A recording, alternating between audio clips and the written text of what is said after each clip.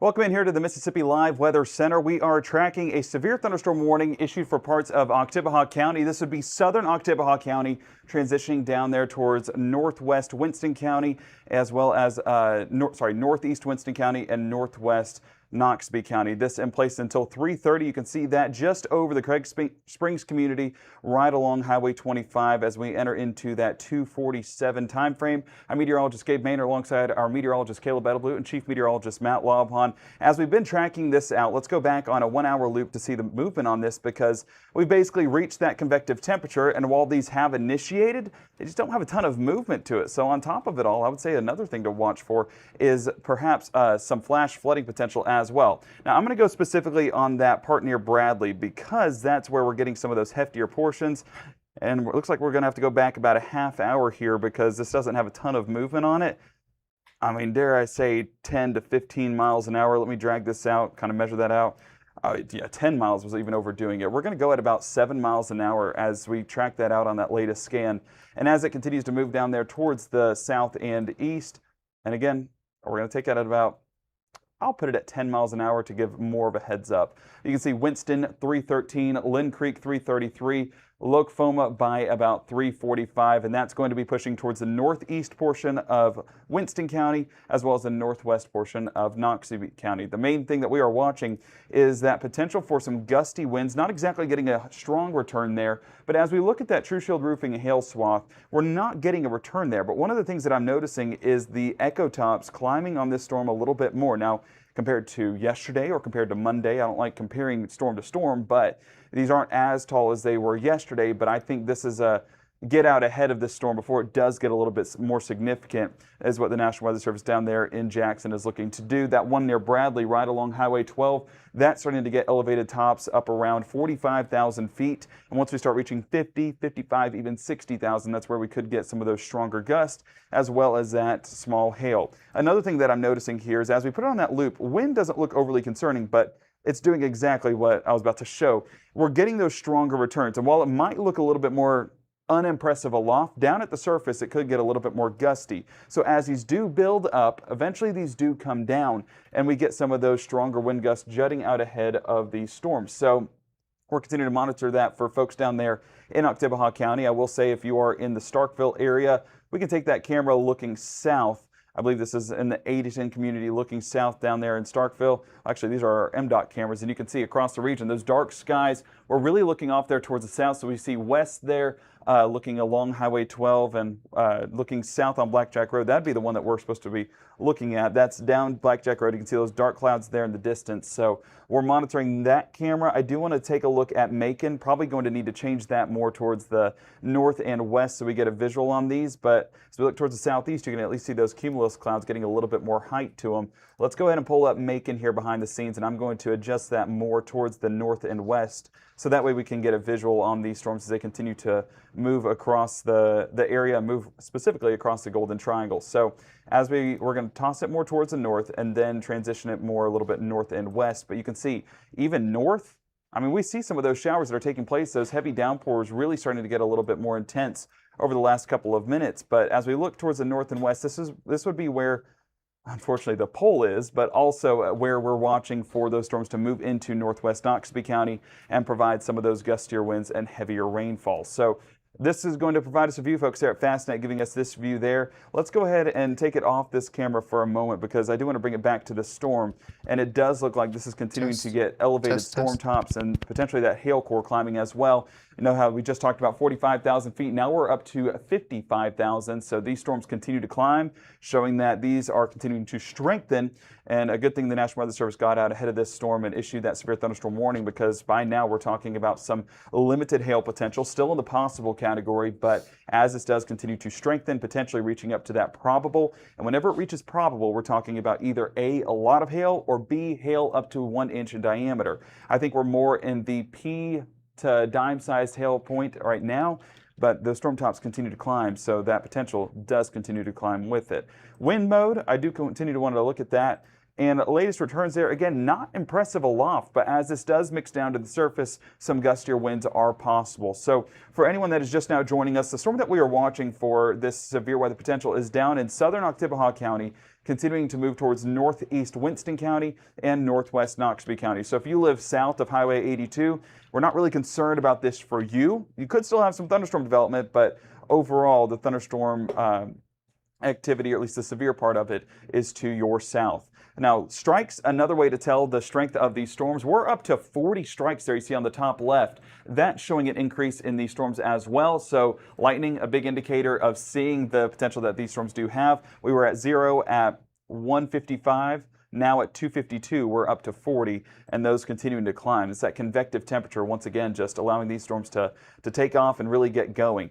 Now, one of the things that we talked about late last night, Matt, was boundaries that can occur. And this does look like we're getting a bit of a boundary to take place right along 82, where it's not just the thunderstorms in Oktibbeha County, but even back there towards Webster, Montgomery, and Choctaw County going to be ones to monitor as well. The question is it chicken or egg, right? Is it a boundary caused by the storms, or is it the storms, that are then following a boundary? It kind of could be either one of them in that situation there as well. Just kind of looking at it, I mean, you can almost say that the boundaries doesn't really, outside of the fact that you have some storms there, it doesn't really truly start showing up until more storms form. You know what I mean? Can you hear me, Gabe? Oh, I do not have my IFB on, so I apologize. I cannot hear. Okay, that makes sense. Okay, I appreciate that. Okay, so yeah, the folks at home at least heard what I said on that one there as well. Just watching these storms again down here in and around Oktibbeha County. This one, again, another way to show this, one way we love to show this here is looking 3D on this thunderstorm, and it allows us to kind of see just how tall it is. Sometimes you have things that are, extending above the surface that are significant as well. And so just kind of looking there from aloft on this, as you can see, the height, these aren't quite as tall as when we had the significant hail, significant damage winds a couple of days ago, but still could have some damage and wind potential with them as well. As Gabe was mentioning, maybe some hailstones. So we'll kind of cut through this here, look for the tallest portion of that right there on kind of the southwest side of Starkville, close to Sturgis. That looks like it's significant enough that could potentially have certainly some gusty winds with it as it goes through an eventual collapsing phase as well. But Gabe, as I'm going to send it back to you over there in the chroma wall, that one looks like, I think, most of the hail is at least a little bit closer to ground level. Caleb.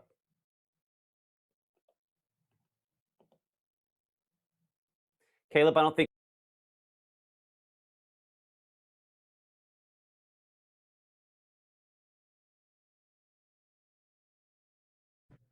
Yeah. Test. There we go. I think we're back. You good? Can you hear me now? Okay. Yes, I can. There we go. Okay, take it for just a second here while I fix something. I can do that. Yeah, we're continuing to monitor these thunderstorms as we kind of reach that, peak heating afternoon hours of the day where these thunderstorms really just start to pop on up. And again, like Gabe mentioned, very wise on the National Weather Service to kind of issue this warning ahead of time as these continue to build up on its strength. And also behind the scenes nailing the time frame when he was telling me that storms would start popping up right around the 3 o'clock time frame. So we're starting to see that occur right now here with that severe thunderstorm warning for portions of Oktibbeha County and getting closer towards Noxubee and Winston as it continues to make its way ever so slowly further and further on south. We are starting to see kind of some more almost like a cell and just kind of heavier downpour on the north side and right along 82 on the most northwestern portion of Starkville and the community out there. So still dealing with some heavier downpours. Again, wind not really being the big threat, or at least nothing too crazy just yet. Let's take a look at our threats as of right now so we can continue to monitor those. I know somebody in the comments was asking, is there a tornado threat for North Mississippi? No, we're not dealing with that today. It's just going to be these heavy downpours, the potential for some hefty wind gusts, and also the potential for some hail. So we can see that here on our peak threats graphic. Let me move this out of the way, we're dealing with some of those kind of darker shades of purple starting to return just a little bit there, meaning that the confidence is growing for some hail to kind of fall out of this storm. We can take a look at our hail swath here presented by True Shield Roofing, and starting to see kind of some of that right along Highway 12 and just slightly north of that, getting closer and closer towards Eupora, and eventually towards Choctaw County, but still within Oktibbeha at this moment, and it'll continue to kind of move again very, very slow towards the southeastern direction. But going back towards our threats, we're still seeing a lot of green compared to that pink purple. That's always, I guess, a better thing we'd like to see, especially during the summertime months here in Mississippi. We can always use some rain, but dealing with some of those heavier downpours here at this moment, especially for kind of localized flood-prone areas, that is going to be a concern with just these storms sitting very, very still, barely moving. When it kind of drops that amount of rainfall at one time, we have to deal with that. But still, talking about a lot of lightning strikes as those continue to climb. I'm always covering it up here on the left side of the screen, but now we're up to 50 just within this frame, and you kind of see a majority of that in there. So it's definitely an energetic storm out there in Starkville. I know you guys probably hearing quite a few rumbles, but definitely one that's still kind of maintaining its strength right now, Matt. Yeah, and hopefully we'll go through a bit of a weak phase. We need some of the rain cool there. Certainly, I don't think anybody would turn that down. Current time is now coming in about 2:58. I'm Chief Meteorologist Matt Laughlin alongside our meteorologist Caleb Edelblut, Gabe Maynor, Oktibbeha County, parts of Choctaw, Winston, Noxubee counties under severe thunderstorm warning until 3:30. This would be what we call a pulse severe thunderstorm, assuming that we actually get it to produce severe weather. That remains a bit of a question as to whether or not that's the case. By the way, I need to know back there in the studio if that's breaking up. If it is, let me know. I'm running a couple of things here behind the scenes from usual. So Caleb, it is? Okay. Well, I'll fix that here in just a minute. I got an idea on how we can probably do that. Again, I'm gonna give me just a moment here. We'll get it back to thing, merge. Okay, that should be a little bit better. So let's go ahead and look at not just this, but we'll go back to our True Shield Roofing hail swath. And again, it has not been a lot, but there have been some spots here where maybe a little bit more likely, close to the Bradley community of Pleasant Ridge there. But you'll notice if we go back, that has largely, about 10 minutes ago when that was sort of at its peak, we have not added a lot on that hail potential to it at this point in time. So back on the precipitation mode and just kind of looking at this all the different ways, certainly I would say that the hail threat remains a bit more of a question than some of the others. No sort of rotation or anything like that on the storms, and these are not producing, at least not on this scale, anything that looks like it's anywhere near as intense as what we had a couple days ago, when obviously we had the much more significant wind and hail issues that occurred. You can see this one from looking in the Columbus area back toward the west into this there with our Mississippi Department of Transportation camera, the lower left-hand corner of the screen here, sort of again looking at the blue there on the top. And a reminder that again, where we're at in our weather, I guess, journey, 117 for that feels like temperature there in Columbus, a sign that it is unpleasant to say the least. Over at our Fastnet camera in West Point, again, we'll somewhat triangulate this area here in a moment. Just kind of looking at this one, does not look like it's too terribly impressive there. But of course, we need to swing our camera, I think, a little bit more back to the left. 111, though, for that feels like temperature. And obviously, we've looked at a couple in and around the Starkville area, showing there in Starkville. Depending on which of the Mississippi Department of Transportation cameras you see, you'll notice the one here that's kind of on the west side of town, showing again some of the dark clouds that are sort of hanging overhead, and then Adeton.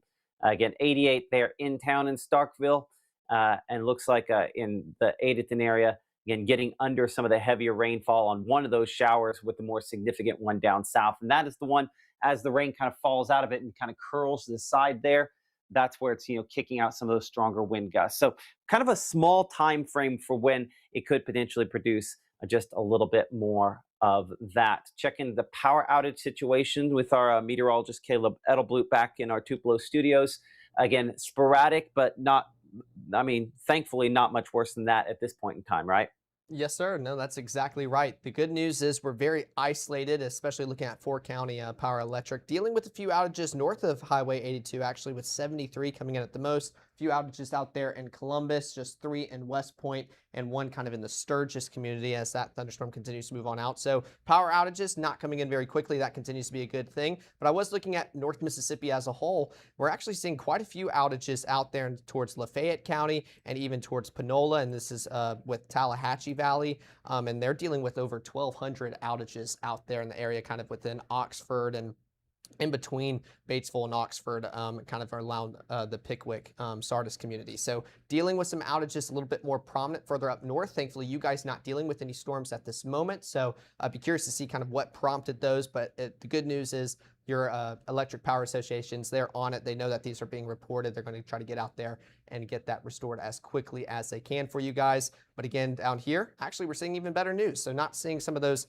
isolated power outages as frequent as what they just were. I'm seeing some closer towards Sturgis, so already seeing some of those outages come back online, and hopefully not going to have to deal with too many more as these storms kind of just drop what they've built on up and move on out of our area. Yep, I appreciate that. Our meteorologist, Caleb Edelblut. Is Gabe back in there? I wanted to No. talk to him for just a moment. Gabe is not in here right now. He had to go run the errand for interview. Okay, I appreciate that. Okay. Well, Caleb, I'm going to send you to the wall for just a moment here to track this. I'm trying to get the HazCams thing up online behind the scenes here. So I'm going to send you over to Chroma Wall here for just a moment for that. Sounds good. All right, let's go take a look at this thunderstorm. Let me walk across so we can continue tracking out this severe thunderstorm warning that's ongoing. I mean, you can already tell kind of how it's still kind of building up its strength with some of those brighter returns coming over right over Sturgis and Bradley, kind of those darker purples, just showing that there is a lot of heavy rainfall, just downpours as these stationary storms just continue to dump large amounts of rain. And when we start talking about kind of those brighter returns and kind of those pink purple starting to show on up, that is where the potential of some hail is possible. But again, like Matt was just talking about, confidence still very low. And if we're talking about hail, I mean, probably pea-sized, if that. We're not really talking about anything meeting that severe criteria. But while we're talking about the rainfall and just how heavy this is, we can take a look at the rain rate as it's falling right now. Let's see if this will kind of load on over. Yeah, we're talking about heavy to extreme with our scale right here. So we can actually kind of pixel these to see a specific amount unless it tells us. Okay, yeah, so almost 5.5 inches per hour if this were to stay stationary over the course of 60 minutes. Now, thankfully, that is not the case. It'll feel like that at times with just how slow these continue to build on up and just slowly move. And you kind of see the updraft with the storm, kind of where that brighter spot was, and carries it a little bit further downstream. So dealing with some of those showers out there towards Bradley, crossing Highway 12, getting closer towards Highway 25 in the pretty much southwestern portion of Oktibbeha County. That is where you guys are dealing with this rainfall the most. And let's see if we could already see how much rain we're already getting within the past hour. So this is just the past 3 hours. Of course, thankfully, we haven't had to deal with this storm for that long, but we're already up to 1 inch out there just outside of Bradley, 1.5 inches, kind of where we're seeing some of those darker greens. So heavy rainfall producers, again, much needed with how dry we've been, but still dealing with lots of rainfall at this moment of time, Matt. Absolutely. Our meteorologist Caleb Edelblut there, again in our Tupelo studios. As we check out our camera in the West Point area, I think gives us a more complete look at this storm and what it is doing right now. Kind of a little back, a little ways, sort of looking into it there. Again, showing the heavy rain sort of coming out of it. But you can see how isolated it is. And you also see there we have a spot where you got kind of a downburst, possibly another area of some stronger wind gusts associated with that. They're kind of possibly trying to fall out of this one as well. So West Point, again, we're using this more just because we're able to look from a farther distance away as opposed to there being more issues actually with that up close and personal.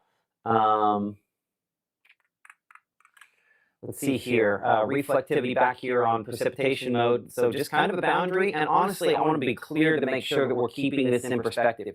These are not anywhere near as intense as the fairly widespread wind damage we had earlier this week. This is going to be very concentrated areas where we get downbursts and they try to kick out some strong wind gusts. So that remains the more likely scenario some very concentrated areas as opposed to a necessarily widespread sort of wind situations. Our True Shield hail threat has not really expanded, so a sign that, again, hail, not the greatest of likelihoods on this. As we look 3D on this storm here, just kind of looking to see if there's spots and specks where it's a little more intense. Cut all the outside stuff off.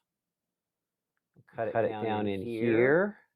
Give me a moment to get to the most intense parts. Yeah, and just looking back over the last 30 minutes, a couple of spots where we, when this warning was issued, had some pretty concentrated hail cores. Not as much recently the case. And I think here, I'm going to turn off all that green and stuff you see at the ground there, so it makes the sort of blobs stand out a little more. And just looking at that, again, there's one that's fairly hefty right over the Starkville area, probably below severe limits, but it is right over town. And so obviously a lot of heavy rain likely to come in that. In fact, we'll check out our camera there. Got 4 cameras that we're going to pull up there in and around on the Mississippi Department of Transportation there. And this is right under it on that Blackjack Road camera, which the bottom two there could qualify. Basically, right out of this is the bottom, whatever that's in the process of falling out. Now, see anything that looks like hail bouncing, so nothing that's too terribly rough on that. But some gusty winds, certainly 40, 50 miles per hour, not impossible. And then obviously the heavy rain remains the bigger impact there. Swinging over to 8 to 10, similar shot looking at some of these storms there. Again, we're really kind of concentrated and focused there on Oktibbeha County, a couple different areas there where we can see the strong winds possibly as the heavy precipitation falls out of this storm. But yeah, so these are the gray. Anything you see like this, no tornado threat out of this today. It's just heavy rainfall and maybe some gusty winds, perhaps some hail. But I can't use enough, maybe possibly language on that. We have not had any reports. Of course, if you have reports, you can share those with us. It's probably the easiest way to do that. Echo is bad. Okay, well then I'll have to figure out what that problem is. Thank you for the heads up on the echo is bad situation. Caleb, is that something you can hear back at the studio? I was about to pull it up on my end. Through the IFB, you sound perfectly fine, but I can pull it up on the streams to see if that's something else occurring. But through IFB, you sound good. I will say every time you make the transition to come back, you're automatically muted. Yeah, that's... Okay, sounds good. Oh, what do you mean? What do you mean by, like, muted for like a brief second? Yeah, I always have to kind of run back and unmute you on vMix. Every time we've gone from me at the wall back to you, it'll mute your mic, just as a heads up. Hold on, let me see. Check. See, that should... But that was fine, right? It was muted. It's muted in your ear. I think it's fine for folks at home because I see it over here. So that's probably where we're getting a double up. But I'll take a look at that. I think that's the reason you're getting a double up. You go ahead. So in the comments, if folks would help me by giving me an idea of where that's better. It stopped. Okay, so I think what happened, Caleb, is I don't think you need to enable it. I think it's an issue with you hearing me. Not with people at home hearing me. For one reason or another, you're not hearing. I think I see why. It looks like the other audio here. Let's fix this in real time, Caleb. Okay, so I think now can you hear me, Caleb? Okay, yeah. So the issue is that you weren't hearing me. Everyone else was hearing me, then double. So the audio should be good now. Okay. Sorry it took us a minute there to kind of sort that out. We have to kind of work through things. The part of the storm is back there west of town. Is maybe a little bit heavier now looking at this. And I do think the part that's really near the Choctaw-Oktibbeha County line near Sherwood there might be the tallest of our little different segments that we have there as well. So as they go through the collapsing phase, that's when they kick out the strong wind gusts. And hopefully we don't have too much of that. Hold on. Let's go back there one more time.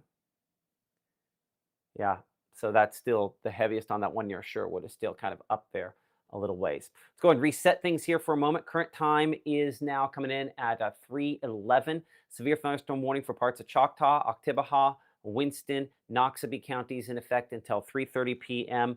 I'm going to kind of slice down some of our returns here on Mama Justice Doppler radar to get rid of all these clear air returns that are sort of around the outside. They help us to be able to detect other things, but most of what's on there is just bugs and stuff like that.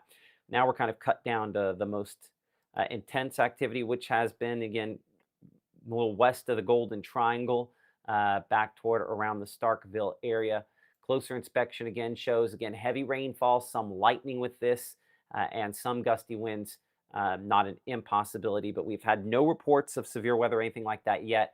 Caleb is looking through the pictures that you guys have submitted using the Mississippi Live app. I'll force that to do its thing one more time. It should stay on this third time here. There we go. Don't have any audio, so there's an audio, there's an echo in the background. I'm not gonna be able to. I'll have to see. So let me leave it on this for a second. Shirley, the most one to say she doesn't have audio. If someone else doesn't have audio, or if you can't, if you're hearing it, if you're having trouble hearing me, let me know there. No tornado threat though, Laura, today. Let's be clear on that. No tornado threat with any of these storms today. Echo is fixed, Nikki says. Audio is fine. So audio is fine with this. So when it's on that shot, audio is fine. Now, let me see. I don't know if I'm going to be able to change this, but let's get the new warning there. Again, a lot of Lowndes County still waiting on storms to potentially expand there. That's why the National Weather Service has expanded that warning for you until 4 p.m. and then down here, Noxubee County until 4 p.m. as well. Again, some gusty winds possible out of these, but at this point in time, have not had a lot of wind gust reports. Appreciate everybody for saying the audio is good. I don't know if I'm going to be able to force this a different way to double check the other way, because I know what I can do. I can bring up you guys your comments a different way here behind the scenes. There we go. I agree with, who is that? Teresa says it's too hot. Okay, we're going to check audio on this one here to make sure this one is clear as well. If this is clear, then we should be clear across the board. So from Brooksville up there closer to Macon, that's where our storms are fairly heavy there, showing up right now, but not a ton of lightning on this. This batch here that is, again, prompted this newest severe thunderstorm warning, only 37 strikes. All things considered, that is not much. So by the way, let me know if the audio is good on this one here. Clear for me still, says Haley. Okay, so we're going to assume that it's all clear and all good now. Let me know if something ends up, there ends up being another issue. Apologize that we had some things there a minute ago, but we were able to kind of sort through those on the fly. The difference between what you see at home. Yeah. So there will, for the briefest second when we transition, there will be an audio echo. By the way, that's all I've been working on here behind the scenes today, is trying to get this video slightly higher quality and some other stuff kind of done the way it's done there. Let's bring it over to our Caleb Edelblut, who's been doing other things now, again, looking at the power outage situation, which continues to expand. Yes, I wanted to touch on these power outages. We are seeing up to 52 now within the Sturgis community as that storm kind of built up on top of you guys and is slowly, ever so slowly, moving on further southeast. But I also am talking to some meteorology students that are on campus. They started their first day of school today, so there's been lots of traffic down there on campus, and they were saying that it was hailing ever so slightly just off of Blackjack, but melted within seconds. So we're not really talking about anything, I guess you'd say, built up or strong to impactful. So good to see that those are very minimal and very isolated, but did want to report that there was some hail being reported, even just very, very slightly down there off Blackjack Road. But we are talking about those power outages starting to creep on up for you guys in the Sturgis community. It was at 16 maybe about 10 minutes ago. Now we're up to 52. So those are going to unfortunately probably continue climbing as the storm continues dumping out that heavy rainfall, but hoping to not see too many more as these storms can kind of lose its strength. Okay, appreciate that, Caleb. I was double checking with our Emily Leonard. No reports yet that she's getting any damage or anything like that, thankfully. So hopefully that continues to be the case. Current time is 316. I'm Chief Meteorologist Matt Lawpon alongside our meteorologist Caleb Bettelblut. Noxubee County, where we're looking here in Macon, one of the newest locations now under a severe thunderstorm warning for the potential to possibly have some strong wind gusts. Again, we're looking out of our FastNet camera there in the Macon community. We'll go ahead and pan this again, looking there along 45 toward generally the northwest, which is one of the directions we can look. If we look north, you can see just how isolated some of the pockets are.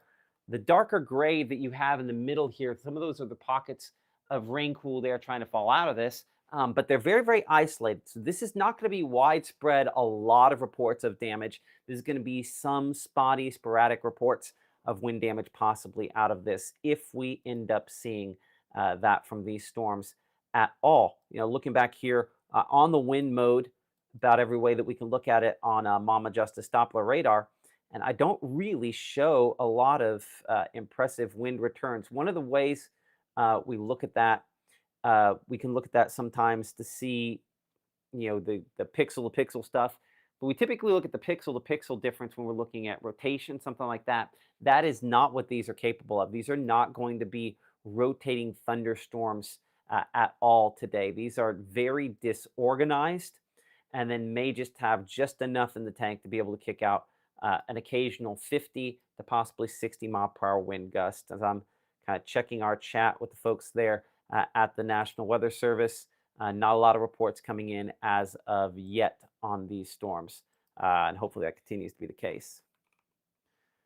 Let's look at what you guys are sending in as far as it's concerned. Heavy thundering there in the Sapa community. It's past Adeton yet. Patricia wanting to know about that. Yes, it is, but there's still going to be some back building. You know, sometimes these storms kind of pass through and that's that.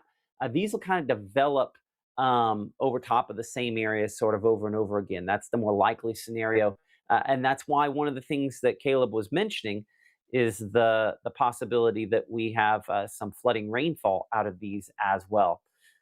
So you'll notice again where these are sort of concentrated. I'm going to cut this back down so we have a little bit less ground clutter, what we sometimes refer that as.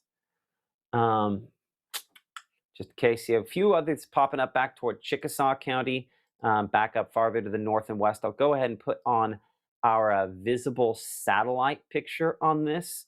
That can also kind of help us to see the expansion that we're getting there.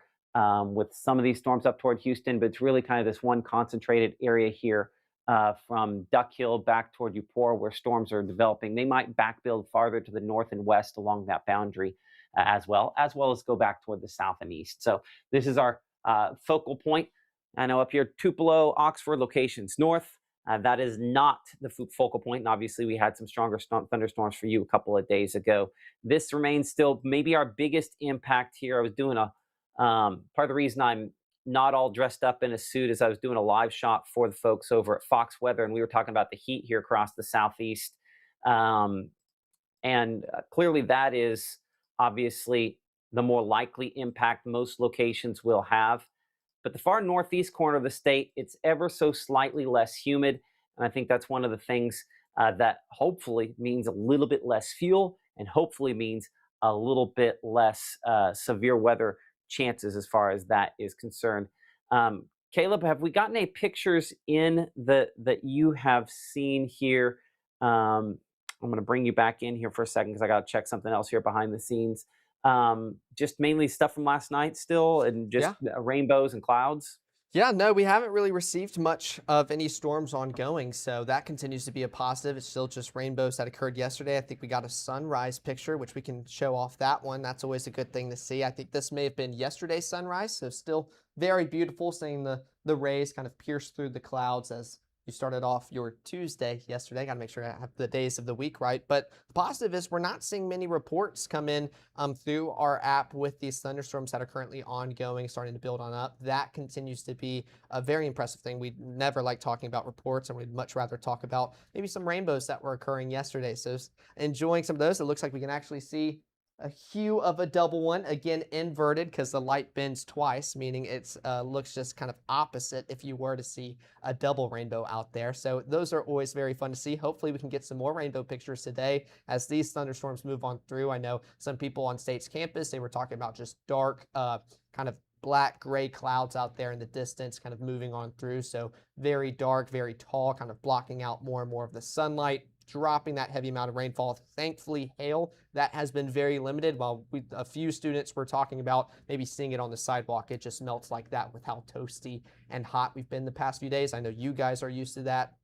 Y'all have been commenting about that a lot, waiting for an eventual cool down. So hopefully we'll get there. I know this rain will kind of speed that up for a few of us tonight, but still dealing with some of those threats as we continue into the evening. Okay, head over to Chroma Wall here and let's Okay. track a few of these storms. All right, let's do that.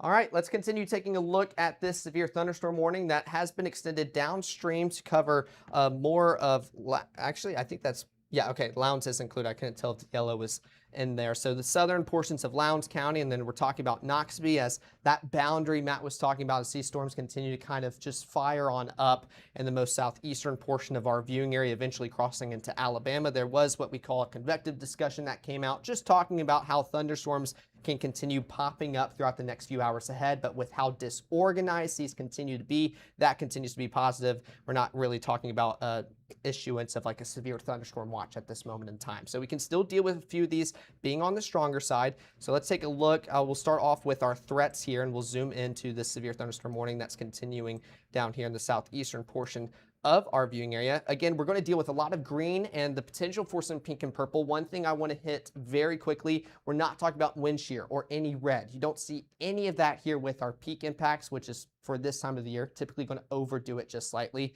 And when we're not seeing any of that, that also means we're not talking about anything tornadic. That continues to not be a threat today. We're talking about the damage or potential with some wind gusts, maybe the potential of hail, even though that has really been just a struggle with these thunderstorms, especially with how heavy that rainfall is going to be, which also imposes a flash flooding risk. So I know there are some flood prone areas in Starkville, some neighborhoods that when that thunderstorm develops, y'all kind of just have to stay put for a little bit before kind of the water and drainage system can really start to catch on up. So we're dealing with some of those showers continuing to move on through. You can see kind of another heavier one down there just northeast of Macon and north of Highway 14. So we're dealing with some of that, and you can kind of see that darker shade of purple. Energetic storm. Our strikes are now up to 191 down here, and I'm always covering up with my head, so on the left side of your screen. But that also shows you kind of the overall health of these storms as they continue to pop on up, and just shows where they are kind of within their life cycle. And again, these are pulse thunderstorms, so we're not really talking about anything long-lived or widespread all across North Mississippi. Once these continue to pop on up, we're going to still have to just deal with them since they're moving very, very slowly, Matt, before they can move out of our area. Okay, and that's the thing. Like they don't typically move terribly fast, and the idea of them pulsing is that they kind of go up and collapse all in the same area. I'm not particularly convinced that we have a whole lot of severe weather occurring right now, but it's that not impossibility, that fact that it's not impossible, that has prompted the National Weather Service to kind of go ahead and track these and put out a couple of warnings for them. So with that in mind, it seems not unreasonable to say that we do not fully believe they will extend the warning for Oktibbeha, Noxubee, Winston, or at least the far northwest portion of Noxubee, Winston, and Choctaw counties. That's set to expire there at 3:30. Looking back on our discussion, in fact, they just said they're probably going to go ahead and let that one go at 3:30, as those storms have yet to truly hit severe levels. And for, I guess, a point of order here, folks up here in the Columbus area, this particular storm, I mean, while parts of Lowndes County are under that severe thunderstorm warning, I see nothing here that is particularly concerning as far as that is concerned right now. They're in and around the Lowndes County area. So I think it's a pretty decent chance that we don't have anything of real significant issue with this, with that. Now, additional storms will develop, but there's just not a whole lot out there at this point in time. Come back into Starkville again. That's where a lot of our heaviest rainfall has been. Again, a few storms trying to develop down toward Louisville.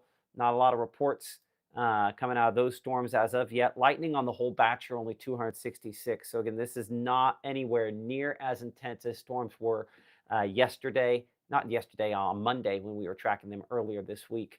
These storms are way below those levels. And then again, wet roadways and you and I driving in a way that's less appropriate, more likely to cause you issues than Mother Nature dropping a tree on you or anything like that in the Starkville area. That storm is, to a certain extent, just kind of rained itself out. And looking out of our camera there in the Adaton area, that one again, the heavy rain on the right-hand part of the screen there, as I'll pan this back more toward the north. Uh, ooh, excuse me, let me switch this around. I clicked on Smithville, which Smithville, I'll pop up there just to show you, is I think a good contrast on this, because up there in Smithville, as you can see, it's sunny, it's hot, it's clear. So that's, the opposite end of the spectrum on what we're tracking. Now back down there, the Adaton and Starkville. And this sort of looking southwest, we're going to pan this back toward more the west, and that storm that we have just to get a little bit, again, west of town toward the Choctaw, Oktibbeha County line. And as I swing this through the tower and look back toward Noxubee County and Lowndes County, that's the southern kind of Lowndes County and northern Noxubee storm there. And just looks like some gray. No tornadoes. I guess a reminder there, no tornadoes out of this kind of setup here. Thankfully, not expecting to see any of those out there. So we need the rain bad. It's so hot, Lisa. I couldn't agree more. We definitely do. Looking at Adaton Cam, that's kind of what we're looking at there. And again, watching for some other folks. But the heavy rain, the main story, and thankfully most of these storms remain below severe levels as of this time. So Caleb, as I kind of send it back to you in the studio to continue to track these, we do anticipate that we will see them probably allow for the expiration of the storm over Starkville, northwest Noxubee, and it seems very reasonable that southern Lowndes might get let go here pretty soon. It's just not as impressive there.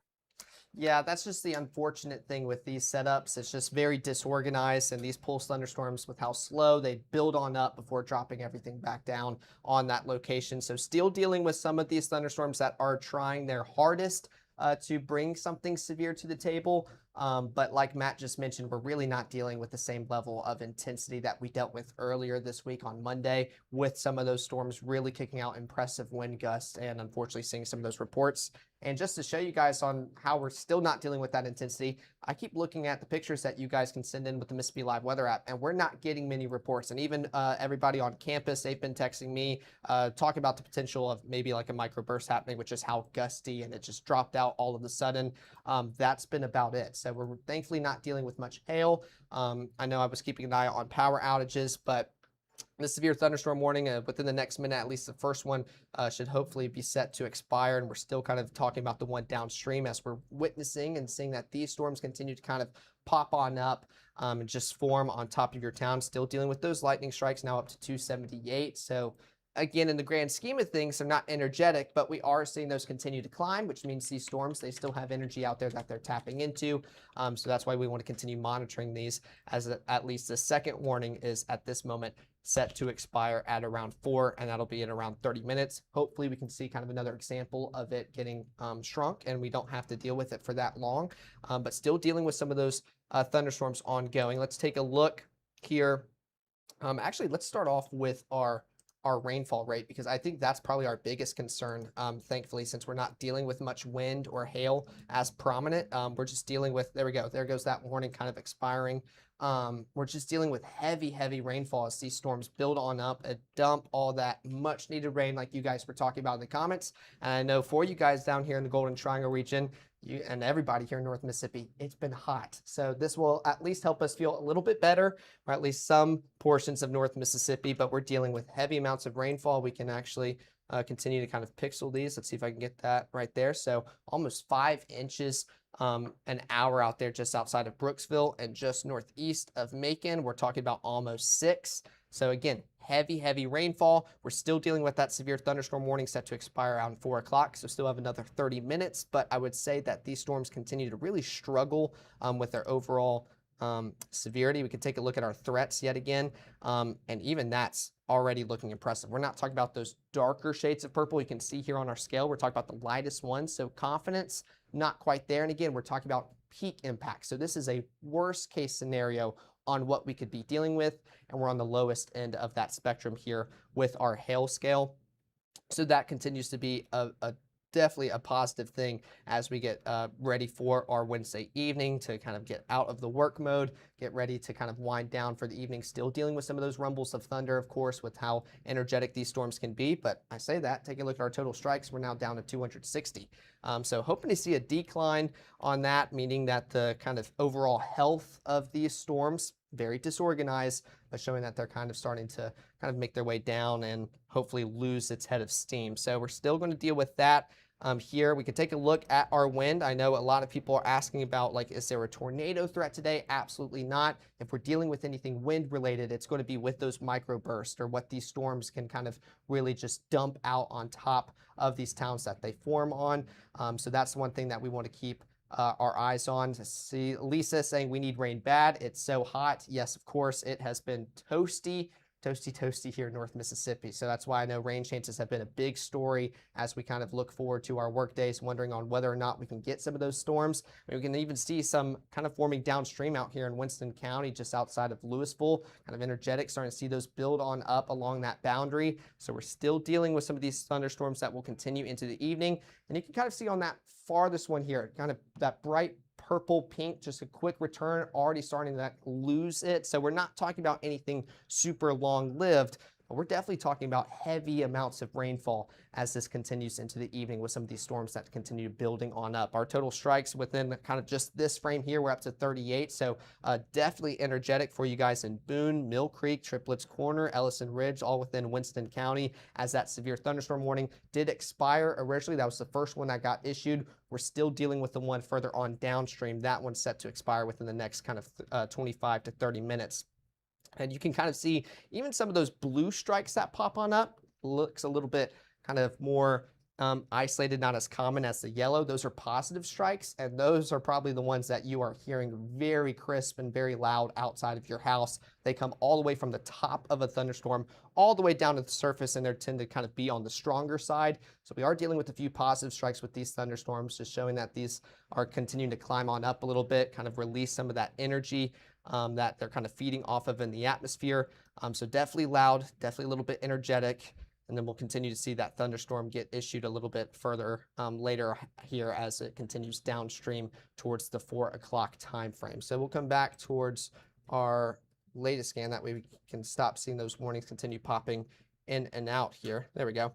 So still dealing with that warning as it's set to expire at around 4 o'clock. This is for pretty much the southern portions of Lowndes and now Noxubee. So not dealing with that same level of intensity for Oktibbeha, Winston, Attala, Choctaw. You guys not dealing with any warnings, but that doesn't mean that we're still not dealing with any thunderstorms either. So you guys still going to continue to hear those rumbles, some heavy downpours, flash flooding. That continues to be a risk, but the overall severe weather threat, we're not talking about anything tornadic or anything like that. In fact, if we're talking about a wind-driven threat, it's going to be with those microbursts, kind of what Matt was talking about with these pulse thunderstorms. They build on up, and when they dump everything down, that's when all the severe weather occurs within those microbursts, and that's what we want to keep our eye on. I want to be clear here. We have had 0 microbursts today. Mm-hmm. And, while not impossible, I don't want to over-imply what these have done. These have been very underwhelming to this point in time. Yes. And that could continue to be the way these play out. But no official microbursts or anything like that. And I'll tell you that, one of our most intense storms is probably the one we have up there in Webster County, up there closer to the Eupora area. That one looks like about as intense as any of them that we've seen. We haven't checked hail swath on these in a while. Would you go ahead and the ones there again west of Bradley, not as impressive. Actually, let's check in with Gabe here for just a moment, if we could, Gabe, to kind of see what he has been tracking. He doesn't have an earpiece in, does he? Do you have your IFB in? Oh, The batteries are struggling. oh, the batteries are struggling. The can it batteries come are toss to you? struggling? Yeah, just don't have a question because I don't have a response. Well, He's- okay. Well, okay. So we need to still. Okay. So are there any double A's back in the other room? Are there any double A's in the other room? I can go look behind the scenes for a minute if you want me to go look at that. Yeah, that's fine. I'll take over here for a moment. Again, our True Shield Roofing hail threat here remains pretty limited, all things considered. In our storms back here in Noxubee and Lowndes counties, I mean, you'll notice there's virtually nothing. Now, the ones again near Brooksville, maybe just the littlest bit. Let's look at this loop here over time. Going back, say about make this for 30-minute loop here. Um, yeah, see, that's almost 30 minutes ago since that was the case. So I don't know that they're going to hold on to this warning. I just, again, as we've talked about up there in Lowndes County, I'm just not impressed by what we're seeing on the storms up there. There's just not as impressive, not as strong as the storms farther south. And even those, again, I would say it's hard pressed to say we have any of these storms producing legitimate severe weather at this time. Um, Again, that could just be me being overly optimistic, um, but yeah, that's kind of where I land on the scale here of intensity. Is just I'm fairly underwhelmed at this moment in time. Nonetheless, Noxubee again, Lowndes County is under that severe thunderstorm warning, but I'd say in Columbus, with the storms we have out there now, there's nothing of extreme significance and concern with that. Let's come up here again closer to Eupora. Before we come all the way in here, let's check in with Gabe, who looks like he has a shot there again of some of the heavy rainfall from what some of the storms are producing. Yeah, so Matt, this does look like it's over there at College View. This would be just on the campus of Mississippi State, and this was submitted to us by Preston. He basically got the sheets of rainfall, about a minute and a half loop of the sheets of rainfall being blown in and showing the gusty winds. You can't really see it the best on the video, but right there on the pavement, you can see how it's those curtains of rain kind of being blown in. That's those strong gusts that come in at times anywhere 40, 50, maybe even up to 60 miles an hour at times, but have not seen any reports of damage, at least not just yet, but definitely a gusty setup, and those downpours definitely pouring on folks down there in Stark Vegas. Now, as we look at 4 County, those power outages not overly high over those last couple of scans, kind of maintained itself over the last little bit. I do want to refresh that. Now that looks a little bit higher than the last time we looked at it, though, I will say. Okay, well, looking at the current outages, they're 359, and I also want to look specifically over there in Starkville. So, you know, the College View campus is just northeast there, so northeast of the Mississippi State campus. So the bulk of those outages not too far outside of town. There's 26 right there along San Marcos Drive, and as we move closer to Highway 82, a few more of those popping up as well. I guess that would be right along Main Street as that's going through downtown Starkville. So 32 outages just outside of Bulldog Circle. So as we're looking there at the power outages, I do want to continue to kind of go on our tour through North Mississippi, and we do have a bulk of outages up there along Sardis Lake, 1235 being reported up there, and we're talking about thunderstorms on the back end of this setup, the back end of those boundaries, and they're up to those outages up to about 130. This would be just north of Winona, so up there closer to Grenada Lake, where they're starting to see some of those outages, in Webster County, seeing a couple as well closer to the Tom Nolan community, right along Highway 182. So that's where the outages stand right now, and as I do pull up our Mississippi Live weather app, not getting a ton of pictures from down there in Starkville, which is always a welcome sight, because that does mean that damage, at least we can't confirm it here, and National Weather Service not getting any confirmations either. Okay, I'm gonna send you over to the Chroma Key real quick here to do a little tracking on this for just a moment, if you would, so that way we Sounds can good. keep Caleb kind of massaging the forecast here for a moment. Gabe Maynor. Sounds good, Matt. And I do apologize. I'm in the polo today, kind of going with the news world, getting some of those stories together. But also, I enjoyed it because it was cool. And I think that's what a lot of folks are dealing with right now, and just trying to find ways to stay cool, stay hydrated, beat that summer heat for sure. So as we bring it back over here to this storm, this is bringing some of that rain-cooled air. I did see the North Mississippi Storm Chaser saying that those temperatures in Starkville down to 82 degrees. So there is at least a benefit with this. But if we're talking about impacts, those gusty winds causing some sporadic power outages, as well as the lightning. So as we're looking at that in much more detail, over east of Starkville, seeing some of those heavier downpours develop. We'll get to that in just a moment. I do want to focus on that severe thunderstorm warning, which, as you can see, is in effect until 4 o'clock there in southern Lowndes County, as well as up around Macon and Brooksville. So I do want to look at our Macon camera there, looking more towards the, when I left you guys, I was looking towards the north and west. Now those storms pretty much right over town, if not a little bit more north. So this is looking directly north. You can see the downpours there in the distance.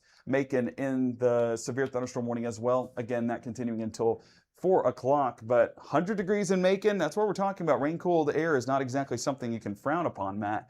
Just unfortunately is tied to some gusty winds and heavy rainfall.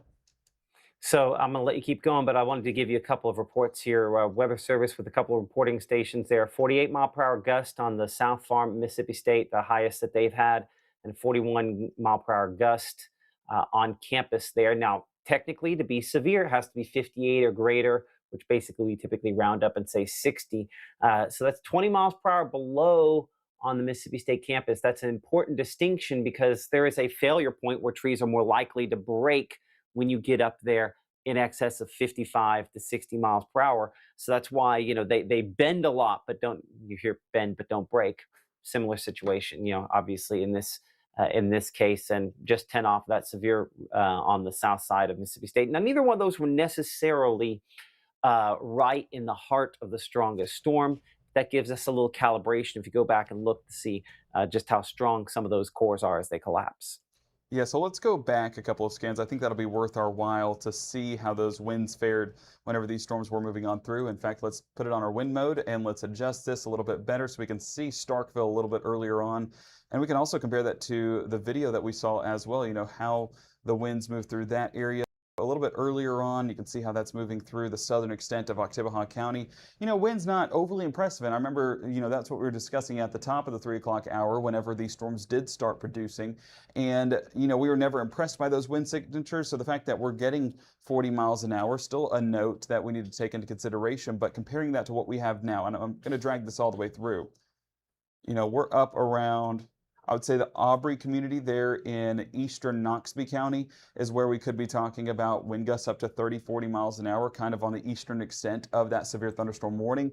Elsewhere, Brooksville, I'm not saying anything overly impressive for you. Those wind returns not exactly impressive aloft. Now, mixing down to the surface could be a different situation. I think that's what we were dealing with down there in southern Oktibbeha County. While it didn't look overly concerning aloft, 40 miles an hour, that could still knock down a few branches and make some driving conditions almost undrivable throughout those afternoon hours. I do want to look at the lightning as well. That's another way we determine the strength of these storms. And as we put it on that 30-minute loop, compare the two, and it's going to be tough because there's a lot going on. So 270 strikes there is what we're up to. So those lightning strikes do continue to increase, 98 earlier on. So that convective temperature, again, allowing these storms to climb in storm tops, climb in height, but also produce a few more of those lightning strikes, indicating a strengthening as well. Now, as we look at those echo tops, another way we're able to tell kind of the pulse-like nature of these storms, we see that one right there towards X Prairie. It looks like it comes down and then redevelops more towards Aubrey, and then, or I guess Dinsmore, I should say,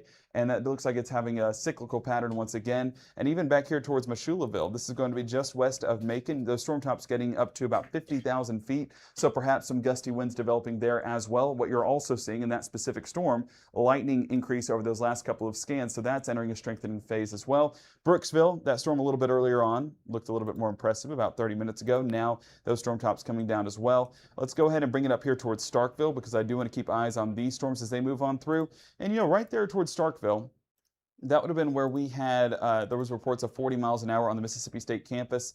That was for this storm in particular. Now that has fallen apart, so it does look like we entered that collapsing phase, and potentially, as Caleb and Matt have been talking about, that microburst potential or downburst potential where those strong gusty winds come out for at least a brief moment. So looking at the latest here on our Mama Justice Doppler radar, I would not say there's any defined area that we are watching. There's just some individual storms that stand out. Still not overly large on the coverage, but can still be impactful. One thing that I do think we need to look at is that Trueshield Roofing hail swath, and none of these getting up to that probable threshold. One of the things that we also discussed at the top of the hour was that when we enter probable, that's either a large number of hailstones, just smaller, or it could be hailstones up to 1 inch in diameter. And that's also a reason why some of these severe thunderstorm warnings get issued. But hail, not exactly the concern with what we have today. The concern with what our storms can do is going to be that pulse-like nature, the the microburst potential that we have to produce some of those gustier winds. Going on the larger scale, because I know we do have some outages that are out there towards Webster County and towards Grenada County, there it is. I was waiting on the boundary to form. There's your visual on the outflow boundary, kind of moving across Montgomery County down towards Ackerman. So Ackerman probably getting some of those gusty winds a moment ago just from this outflow boundary. And that is entering into parts of Louisville and southern Noxubee County as well. So right here, there's your line that we're watching. As that continues to move through the southern extent of our viewing area south of Highway 82, that's where we could see additional development, and some of those get on the stronger side. That one in Louisville, I would say that's one to pay attention to as well, because this boundary is moving right overhead, and these boundaries act as a lifting mechanism, almost a quasi cold front, to get these going a little bit higher and a little bit stronger. So Louisville, watching that for you. Not a ton of movement with this, but as it continues to move overhead, some heavy downpours expected and lightning expected to come up as well. I mean, let's go ahead and zoom in on that storm in particular, and I want to see how the lightning has fared. 86 strikes on that latest scan. It was 67 earlier on, so it has come up a little bit, but I would say we're still a bit of a ways away from anything severe. Our severe thunderstorm warning remains in effect for Noxubee County, where those storms have begun to move into, right along Crawford and Brooksville, kind of the northern extent of this boundary that we're seeing here. So while, yes, there is some thunderstorm activity up there just south and west of Columbus, that's more of a pop-up shower and storm. The bulk of the heavy rainfall, the bulk of the severe weather actually going to be along the county line and closer into Macon and into Aubrey. Now, one thing I am noticing here, Battle of the Boundaries. That is the theme of our week, ladies and gentlemen, and we get that once again right there. You see that ring kind of jutting out from this storm? So this storm collapses in Starkville, and there's that rain-cooled air kind of blowing off of it, and that's where it does start to extend closer to Mayhew, Artesia, right along, I guess, almost 45 is where we could position that, but this is moving across 82. So if you're traveling any high-profile vehicles, let me look at the wind here, because while it's not severe, it could make those high-profile vehicles a little bit more susceptible. Yeah, you're getting some of those stronger gusts, almost getting a visual of that ring. Mayhew a little bit earlier on, looks like it had some stronger gusts, very synonymous to our 40-mile-an-hour report a little bit earlier on in Starkville. And 40 miles an hour, that's enough to knock down a semi or an RV, so we're hopeful that's not the case. But drive with caution if you're along 82 between Columbus and Starkville. This would be just east of 45 at this point, but either way, 82, you're going, what, 65 miles an hour? And then once you get to Columbus, about 45, so that's enough to where, you're combating those winds, and it could make it a little bit dicey traveling home or traveling to any of those evening plans. Now, Brooksville, we mentioned you a moment ago. It does look like that thunderstorm might have collapsed. I do want to adjust that here behind the scenes. And let's look at those echo tops, because this has kind of told the story as well. Yeah, Brooksville looking less impressive. Now Meshulaville looking a little bit more impressive with those 50,000 feet storm tops. Those also seeing an increase in those lightning strikes. So that's one to pay attention to. Towards Dinsmore, that continues to be one that remains at about 50,000 feet. I do want to see if that got any higher a little bit ago. Yeah, towards Exbury, about 55,000 feet. So it is that cyclical pattern where a few of these do try to increase in the height and increase in the strength, almost paired together as we track that out. And then towards Ellison Ridge, another one where these boundaries move overhead, get these storms going, and then they just collapse. So a little bit earlier on, let me adjust this so you guys can see as well. Ellison Ridge, I just want to look specifically at the wind. Not getting a strong report there. So that's a positive along this boundary, but nonetheless, the potential is still there for some of these storms to get on the stronger side. Yeah, overhead of Louisville right now, so the lightning is going to be a factor, probably upping those outages. We'll take a look at that outage map in just a moment, but we can at least do a general overview of that potential. And as we look at those numbers towards Noxubee County, that number starting to come up as well. Let's put on that latest one, and let's see how many outages we're talking about.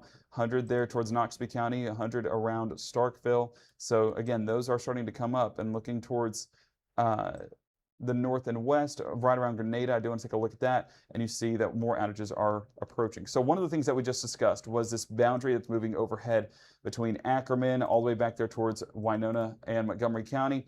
Well, those storms prompting a severe thunderstorm warning. This one now in effect until 4:45, so you get to see us a little bit longer, but that's going to be the case with these storms. We've reached that convective temperature, and now these storms are able to latch onto the environment and really increase in strength. And unfortunately, that's what we're going to be dealing with probably through 4 o'clock, 5 o'clock, even towards 6. Now, whether that prompts a severe thunderstorm warning, that's up to the storms, but it will at least produce lightning, heavy downpours, and those will be concerns heading through the evening in and of itself because it can cause those power outages and perhaps knock down a few trees or limbs or things like that. So we're looking at Maben right now.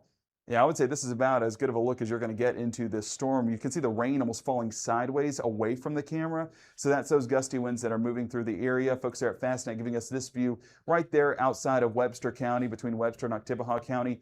Those downpours on our Mama Justice Doppler radar, almost right overhead of Maben, and the heavy downpour is going to be something that we need to monitor. The trees blowing back and forth, showing those gusty winds. Looking at this, I don't see anything that's saying 60 plus miles an hour. But it is going to be fairly gusty along 82 for that evening commute. Back towards, I'm trying to see where would be the best shot here. Ackerman will at least give us a view into some of these storms as if this is looking towards the north. So at least there is that. Is it going to let me? Ackerman? Maybe. There we go. So Ackerman is looking towards, let me look behind the scenes.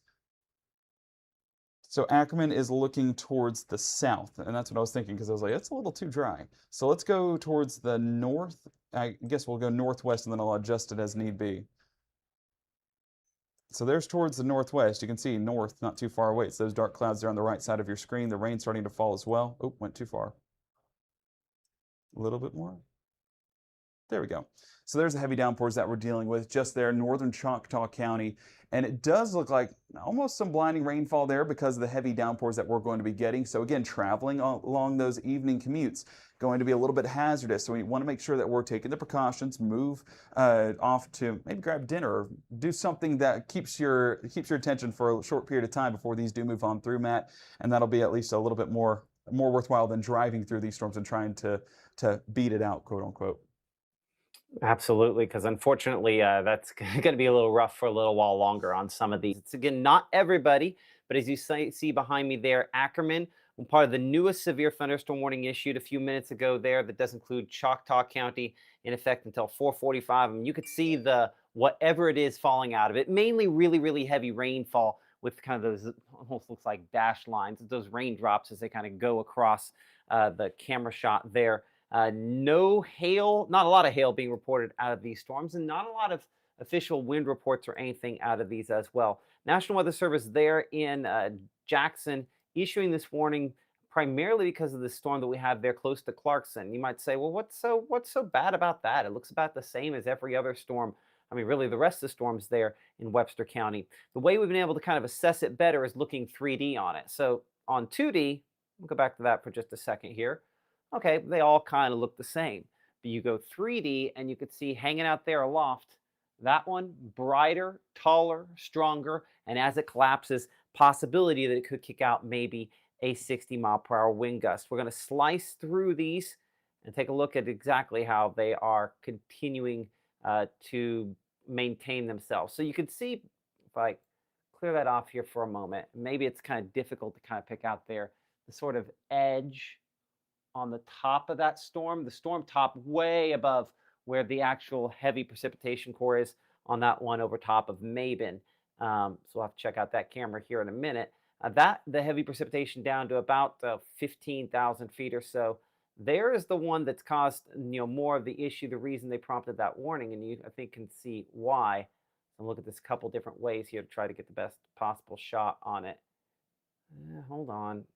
We had the right spot on the storm a second ago. Let's see if we can get it back to.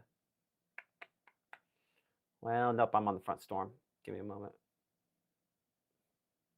Oh, I need somebody with a better hand back there in the studio to get this at the exact spot here for me. Ah, never mind. I think we got it there. Okay, so that shows at about 20,000 feet is how high we have some of that hail getting onto this one. And so I don't know that hail makes it to the ground. Might be a couple pea-sized hailstones do. But if the main thing is as that drops right there over Clarkson, that's likely to be some 60-mile-per-hour wind gusts. That could potentially be severe versus what some of these other storms are, where maybe they're not quite as impressive to where they're getting quite to that level. This is why we've got to keep checking your chat back and forth here. Again, rain, yes, it's relief in some. Houston's got a better view of it. Well, let's check that out. James with the North Mississippi Storm Chasers with again, viewpoint on this. So let's check our camera there in the Houston community, looking down towards some of those storms as we look down. Yeah, there you go. You can kind of see the precip cores there as they kind of drop out, these kind of individual areas there as that's falling out. I can still kind of see somewhat through that storm. That shows you just how kind of concentrated anything is. So this is not going to be widespread wind like what we had earlier this week. This is going to be very isolated areas where it drops out and causes some issues. So for Kayla, who's wanting to know, hey, are we going to be looking at a repeat performance earlier this week? I know that's the obvious thing that people get in people's minds. No, that is not the case with these. They are kind of back building back to the north and west just a little bit more. Let's go ahead and look at that kind of overview here on Mama Justice Doppler radar to kind of get an overarching look at the overall situation. And you can clearly see there's a couple areas here that we're concentrating on, but there's that back building up here closer to Bruce and northward. So when we started out, right here around Oktibbeha County, kind of both directions, it's kind of pulling its way north and westward there along that boundary. Someone's wanting to know, are we able to see a downburst on radar? Yes and no. If it's significant, yes, but it's not, it's kind of like seeing tornado debris. It's not a predictive tool. It's a diagnostic, right? So basically meaning that, yeah, we can tell that it's happening, but or that it has happened, but not necessarily as much that it is happening. So looking at the overall kind of clustering of storms, yes, starting to build back a little closer up here toward Bruce and Derma, but it's really these storms up there in Webster County, and these have now expanded down in the southern portions of Pickens County as well. So let's go ahead and start in south and east, work our way back to the north and west. Actually, we're going to go reverse of that so we can do some storm tracks here. We'll make this loop about a 1 hour loop on these, and let's come in a little bit closer and kind of look at them and try to track them from there. In fact, I'm going to actually let Gabe start northwest and work southeast. Let's do some storm tracks on each of these. I say that the challenge, Gabe, is getting the speed, because in some cases these are, I know they're kind of, they're not really moving. That Clarkson storm is just going to dump what it is right there. It's like in my brain when we're doing severe weather coverage, I have these checklists of things. Like, it's been a while since we've done a storm track. We haven't done a storm track because you can't track something; it's not moving, right? We can track the boundary. Yeah. Well, let's see if we can track a couple individual storms, because I think the boundary, I mean, it might be creeping south at about 8 miles per hour. It's not moving particularly fast. See if there's a couple we can track, and not moving much. Go for it. Okay, well, golly, you gave me the challenge of all challenges, Matt. So out in Clarkson, it does have a little bit of a almost southeast movement to it as it moves through Clarkson. Yeah, I mean, let's track this out, and I'm not going to be able to go back a full hour on this one to really get the speed on this. So bear with me as we kind of manually break this for a moment. So right around 3:38 or so is where this storm did pop up, and that was about, what, 20 minutes ago? So you multiply this times 3, and you can kind of see the speed on this. Yeah, my math teacher would be proud from middle school. So as we track this out, I'll be a whopping 5 miles an hour. So folks, as we track this one, this is the one that we need to be paying attention to. And I'm going to go 5 miles an hour, potentially reaching it to Maben. I'm going to have to manually do this and really extend it off to where it's not just moving about 2 miles. We need to be moving this at about, what, 20 down the line? Yeah, that gives us a better view. So Maben, we're 505, Center Grove 559, Self Creek 632, Adeton, we see that for you at 706. Slow moving storm, folks. This is not going to hold together by 706. So I will say, everyone from Valley View and down, no, do not take that time as truth. We're going to keep it more Maben 505, and if it holds together, Center Grove there by 559. This is one of the stronger storms within this severe thunderstorm warning, but as we continue to look at the rest of it, it's really just a heavy rainfall, but the concentrated part of lightning right there is continuing to be one to watch. So Maben, I do want to look at that storm for you. It does look like, at least tries to get a little bit interesting there, but yeah, it's just one of those pulse storms, and it's definitely pulsing over those last few moments. 4 o'clock, you can see how that's moving right overhead of Maben right now. We'll get a view on that Maben camera in just a moment, but I do want to track out this line down here towards Ackerman and really towards Double Spring. So as this continues to move off there towards the south and west, or south and east, and we're going to do this I'm going to keep it about 5 miles an hour, folks. So this is not going to be a fast mover by any means. We're really going to have to nowcast these through our evening to let you know where these are moving into. And let me at least make sure the positioning on this is right, because while it does have a little bit of a southeast movement, yeah, I do believe that kind of holds true. We're seeing Tuscan by 413, Fulcher 428, Pleasant Ridge 437, Bradley 452, the Butte Community 453, and Sturgis by 455. We were talking about some events happening in Sturgis as well, so it shows that there. You can check that out on Mississippi Live News eventually. So as we look at the latest there on our Mama Justice Doppler radar, those storms continue to strengthen over those next couple of scans. But the one welcome sight that I see here, and then we'll continue to our tracking, because I do see out in Brooksville, we do have a lot of lightning happening. You see this boundary, that's all the way south and west of these storms up here. Now there are additional boundaries, but this has been the initiation boundary of those last, over the, 3 o'clock hour, now into 4 o'clock. So the fact that those boundaries are getting out away from these is at least a positive. The only unfortunate part is we have so many boundaries here in North Mississippi right now that another one will allow some additional development through the evening. Now Brooksville, that's a lot of lightning over one specific area. This is Brooksville and Crawford, one that we have been watching. I do want to look at those echo tops because, yeah, we're up to 60,000 feet on this storm. This is where you could be talking about some small hail. It is an uphill battle because it is so hot outside, but we've gotten some rain in the area. So a true shield roofing hail swath, some of this might be verifying all the way to the ground, but what this is doing is it's building its storm tops, and that has a higher height to the storm, and eventually that does come down. And when it comes down, it's going to collapse and really jut out some strong wind in the surrounding areas. That includes Brooksville, Deerbrook, Plum Grove, watching that for you as this was making its way towards the east. So this is one that we need to track. Still going to be very difficult to track, but this has at least held together for a couple of scans. We can go back about a half hour there. Actually, you see what happens.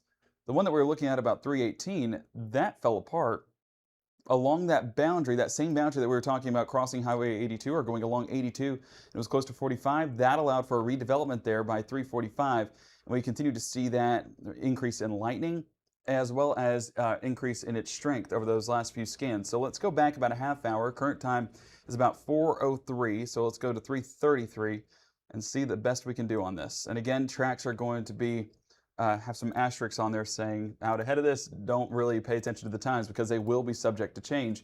But as we drag this out, and we're going to take this at the half hour there all the way to the top of the hour. This one might be even slower than the storms we were tracking out in Maben. So as we drag this out, yeah, I mean, we're still about 5 miles an hour. So 5 miles an hour, pretty synonymous for each of these storms. So as we do that leading edge, and we're going to take this all the way east into Deerbrook. Whoa, not that fast. Deerbrook by 429 and Plum Grove closer to about 457. And you see the output of lightning there. We're up to 154 strikes. I do want to look at this storm in particular. I'm only going to go back about a half hour here because that's really when the life cycle of this storm started. And let's zoom it in a little bit closer and focus on this storm. And as it's moved through the area, we were at 70 strikes a little bit earlier on, now up to 113. So the increase in lightning also showing that storm strengthening. But eventually, once these storms do come down, or these storm tops do come down, that's where you get those strong gusty winds, that microburst potential that we were talking about, and we'll continue to talk about through the rest of your evening. So we're at 60,000 feet just west of Brooksville and moving along 45. That has since come down, so this might be already entering into that collapsing phase. So if you know anyone along the county line between Lowndes County and Noxubee County, I know the severe thunderstorm warning is away, but I think we could be talking about another impactful storm, at least happening as we speak, due to those storm tops starting to look a little bit less. And that is a collapsing phase that this storm is entering into.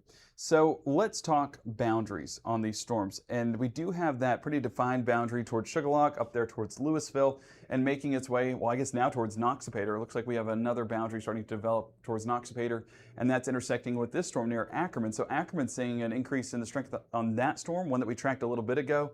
But with that inflow there, I say inflow, it's no tornadoes are expected, but at least an inflow of energy directly into this storm. We could see an increase in that strength here in a few moments, but that boundary continues all the way out towards Winona, so gusty winds along this boundary and potentially some additional development happening as well. That's a pretty defined boundary there. That one up around Lowndes County that we saw just a little bit ago, it's overhead of downtown Columbus, and what do you know? We were talking about it 1 minute ago, and a severe thunderstorm warning getting issued for that storm near Crawford and Brooksville. And because this outflow boundary in particular has prompted the storm there towards Crawford and Brooksville That boundary does extend all the way north into Columbus. So we'll look at this in just a moment, but I think Columbus is going to be a camera to watch for because some of that development, or at least some of the gusty winds, could still be attached to that outflow boundary, whether it is producing rain or not. So cameras, let's start in Ackerman and let's go ahead and work our way towards the east because Ackerman overhead right now is a pretty decent lightning storm. And with that lightning, I don't know how much life we have on this camera. I'm hopeful it makes it all the way through, but you know, with lightning, we've seen what it can do here in North Mississippi. We saw it Monday, we saw it Tuesday, and now we're seeing it again on our Wednesday. So severe thunderstorm warning, that continues up until 4:45. Camera there in Ackerman, let me make sure it's pointed the right way. So this is looking more towards the north. We want this to be more towards the almost northeast to east. So let this update here. I don't want to do too much on it. What do you know, I did too much on it. Drag it back out a little bit. Yeah, I mean, there's your heavy rainfall there. We're looking through the pole, so you have to look on each side of it. But there's your heavy rainfall. That's going to be some of the strong storms that are moving through eastern Choctaw County. Gusty winds as well as heavy rainfall, the primary factors with those. And as we look down towards that storm near Macon, really towards Crawford and Brooksville, the lightning continues to be a concern there. And as we look at our camera, I do want to make sure that we at least give a visual on this storm.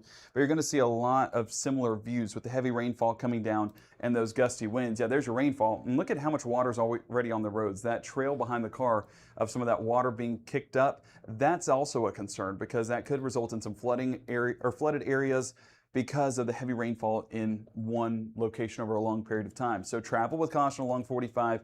Heavy downpours are going to make it very hard to see. So already two concerns we've noted. We've not even talked about the severe aspects of this. We're 14 miles an hour at the reporting station down in Macon. Those gusts, I mean, we're seeing it firsthand, probably upwards of around 30, 40 miles an hour. Yeah, shaking the camera a little bit. And that's going to make it hard for some cars like that high-profile vehicle there, Matt, to travel down the road. Could knock down some of those vehicles. So just urging driving with caution, especially as we enter into that evening commute. Yeah, and more people on the roads means more and more opportunities for people to make wrong choices. So we have to do the best we can to try to make the right ones here. Current time is now 4:07. You're looking live here in Macon, as Gabe was talking about a moment ago there. A location under the severe thunderstorm warning, same one there from Macon that extends up into Lowndes County, is in the Columbus area. Not a drop of rainfall in Columbus as of yet. And as we go back over and kind of check our latest look here on Mama Justice Doppler radar, you'll notice the southern part of the county, we do have some, and they're trying to develop northward into the county. 3D look here.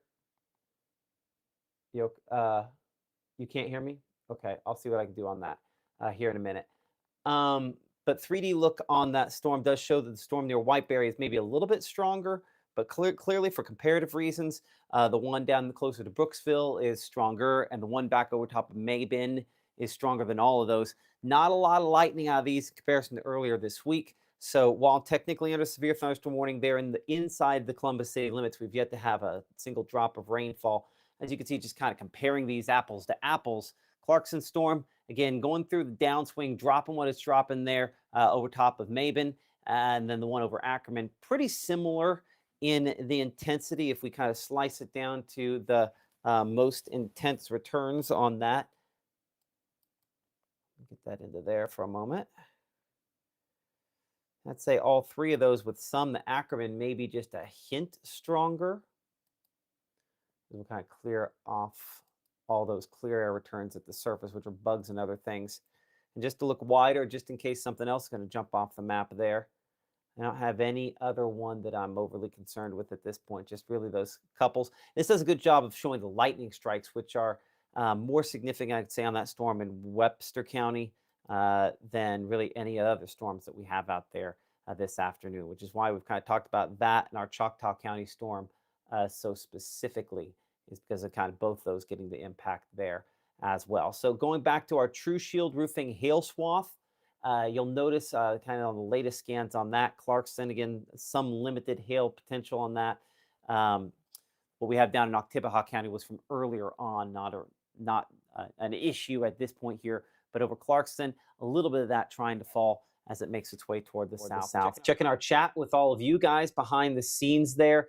And one of the things we'll note, kind of looking at this for a moment, is that Chris said just came through Columbus. It's calm. Thunder in Columbus right now. So yes, there's a little bit of that. But if thunder is all we get, then it's a decent chance that there will be folks in Columbus that is all they get. But I think we'll have some additional thunderstorms that develop. But out of what we see out there right now, that's about as much as anybody is seeing. To answer some of those questions farther north, I'm gonna cut our clear air returns back just a little bit more to hopefully highlight that. Some questions asking about Saltillo or Tupelo, where we had again some stronger thunderstorms earlier this week. There's nothing up here that we're overly concerned with. And when you look at the temperature and the dew point, that measure of moisture that helps us kind of figure out how unstable the atmosphere is, that dew point, again, based on the same scale as the temperature there, that shows up where we've kind of mixed things down a little bit. Purple is a higher number, or a higher color, I guess, than the greenish sort of color here. So we do have this slightly drier air maybe on the north side, but this is kind of our zone where we're kind of popping up those storms where we have just enough of that. So I see Sandra mentioning Pontotoc there. Decent chance that most of that is to your south, but we're going to probably still have some isolated thunderstorms potentially developing that far north. And it does look as though I might have the beginnings of one at least trying to show up there in southeastern Lee County as well. Yep, a little one there kind of popping up. So there will be some of these that do pop up farther north than that. So additional storms remain possible, but certainly our greatest quantity of strong storms down here closer to the Golden Triangle. You'll look at some of those reports on power outages. Our meteorologist Gabe Maynor watching those in our downtown Tupelo studios. And Gabe, again, it's not widespread, but there are at least some spotty outages out there. And outages coming up, unfortunately. As we look at that graph there, you can see where things have peaked. Of course, you see yesterday how Fort County was a little bit more active. These storms happening down there as well. Now, as we're entering into our Wednesday evening, those outages now up to 797. And the area that's adding to it are the sporadic outages there west of Macon. This will be close to the Searcy Range, right along Highway 14. And as we look closer to Brooksville, one thing I do want to do is refresh this because I want to make sure I'm not missing anything in regards to some of those outages. And glad we refreshed it because, yeah, that number has since changed. 828 outages. This one going to be east of Macon. This was closer to the, I want to say it was the Aubrey community, if I remember off the top of my head. But either way, it's along Highway 14 north of there, east of the airport, to give you perspective, 284 outages. And along 14, just sporadic outages. So Matt, you mentioned it. It's not widespread, uniform distribution. It's kind of hit or miss in regards to where the power outages do show up, and it comes down to where the strongest gusts occurred. It comes down to where the lightning happened, and that really just is unfortunate for 828 folks down there in the Fort County coverage area. Yeah, but hopefully we got a little rain cool there out of it because it's There those is folks up positive, around yeah. Sardis Lake that had those power outages earlier, but they did not have the benefit of the rain cool there in all likelihood for some of those spots. That's kind of a little bit miserable for a few of those locations as well. Appreciate that, Gabe. Current time is now 4:13. I'm Chief Meteorologist Matt Lawpon. We're watching thunderstorms on the north side of this kind of line of storms here that are developing. I'm going to see if I can kind of clean that out and cut that down to just the most intense sort of storms there. And we're looking again at storms that have kind of backbilled northwestward toward Bruce. Now, I'll say this here, and then we're going to look at the Delta as well. Kind of coming in closer. I don't know that these storms over top of Calhoun City are really any less intense than any of the rest of these were as they were in the developing phase. But just from a technical standpoint, this crosses into National Weather Service Memphis's area, and I don't know what their appetite's going to be for issuing severe thunderstorm warnings. Sometimes you can get the same storm, two different people look at it, two different people have two different ideas on the way to do this. Checking our chat with the folks at the National Weather Service in Jackson, mentioning again a 35-mile-per-hour wind gust about getting close to about 45 minutes ago there in Louisville.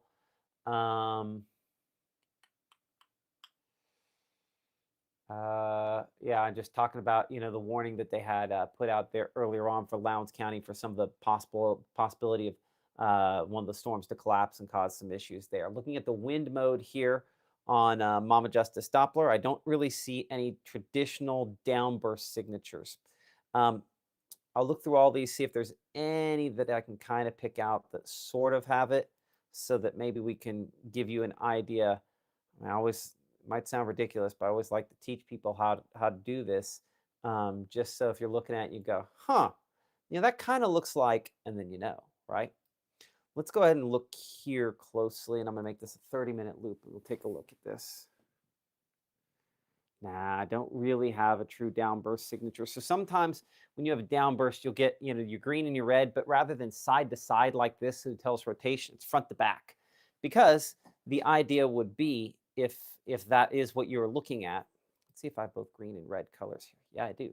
So green is inbound. So you might have it coming this way, again, toward the radar site. And then the red would indicate going away from the radar site. So when it's top to bottom, or if the radar's up there and it's top to bottom, then we know that, oh, that's a downburst, right? Kind of going out from that one spot. Technically, it'd just be kind of going out in a ring from that one spot there, right? And if in this case, it'd be left to right. When the sweep comes around, if it's along the sweep, we know it's downburst. If it's perpendicular to the sweep, we know it's not downburst. There's no test on this, but just giving you that information just in case. Sometimes I know we do have some weather nerds out there and folks that like to inform themselves first, and that's great. And that's one of the main things, again, you can do with the Mississippi Live app. Again, free and available for all those different devices. And appreciate all of you 200,000 folks out there that have downloaded the various apps that we do have here as well. Check that chat there behind the scenes. Again, a new warning coming out. We'll go to our meteorologist, Gabe Maynor, for an update on that as severe thunderstorm warnings do continue to be placed into effect. This one is the one we were talking about a moment ago up there for around the Calhoun County area that we were looking at a moment ago.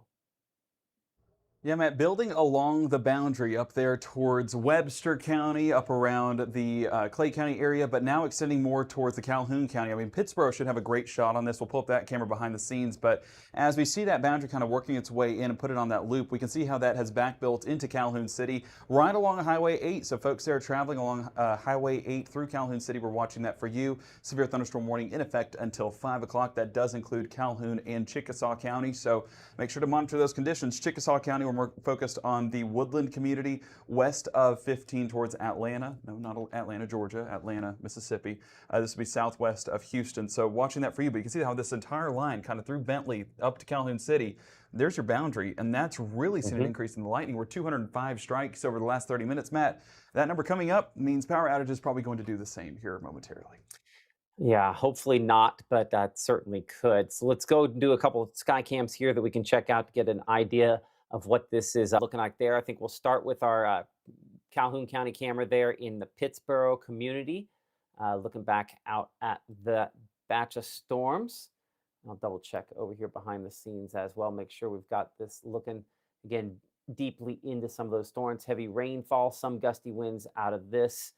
Again, southern Calhoun County, just a little south of where this camera is located. I'm going to go to Houston. We're going to come back to this here in a minute because Houston, we're looking maybe slightly farther away. Yeah, we're going to be right back on that camera here in a minute. Oops, I clicked all the way to Pontotoc. Let's get Houston. Apologize for that.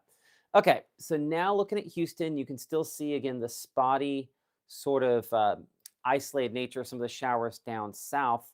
But notice how when we go back toward the west, that storm looks a little bit more impressive there, but it's still a pretty considerable distance away as we're kind of awaiting the bottom of whatever this is to kind of drop out of it and kick out some of the stronger wind gusts as well with that. So again, severe thunderstorm warning has been issued there for folks southwest of Houston in Chickasaw County as well as Calhoun County.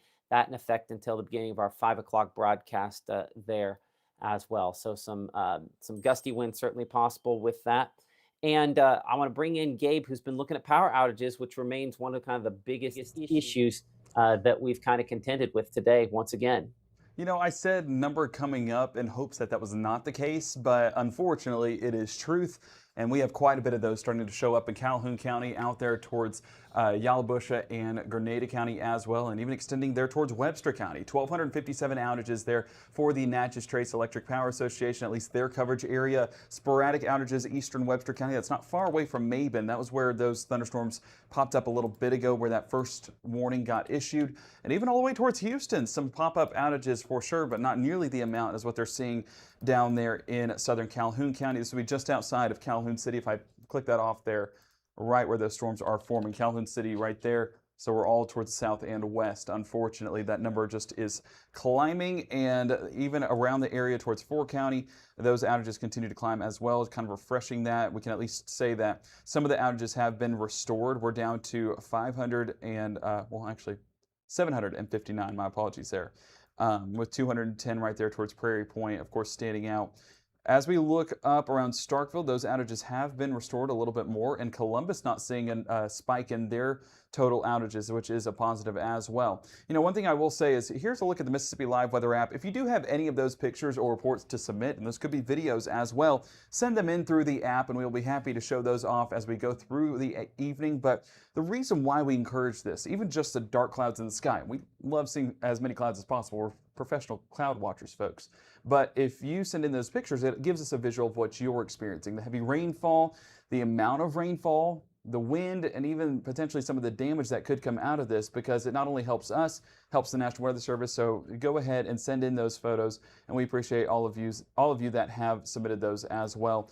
I do want to talk about up there towards Lafayette County and Panola County, 1,235 outages there around Sardis Lake. So that's where Matt was talking about how it's unfortunate the positioning of those outages, because that does mean that there's very little rainfall, very little rain-cooled relief, but still 1,000 folks dealing with power outages. So this is also where I will say, if you're dealing with the heat, go check on your neighbors and take care of your elderly neighbors, the kids. Just make sure that they're being taken care of, because when you don't have a break from the heat or relief from the heat, it really makes it unbearable and miserable.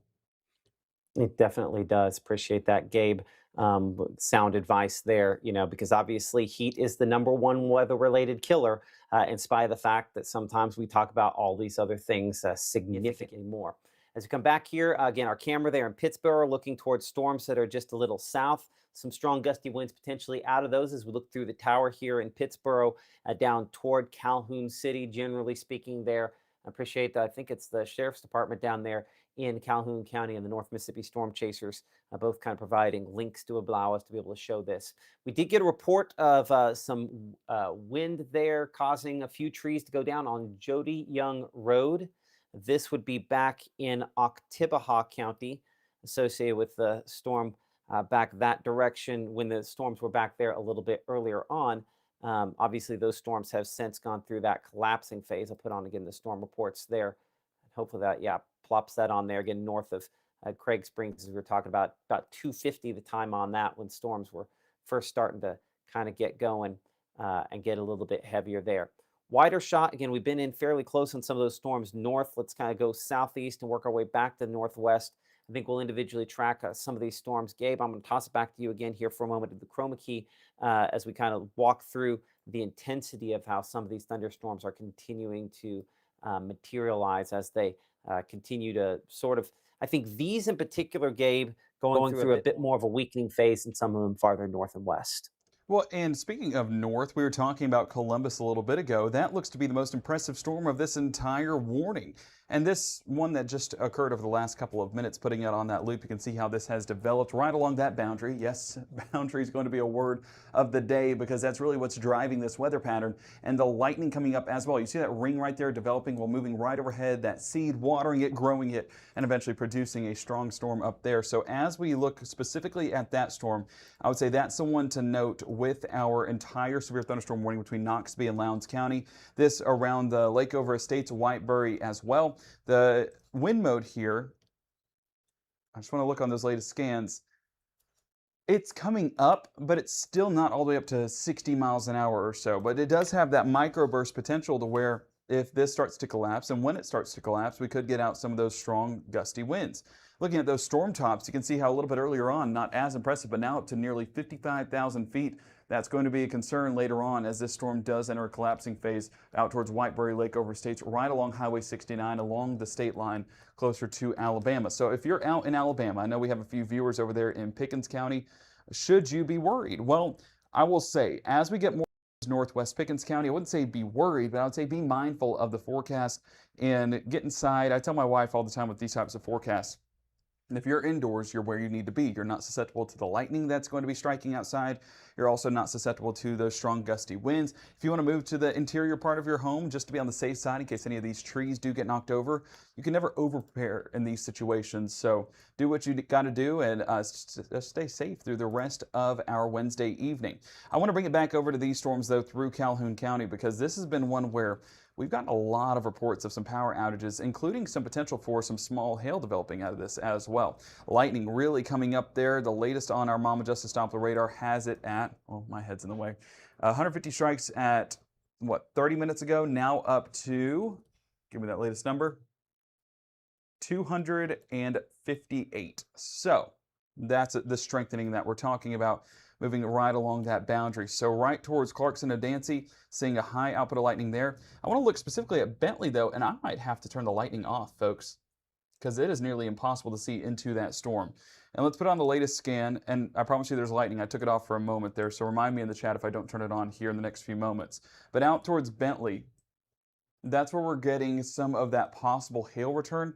I don't see a probable mixing in there, but what you're getting here is that darker return on our reflectivity. Whenever you get the purples, or I mean, if it gets really extreme, blacks and whites later on, then that's where we're talking about some hail potential. So I think within this storm, there is a small hail core. It's just so hot outside that getting that hail all the way to the surface is a little bit of an uphill battle. But the wind is going to be a factor as well. Some of those gustier winds right over Bentley right now.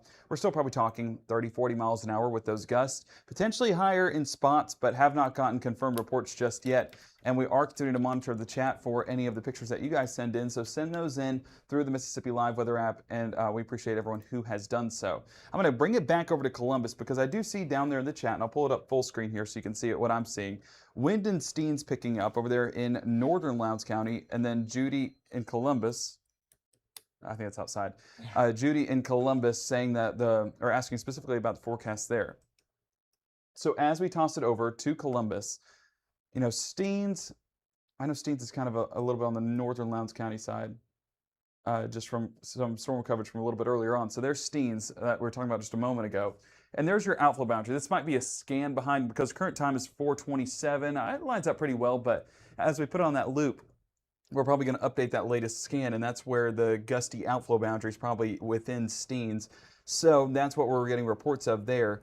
And that's unfortunately going to have some gusty winds that could be damaging as well. So picking up there, let me make sure I give credit to where it's due. Finch the Bird, appreciate you for joining us there in the chat.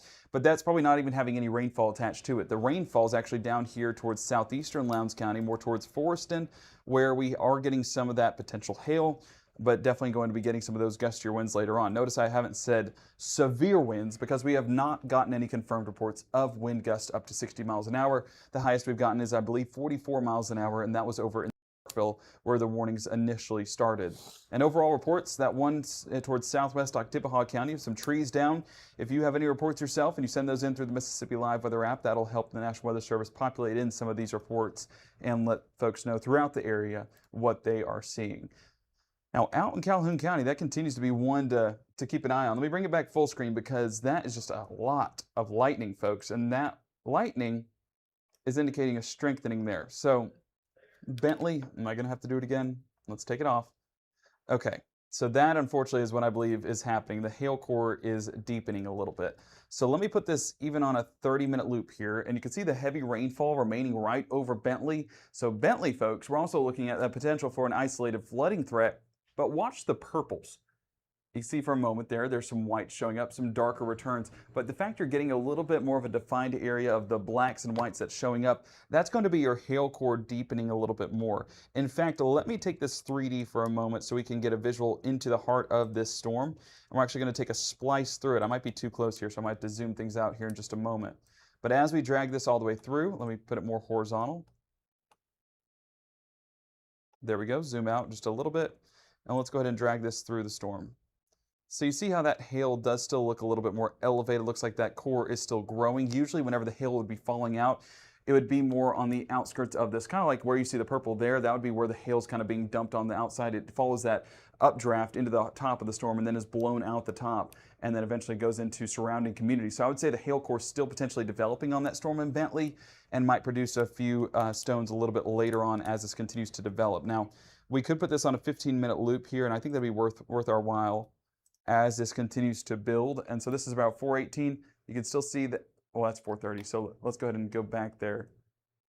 Okay, so there's your core. Unfortunately, scans, I guess, not coming in as frequent, but you know, that looks like it might have came out a little bit earlier on, and then that core is re-intensifying once again. So we might have had some small hail already produced out of this, and now we could be looking at additional chances. So as we look at this, you know, that severe thunderstorm warning is in place until 5 o'clock on our Wednesday evening. So the concern that I have right now for our evening is the fact that we have those midweek services for church, and I know folks are going to be getting out in this. 5 o'clock, I know, is when dinner started at church growing up before the services were happening. So if you do have to get out in this and you see that you're under severe thunderstorm warning, wait for that to expire and then get out in this. We don't want you to travel in this heavy rainfall that could potentially be not only dangerous but impactful as well.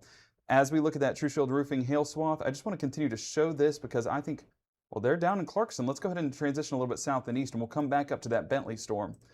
Because the reason why, let's go back on the loop here real quick to where it was more towards Clarkson. That might have been where we got some hail as well. I'm going to put this on a full hour loop and adjust the lapse increment to where it's 5 minutes instead of 1 minute. And I'm going to go all the way back to where that was overhead in Clarkson. So there you go. There's where we start to get more of the probable category.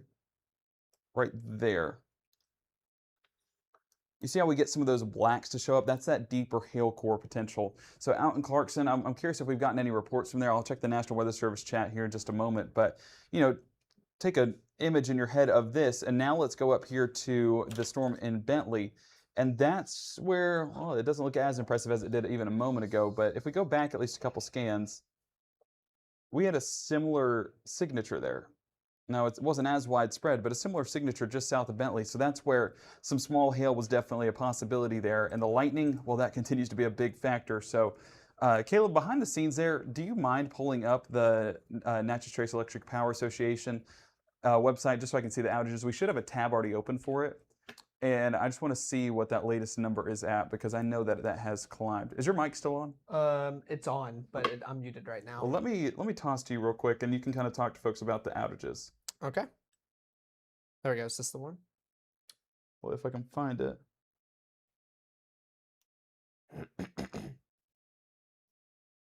Well, Caleb, I have everything else but there. Can I do that? Will that work? That's good enough. There you go. I think it's working. There we go.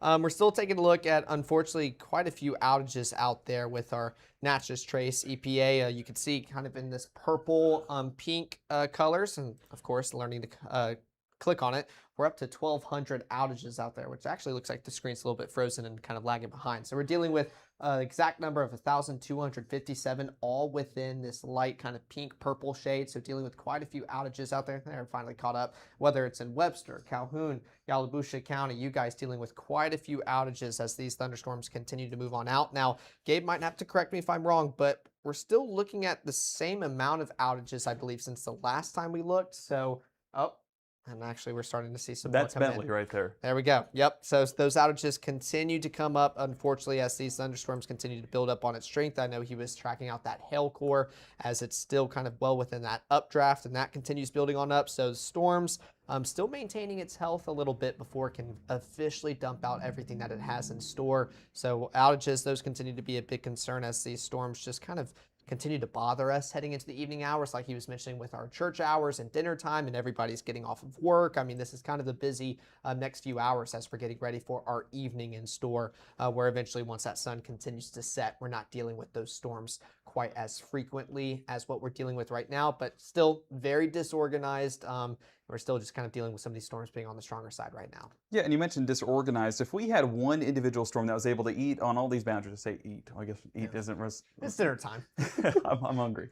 But as it takes in this energy, then we'd be looking at a different setup where a very strong storm is possible. But the fact that we have a ton of activity, and thank you, Caleb, for talking to us about those latest power outages. But the fact that you have a ton of activity, all of these storms are wanting to latch onto this energy and, try to increase its strength. And whenever you have those competing storms, well, that does better for us in the fact that these remain more limited than what they could be. So we know it's hot, we know it's muggy, we know there's plenty of energy out there, but we're hopeful that these storms do continue to not have a ton of reports to it, but we are going to continue to monitor that. Now, looking at the latest there on a True Shield Roofing hail swath, I'm just going to take off the lightning here.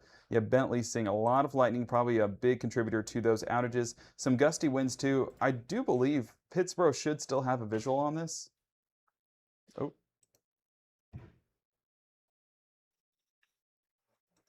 Let me make sure. Let's go to Pittsboro.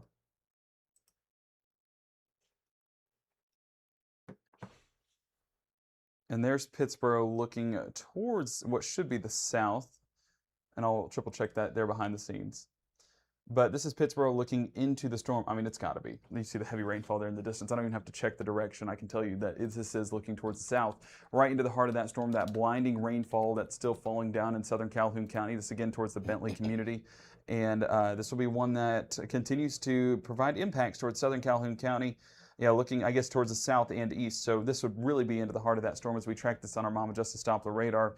Thank you. Caleb, was that you adjusting it? Mm-hmm. Appreciate that. So there you're going right into that severe thunderstorm warning, and that continues to be in place until 5 o'clock, into the start of our 5 o'clock show. Which, speaking of housekeeping here behind the scenes, Caleb, do you have that forecast done? I do. I just need to put it in. Okay. Matt, I want to bring you in on this. Do you want to take things over to our other version of our Mama Justice Doppler radar so Caleb can put that into the system, or yay or nay? You can give me a thumbs up, thumbs down.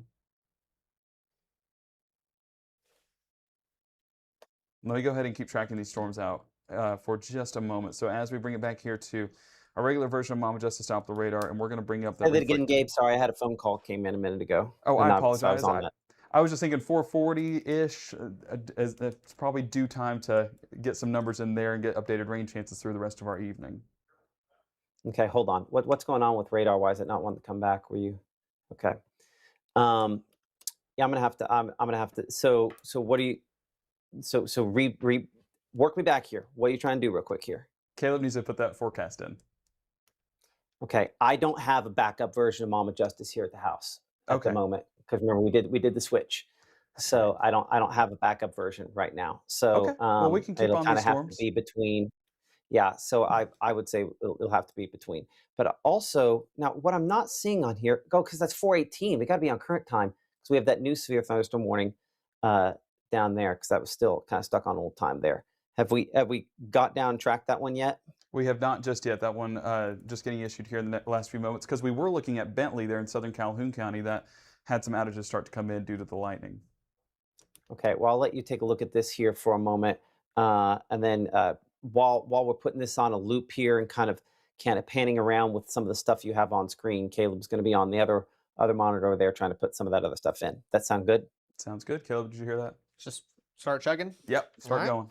So let's go ahead and look at what we have here as we look at this full screen for just a moment. We talk about Battle of the Boundaries. Well, the boundaries continue to make impacts, and really defined boundary there. This one, look towards McCool. You can see how that ring wraps all the way around through Alice and Arlington, and eventually towards the Longino community, and even out there towards Cleveland. Now, no, this is not Cleveland in Northwest Mississippi. I know I saw a few folks here in the chat saying, hey, what about Cleveland? Well, Cleveland in Northwest Mississippi, not exactly action-packed, but Cleveland down there towards the, I'm word off the top of my head, towards the Kemper County area. Oh, Caleb, 1 second here. No, you're good. Let me get, I just want to put that warning graphic up. So let me drag it back over there. So right there, we're moving into Philadelphia here, and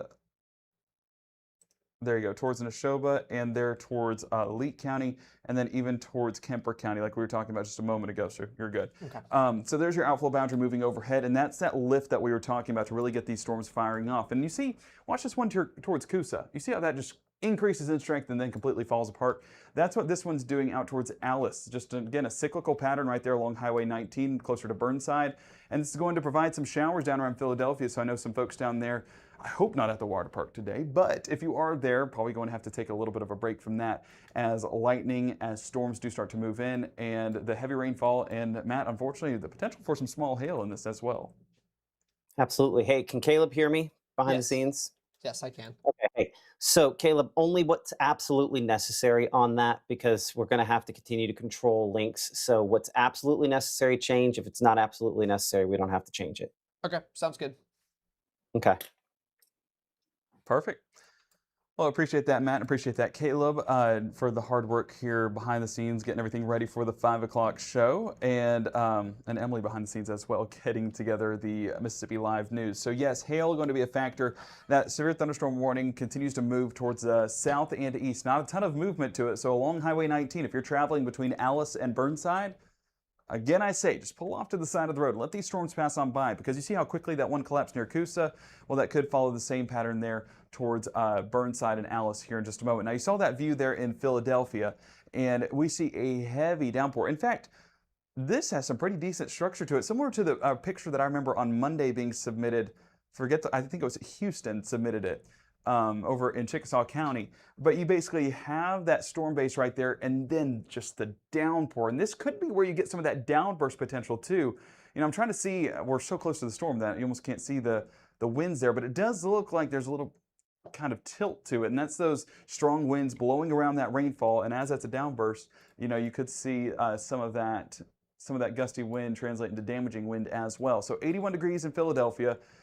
That's a positive I'll say for folks there in Neshoba County. It feels much better than it did this afternoon, but you are going to be dealing with a pretty impactful storm already with that severe thunderstorm warning in place until later on this evening. I believe that was until 5:30, at least through our 5 o'clock broadcast. We'll continue to track that even into the top of the show. And then as we continue through the rest of our evening, as these boundaries continue to stick around, well, that keeps those rain chances around as well. In fact, talking with Emily behind the scenes, she said, Gabe, are we going to be able to see news tonight? And I said, to be honest, Emily, the fact that storms are already firing off at 3, they're probably going to be going into 4, 5, maybe even until 6 o'clock. So we'll get you the Mississippi Live News. You might have to check socials for that. And we'll do a little bit of both to answer that question. We'll be able to handle this and news at the same time. But of course, keeping eyes on the storms too, because we know that as you head off into those evening commutes, we will continue to track that out for you, because we don't want anyone to be going to those midweek services and having to deal with this heavy rainfall. Caleb, give me 1 second. Yeah, no, you're good. Are you done? I got meat and potatoes in, so it should be good. Meat and potatoes. It's Quit dinner mentioning food, Caleb. I'm not eating yet, and I'm starving. So as we track that out, that outflow boundary does extend all the way into DeKalb County, or not DeKalb County, the Kemper County over there in DeKalb. And so as we see along 45, seeing an increase in some thunderstorm activity there as well. So that's going to provide some rainfall towards Kipling, towards Blackwater. We might need to swap radar sites there towards our Jackson radar site, because we are starting to get a little bit of ways away from our Monroe County site. So that's showing you, do you need to click save on this? You can go for it. Or I can click save. Yeah, there you go. There you go. So let's go ahead and bring it back to. And once that's saved, that's good enough. Unless it does not need to be perfect. If we've got it where it's down and dirty, then we're good enough on the forecast. As long as it has rain chances at 5 o'clock, then I'm not complaining. So Hey, we got that. The rest of it's fine. Okay. So let's go ahead and let's go ahead and take over here for a moment. And by the way, I need one of you to probably restart the splash top service so it's a little smoother on my end here. But let's go ahead and go to that north storm for Western Clay County, Gabe, and take a look up there. Okay. Do you want Caleb to restart this? And actually, in order to do this, I need somebody to go over to the BAM so we can look at those power outages, and then I'll take care of this. I can do that. Okay. Yeah, go do power outage. Okay, let's look at power outages over there with our Caleb Bettelblut for the latest on kind of how that's going. Okay, we're taking a look at our power outages out there in the Natchez Trace kind of valley area. We're still dealing with quite a bit. As you can see, that pink and purple continues to be very prominent. We're still at just over 1,200 outages. So on the bright side, we're not seeing that number increase, but we would like to see that continue decreasing. I know your local EPAs are going to get out there as quick as they can to get that back online for you guys, but we're still dealing with quite a few, whether that's Yalobusha, Calhoun, Webster. You guys are dealing with some. We also see some of these colors on the outskirts as well. You can kind of see these teals. That's around, oops, I clicked on Actually, I think that was the right one. That's 32 out there in Calhoun County, at least kind of in centralized area. In the most southwestern portions, there's 41. Then out here in Webster, I mean, we're dealing with 77. So these thunderstorms, I think kind of what they're doing a lot today is just not really bringing the overall severity as far as intensity as what we've seen Monday, but they can still bring quite a few outages out here within our region here in North Mississippi. Take a look at Ford County Electric. I mean, we're definitely dealing with quite a few out there towards Noxubee County now. I mean, when we started this coverage with that first severe thunderstorm warning, we weren't talking about this many icons here on the map. So that's one of the downsides on when we're talking about some of these pulse thunderstorms and them dumping that heavy amounts of rain, and then of course the wind that comes with it as they start to collapse. We're going to start dealing with some of those outages. You can see noticeable out here 286 kind of right on the county line along Highway 14.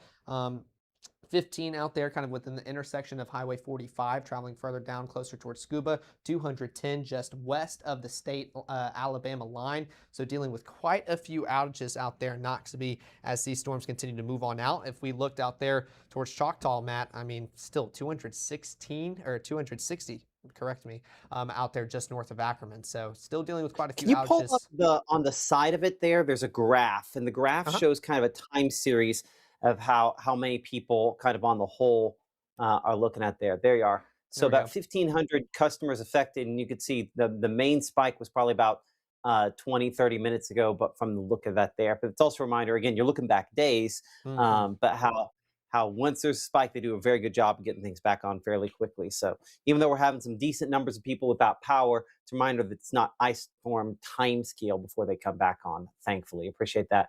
Our meteorologist, Caleb Edelblut, reporting. Current time is now 4:46. I'm Chief Meteorologist Matt Lopon. You're watching Mississippi Live as we bring it here in the latest scans on kind of the wider shot on Mama Justice Doppler radar, kind of clearing this down a little bit. Pretty clear. We have 4 warnings there that we are tracking. The northernmost until 5 p.m. does involve Calhoun and Chickasaw County. The newest until 5:30 for parts of Webster and western Clay County. One also in effect until 5 p.m. for Lowndes, Noxubee, and parts of Kemper County. And yet another one for Neshoba, Kemper, and Winston and Attala counties, as well as I think also Leake County until 5:30. So 4 warnings, all for the potential for strong damaging wind gusts. That's one of the questions we have for you is what are you seeing? Carl wanting to know if this is coming tonight. It just kind of depends on where you're at with this, on whether or not that's the case. Trying to do some grilling out there in Una. Well, we've got some storms there, Una. They're going to be pretty close by. So hold rich there.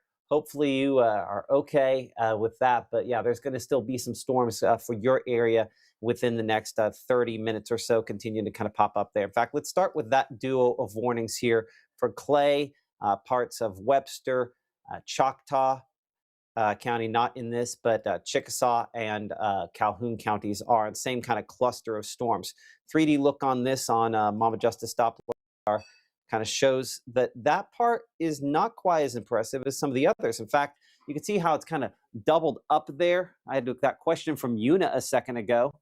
That one there a little bit doubled up as well. I see someone also asking about how bad will it be in the Columbus area. I'll say not terribly bad based on kind of what we're looking at this point here. That part just hasn't gotten overly developed. But if we kind of cut this down here, looking at just the most intense returns, you notice how it's kind of split on this one in western Clay County. I have that still looking at Calhoun County, but we need to concentrate on western Clay County there. That's where that's kind of the most intense. And there's some that's kind of held up there aloft. Looks like there's also another one on the north side of Houston, kind of back there in the background as well. So we've got a number of these spots where we have that pink indicating the heavy rainfall that eventually, as it slides down to the surface, will kick out some strong wind gusts as well. So Una right there at the top, close by, not directly under this. As we loop this over the last hour, really we only need the last 30 minutes on this here. You'll note that again, this is kind of dropping there pretty much right where it's at, almost kind of back building westward just a little bit. So I still think you'll probably get some showers pretty close by. It's right on that little boundary there. Not impossible to get a few of those But up toward the unit area, certainly we'll keep watching that for you. But I would say the part there that's closer to Cairo looks a little bit more interesting right along Mississippi Highway 46. And I'm going to get us on the latest scan. We're going to add back in. I kind of I cut off too much. We'll see what point, there we are, about 60 dBZs, 15, 20,000 feet. And that sometimes causes some issues. So I can't say it'd be a shock there if we had some of that. But no tornadoes out there on any of these thunderstorms. That's one of the main impacts I want to make sure that we're clear on. But yeah, over top of the Houston area, we've got one that's getting closer to dropping a little bit of heavy precipitation there. Let's check out our camera in Houston to get a look at that. Right, full screen here so you can see it for a moment. So there's one of those areas kind of dropping out that heavy precipitation. But I don't think that's the one that we were looking at directly over Houston a moment ago. Let's go ahead and look at that specifically. We're going to swing this around to see if we can catch. Yes, right there. That's what I was looking for. So that is the storm that's just in the process of dropping it. And it's a real wicked look. This will probably make for a pretty nice time lapse here in just a second. I'll try to get to this side. So this isn't like a tornado, anything like that, right?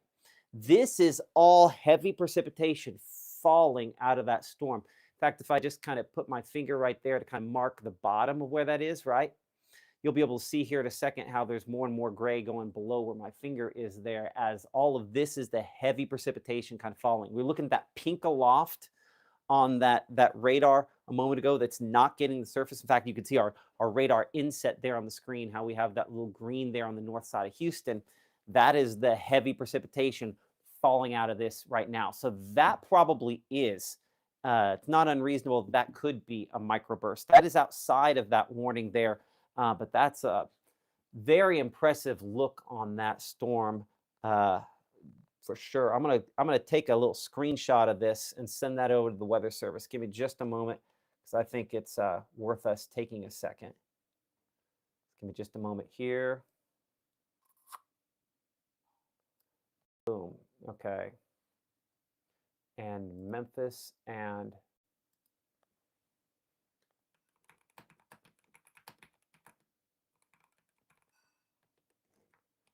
see if I pop that in there. There we go. Okay. And there it is.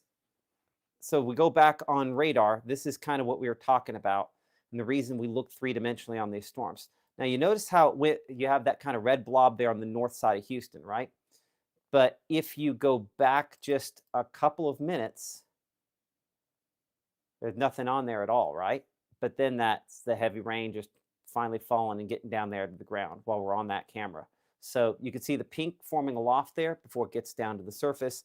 That could potentially cause a bit of a big downburst of some gusty winds possibly out of that. So anyway, good example of what we're looking at there. Gabe's still looking at your pictures and videos, but also concentrating on power outages. Of course, you can look at those power outages, any issues with that in the Mississippi Live app. I'm gonna bring Gabe up here for a moment as he's kind of looking across the state at some of those. And when you do see what does, I think, look like a kind of a wet microburst, and that's what that shot probably was a minute ago there, that's where you do get, I think, a better idea of some more power outages are on the way. Yes. My apologies. We were working on some stuff there behind the scenes, so I turned my mic off for a second. Really, it was just to get a drink real quick because we've been talking for a while. So looking out towards Chickasaw County, one of the ways we're able to tell that is with the Natchez Trace EPA covering at least the western sections of Chickasaw County, which is where this storm would be moving through. Because you see Houston right there, kind of along this intersection there along, I believe that's 15. So looking towards Chickasaw County, that's the area that we're watching for maybe an increase in the power outage numbers. I know Caleb's been looking at this over and over again, showing the vast amount that we have towards southwestern Calhoun County. So adding to those totals, and again, I posted last night saying thank your electric power cooperatives for the hard work that they've done. Keep thanking them because they're going to have another active night once again. Let's look at the large scale here because I do believe, and I want to make sure, Fort County would at least have somewhat of a view up there. Looks to be more towards south and east part of Chickasaw County. And down towards Attala County, we do have some of those storms starting to move in that are getting a little bit more intense. And as we look down there along Kosciuszko there in Itala County, you can see how some of the sporadic power outages are already starting to be populated in. Those lightning indicators there indicating at least a couple of outages just west of Kosciuszko along 35 north of Kosciuszko closer to Hesterville. And then as we go up Highway 12, just outside of there, we see 8 outages starting to add up in numbers. So Entergy, another power cooperative that's going to be busy this evening. I do want to say that up there in Oxford and up there towards Lafayette County, I should say, things are looking much better. The 1,000 outages now restored.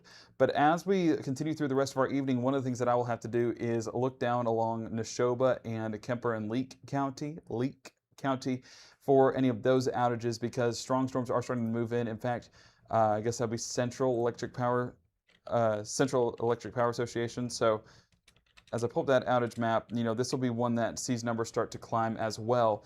This one closer to Neshoba County, and it does have a look at our outage map. Well, not text outage.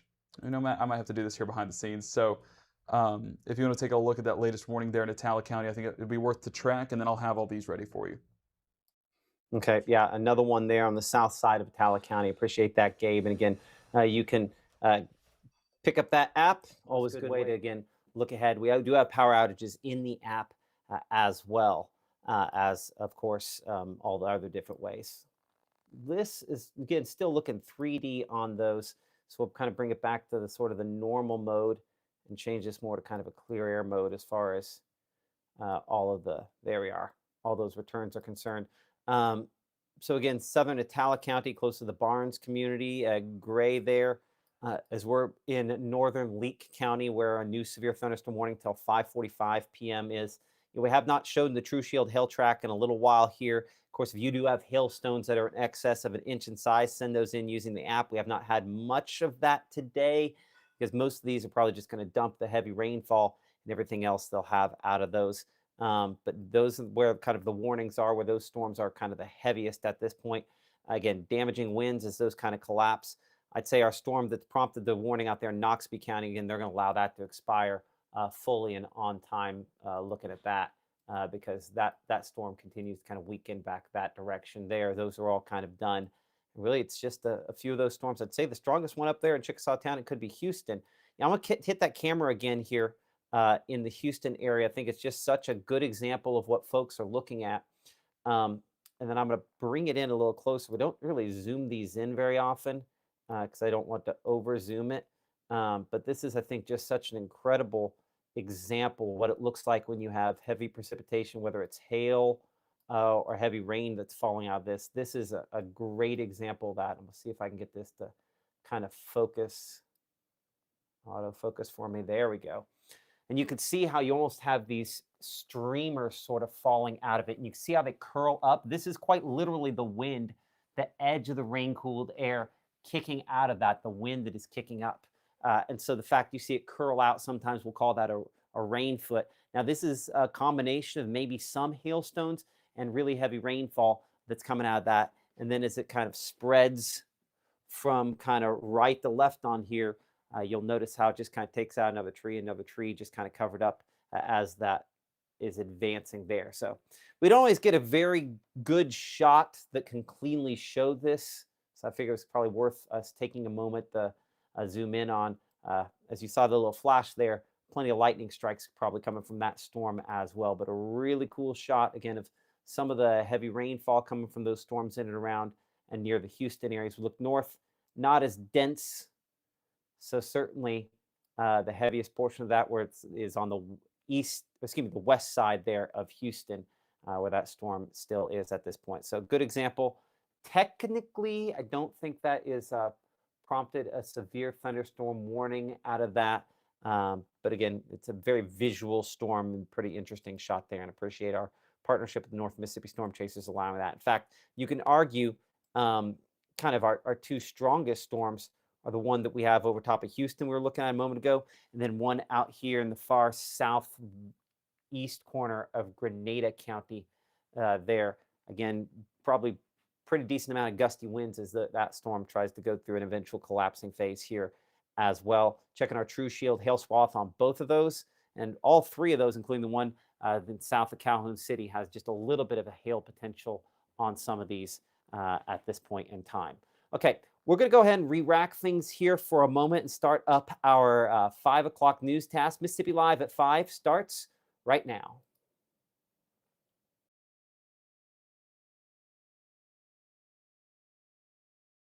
Every legend starts somewhere. Not with perfection, but with the decision. The decision to show up, work harder, and believe this place can change everything. At Northeast, you're more than just a number.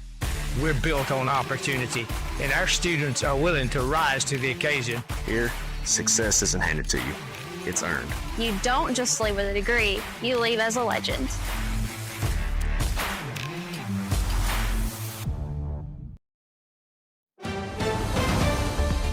Mississippi's trusted weather experts. This is Mississippi Live Weather at 5. Welcome into Mississippi Live Weather at 5. I'm Chief Meteorologist Matt Lawpon. Numerous severe thunderstorm warnings out there, some that are continuing at this time here. We do expect that we'll have less of those in even 10 to 15 minutes versus what we have out there right now. Still watching again. A couple of those that'll pop off the map here in just a moment coming up are right at 5 o'clock there. By the way, someone back there behind the scenes is going to have to move that little alert off of the screen on links, if you can, for me, please. But individual storms, there we go. Looks like they got that cleared off there. It's kicking out some reports of wind damage in and around Oktibbeha County.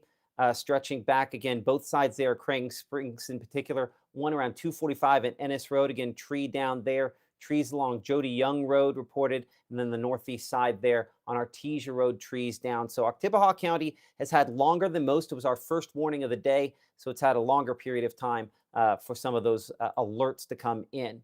In saying that, the severe thunderstorm warnings we have in place at this instant, Attala County, parts of Leake County, as well as Neshoba County, a sliver there of Winston County also included, and Kemper County under severe thunderstorm warnings. Checking our True Shield hail swath, does show again some sporadic potential that we've had a little bit of hail out of these, but not much. Probably best example of what this looks like as we continue to look at these. There's just not a ton of movement on these. They sort of are expanding toward the south and east.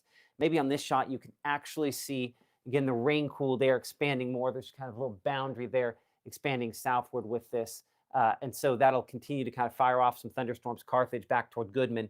But these storms are nowhere near as intense as what we had earlier this week, meaning only really, really spotty reports of wind damage possible out of these. And there's just not a lot of, one of the things I love about radar is the ability to kind of track. There's not a lot of tracking that can be done when the storms are popping up and dying exactly where they're at. And so that's largely what we have out of these storms and what they're producing. Looking specifically at the wind mode, there is no tornado threat out of any of these, no rotation, any sort of spinny fun stuff you see in the sky. No tornadoes out of this threat today. It's just these, in particular, damaging winds that become possible.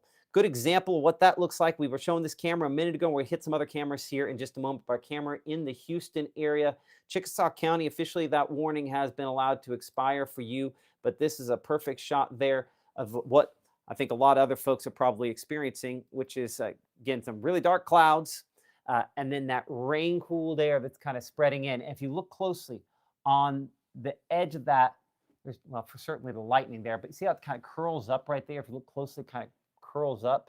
That is the wind flowing out of that thunderstorm as it collapses. So that's the leading edge of the wind. And I'd say if we're going to see wind damage in this case, and I'm not convinced we will, I think we're a little past the peak, it'd be more toward the core of where that's dumping all of its heavy rain with that. In saying that, it does look like the folks there at the Weather Service have gone ahead and reissued for potential for maybe 1 inch hail on that. And that one, yeah, probably still has some aloft in Chickasaw County. 5:45, the time that severe thunderstorm warning's in effect. Let's look three-dimensionally on that storm. So we're going to come up here to Chickasaw County for that new warning. Yeah, see, that one's still in the process there of dropping everything it's got. We're not, yeah, hold on. Let's look 3D on this here for a moment. Look how kind of tall that one is. That one's taller than most of them we've seen today. Almost looks like it's kind of stretched.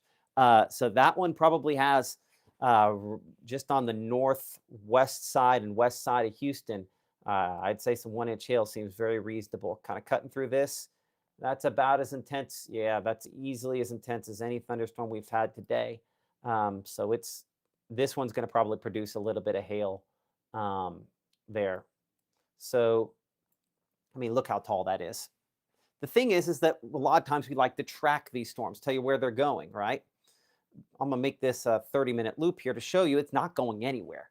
Over that point in time, it's kind of just dropped it right where it is. Maybe expanding a little bit west and southwest, but I think the wind's going to go kind of every direction there as well. Current scan, I want to see just how high that is.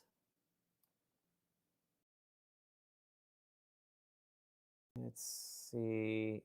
Yeah, look at that.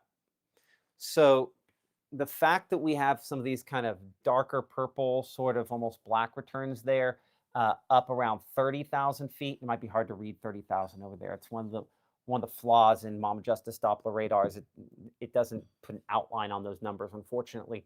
But I show some of those almost darker purples up around 35,000 feet. That's enough that this is going to produce some hail. I bet our True Shield hail threat is still kind of assessing that on the lowest level. There's an instantaneous threat, and there we are. For the first time today, I think we actually have one of those little rectangles showing up with probable.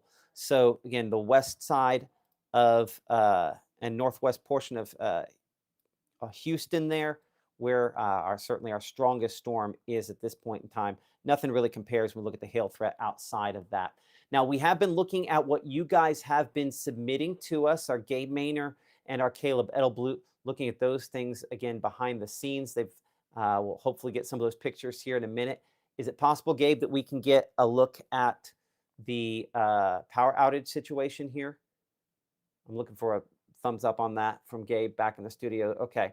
Yeah, let's look at some of the power outage situation, because unfortunately those are continuing to grow. Unfortunately, Matt, you're exactly right. And that's one of the things that I was talking to our Emily Leonard about, is contacting some EMA directors throughout the area.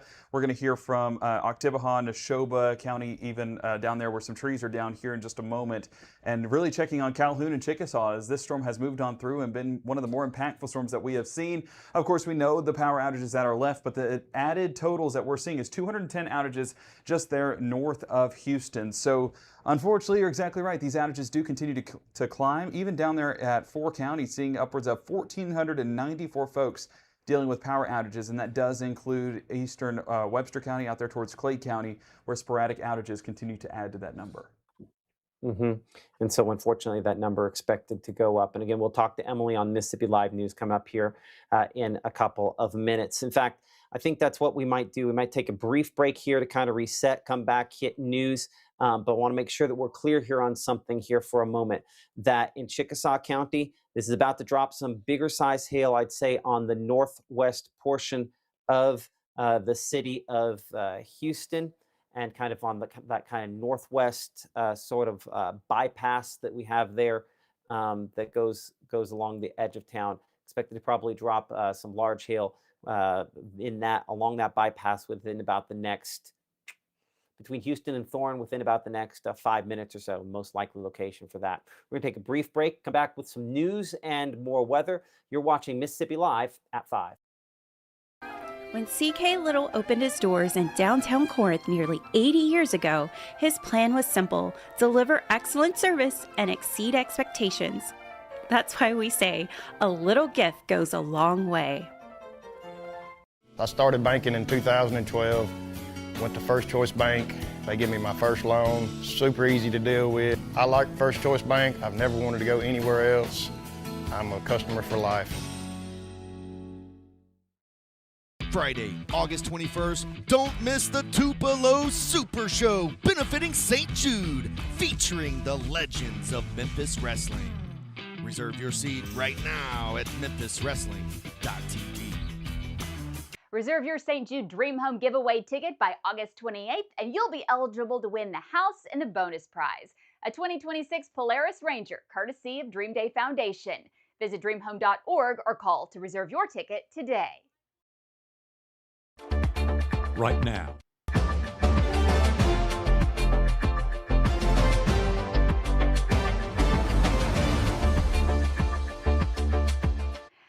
Hello, everyone. Thank you so much for joining us here on Mississippi Live. I'm Emily Leonard. Tupelo Regional Airport's terminal is getting its first major renovation since 2007. Yeah, it's been more than a decade.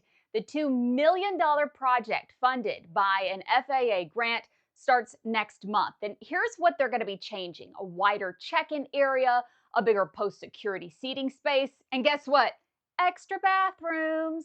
Airport's director, Brandon Pinnell, says construction should take about 6 months and there should not be any interruption to your flights or to the service. Do you own land in Tupelo or Lee County? The Northeast Mississippi Habitat for Humanity, they need you. The nonprofit helps families build safe, decent, and affordable homes. But they can't do it without one major thing: land. So we are putting a call out to Tupelo and Lee County, and what we're looking for is just land that's available. And we know right now the housing market is at an extreme high. We know that land is hard to come by. And so what we're looking for is just buildable land. We are not asking for it just to be donated, which would be fantastic. But the biggest thing is that we are looking to acquire land, whether that's through purchase or whether that's through donation. And so if you are out there and you want to give back for affordable housing here to make this community better, to make Lee County better, then please see us. Buildable land, that's the key. And that is my good friend BJ Kent. He is with Northeast Mississippi Habitat for Humanity.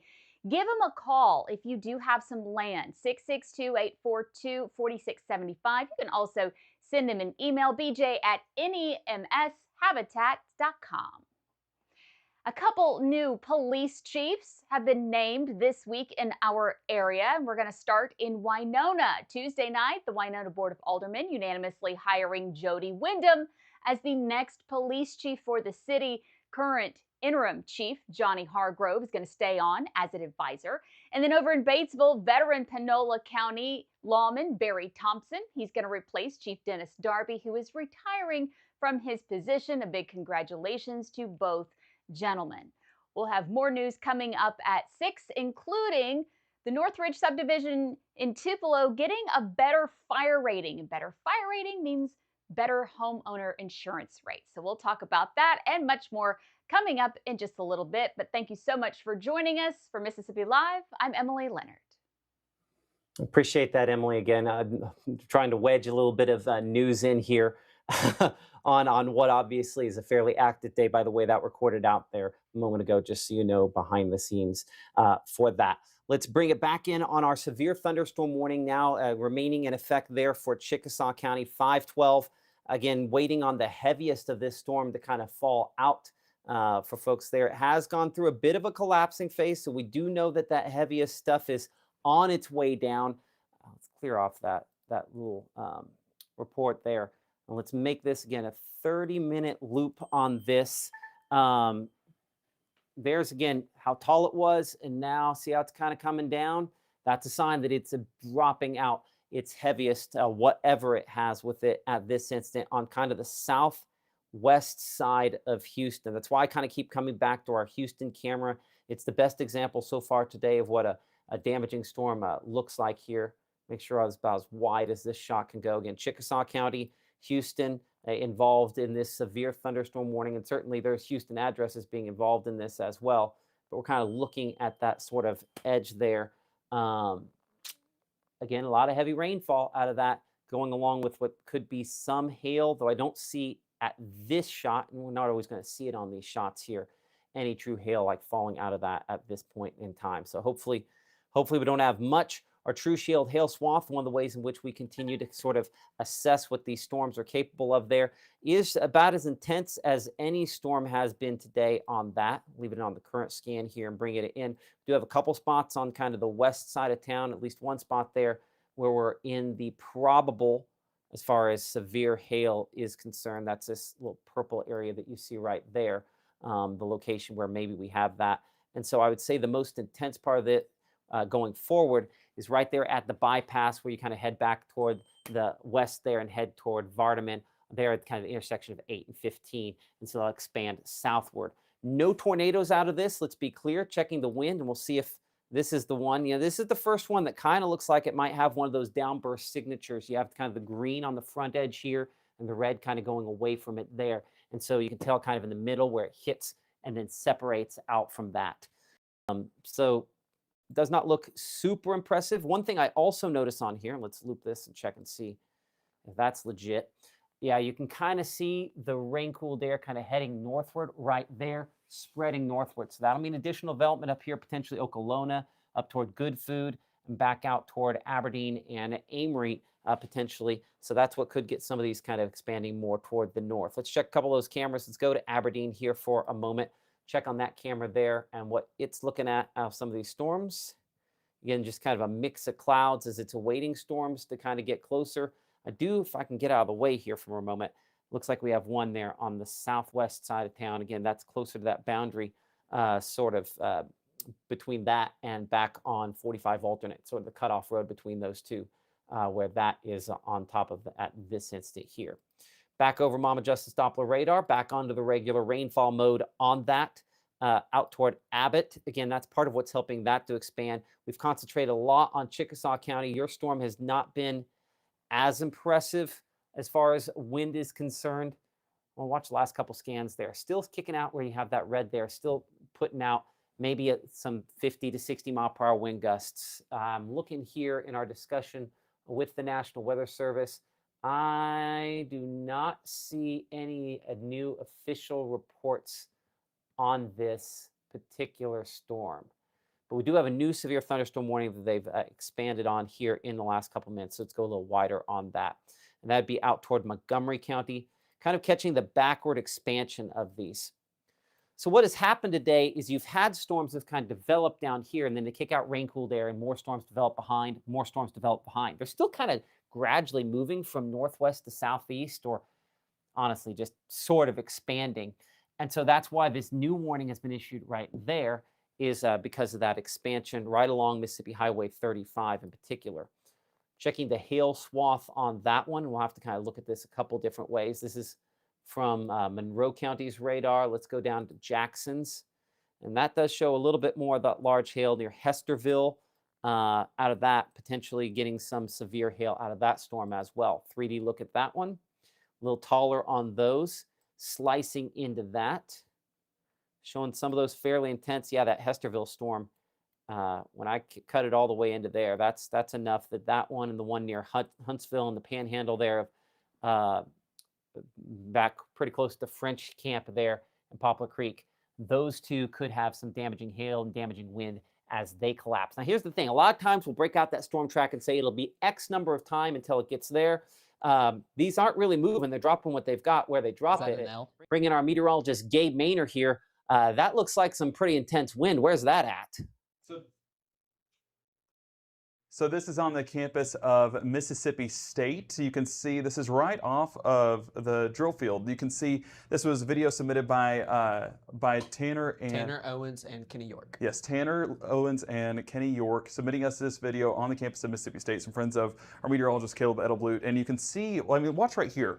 The wall of wind, that's what we talk about whenever there's microburst or downburst potential. It's kind of just this wall of strong wind, and it blows that rainfall too. That's why we also get, the rainfall there at the surface. But I mean, that's as blinding as rainfall could be, blowing that pine straw, kicking out a few of those limbs as well. So, I mean, walking on campus, not exactly enjoyable this afternoon. This was the first storm that was warned in our coverage area there in Starkville, and that gradually worked its way towards the south and east. And appreciate Kenny and Tanner for submitting this video to us through the Mississippi Live Weather app. And as we also pull up the Mississippi Live Weather app, we have pictures coming in. This view, let me actually draw it out a little bit so you can see kind of an expanded shot there. So bear with me behind the scenes. You can see how the dark clouds starting to move into West Point. You can send in those videos and pictures, both of which are available on the Mississippi Live Weather app. So download that app today, send in your Weather Watcher photos, and we'll be happy to showcase those on air, but also forward those to the National Weather Service, and it really does help us with those reports. And as you saw in Mississippi State, it helps kind of visualize what's happening with these storms. But the dark clouds, that's what a lot of us are seeing right now. This was a look in West Point. Shannon submitting this photo, and this is before the storms rolled in. So this is honestly the calm before the storms, before those storms really ramped up there towards Chickasaw County and not too far away from Clay County here in the next few moments. But power outages, we've been talking about Chickasaw County, and those numbers do continue to remain on the higher end there with Natchez Trace EPA. But I do want to go a little bit outside of our coverage area. We know Tala County in our technical viewing area, but down there towards Neshoba County, we're seeing a lot of outages come in there towards the Alice community and the R-Line community down towards Longino, about 40 to 50 outages. And then south of Carthage, this would be closer to Leake County, where 363 outages just north of Walnut Grove, and that does extend all the way into Wolf and Hayes with some pretty large numbers there. Let me see if I can pull this over to the side so you guys could see what I'm seeing. And it does look like we have 1,200 customers affected, so that number does continue to climb. And not only is it our folks there at the central EPA, but also as we look over there towards the East Mississippi EPA, some of those outages do start to climb as well along 45 from Meridian to Macon. Still scattered in nature, Matt, so it's not a uniform distribution, but outages still showing up a little bit more prevalent. Okay. You talked about down toward Carthage and Philadelphia a moment ago there, back on Mama Justice Doppler radar here for some of those folks. We've had, again, some warnings that remain in effect until 5:30 for folks in Philadelphia. Most of the storms aren't as impressive there. Carthage, we're at 5:45.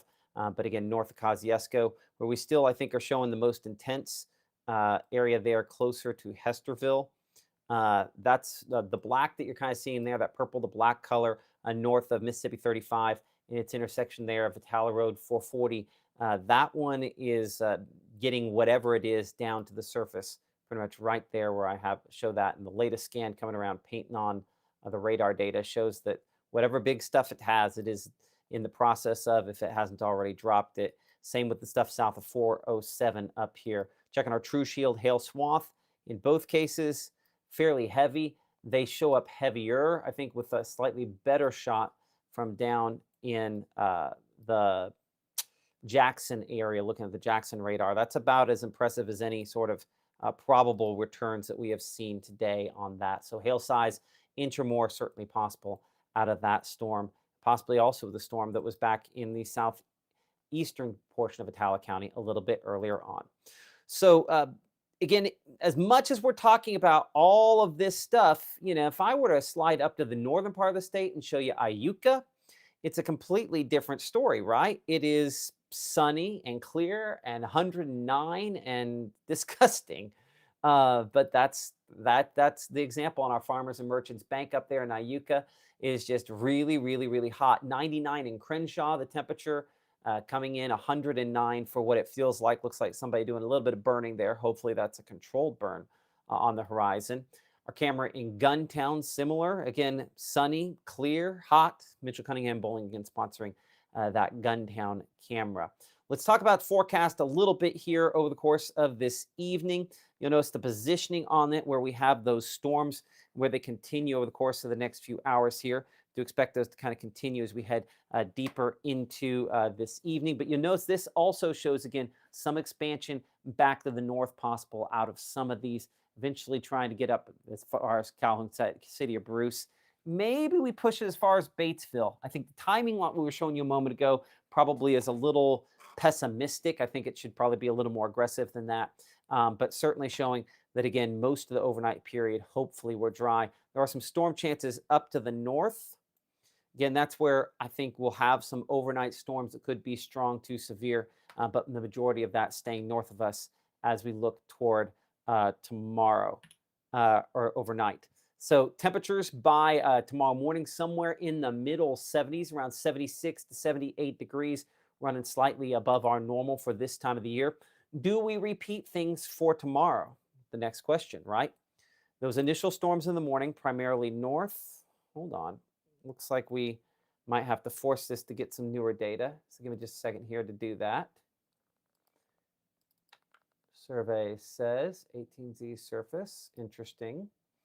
So I might have to back this off. I wonder if we were having, let's go back to 12Z surface. There we are. Okay, let's try that. Get this into play. Okay. And go. Wasn't me.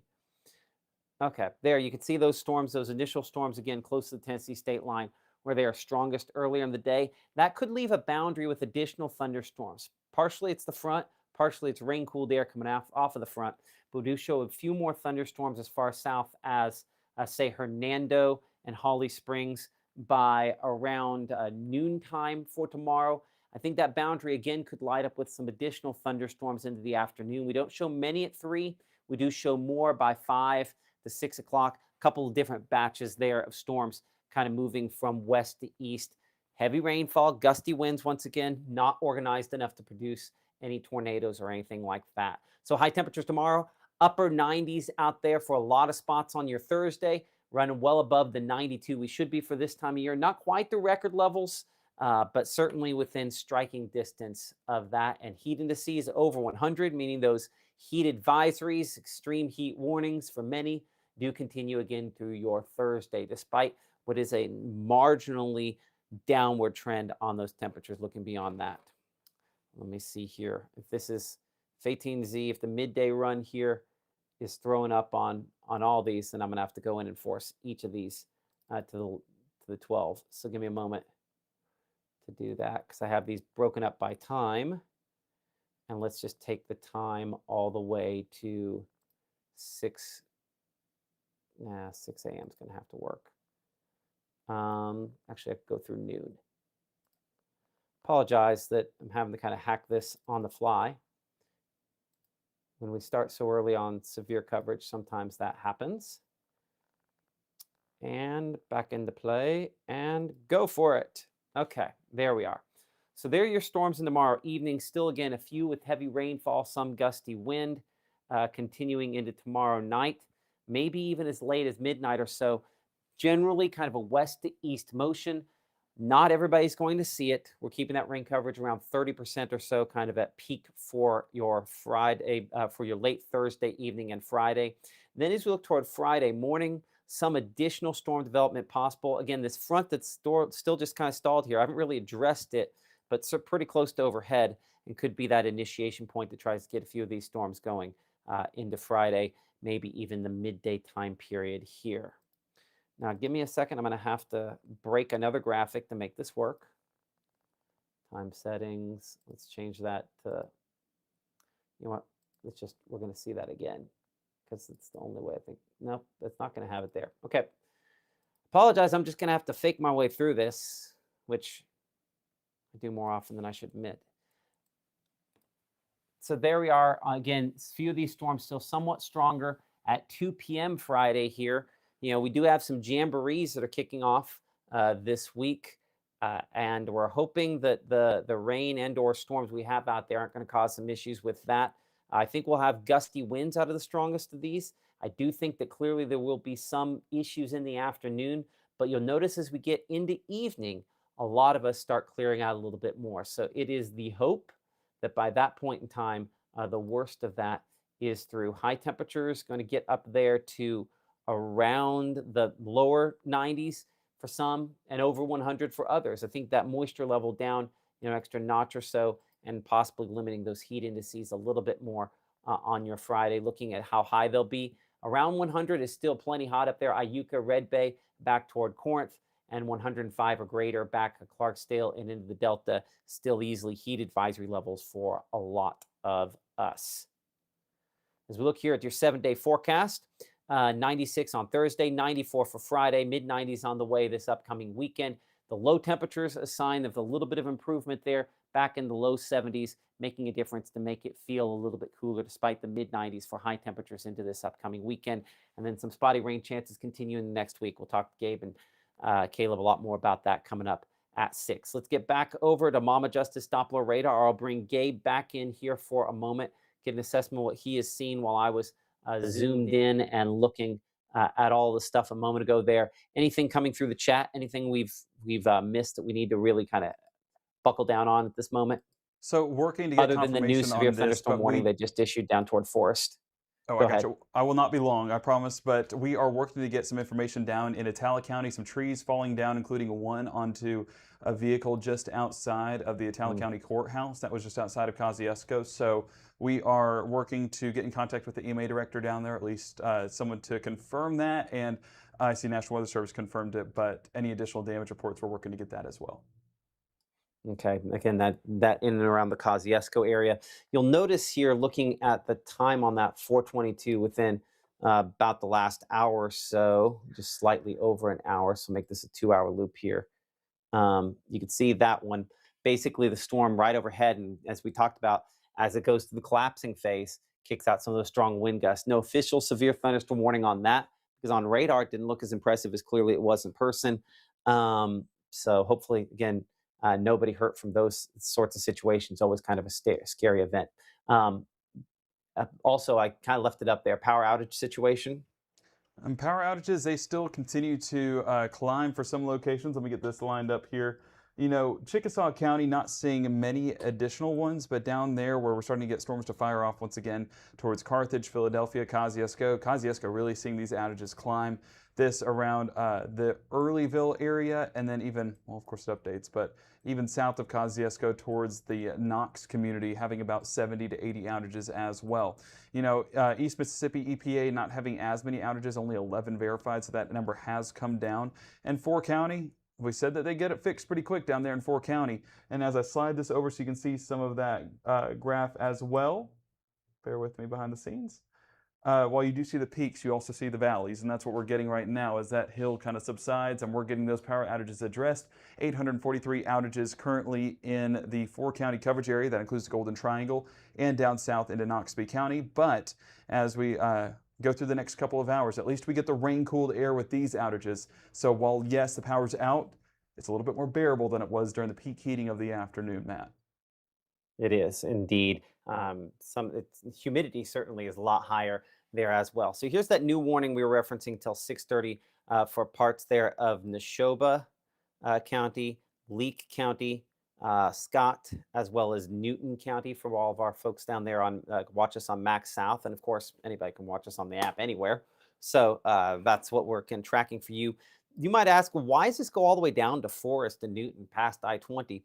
And it's because of the rain-cooled air kind of along the leading edge here. So that's what this kind of, right where I'm sort of tracking that line there, that is the rain-cooled air sliding south there, assuming I can actually draw a real arrow, but that is what is heading southward. And so some gusty winds certainly possible on the front end of that, and could potentially cause some sporadic wind damage. And so in anticipation that additional wind damage could occur, that's the reason why the National Weather Service has issued that. Now, that does then mean that we actually do have enough of a push there that we can get an idea on how fast it's moving, which is the first time we can actually do a track basically today, because we haven't really had it.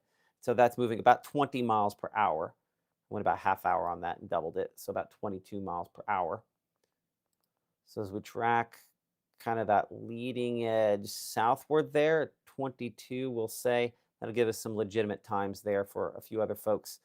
So for you in Forest, again, watching that in Scott County as it's heading southward for you.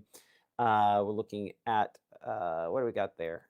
Bald Hill at 5:54, Conheta there at about 5:41, Hillsborough at 5:35, Good Hope at 5:34.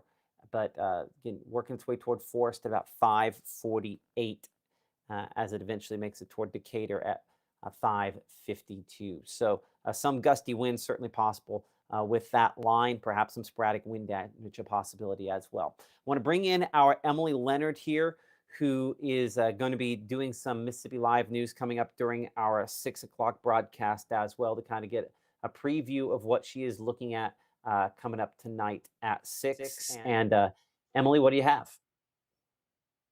So coming up at 6, feeling a little zen. I think we all could use that after a couple of days of storms and just trying to get back into the groove of things. ICC Fulton opening up a couple rooms for that reason, just to give people a bit of a break. We'll talk about that coming up at 6. Also at 6, some upgrades to part of the Monroe County landfill, which doesn't sound like a spectacular story, but it means some good things for taxpayers and for county residents. So we'll talk about that coming up at 6. Okay, our Emily Leonard, again, looking forward to that tonight at 6. Wait for me real quick, because I'm doing a timing thing here, checking to see how long you're... Okay, I got a way to get you on a little faster there. We'll have to get that hooked into the system as well. Always trying to optimize, right? Even if it comes with some bumps and bruises. You can hear me okay, right? We fixed that one? Yeah, Okay, I can. good to hear. All good. Okay. And a reminder to everyone at home, again, if you would like to download the app, easy way to do that, iOS, Android. And yes, there is news on there. You scroll down, there's a point in it where it's almost like 2 boxes like this, except for one says video news and the other says video weather. Yep. What do you want me to say? Yep, that's how it works. That's fine. Okay. I figured you might have something to You want me add. to show but... it? Nope, that's fine. No, look. Look, you scroll. Right there. I'm the red Right there. one. And I'm the blue one. There we go. Okay. Yep. Problem solved. Appreciate that. Riveting TV. Our Emily Leonard there reporting. Appreciate it. Okay, let's go ahead and reset things here for a moment. Severe thunderstorm warning does continue for some sections of the area. As we look northward here, our severe thunderstorm warning that was previously in effect for Chickasaw County has been allowed to expire. As is the case for Calhoun County. Still some sporadic development for some folks farther north like that.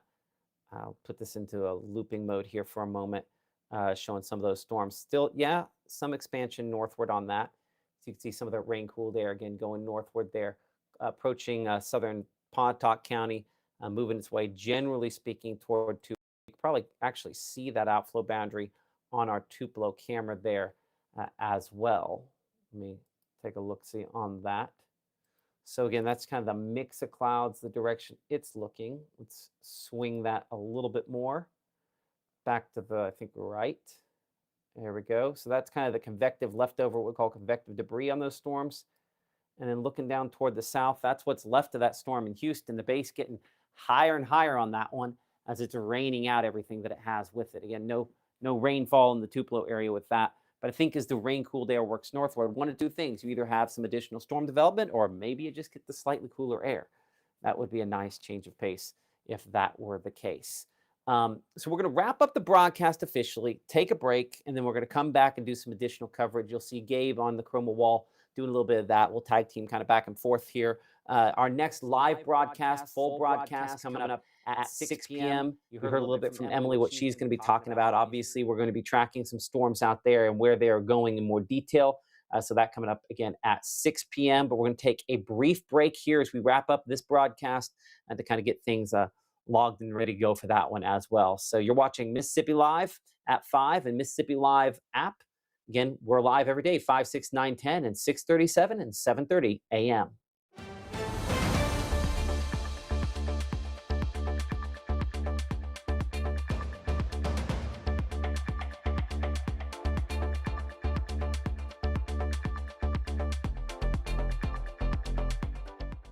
For years, it's been the same formula. If it bleeds, it leads. You deserve better. We are Mississippi Live. We're focused on the stories that matter to you, to your community, to your family, because local matters. We are Mississippi Live. Looking for a place to finally call home? At Tupelo Home Center, we make it easy. From finding the perfect home to making financing a breeze, we'll take care of everything. Your new home is closer than you think. Pre-qualify today at TupeloHomeCenter.com.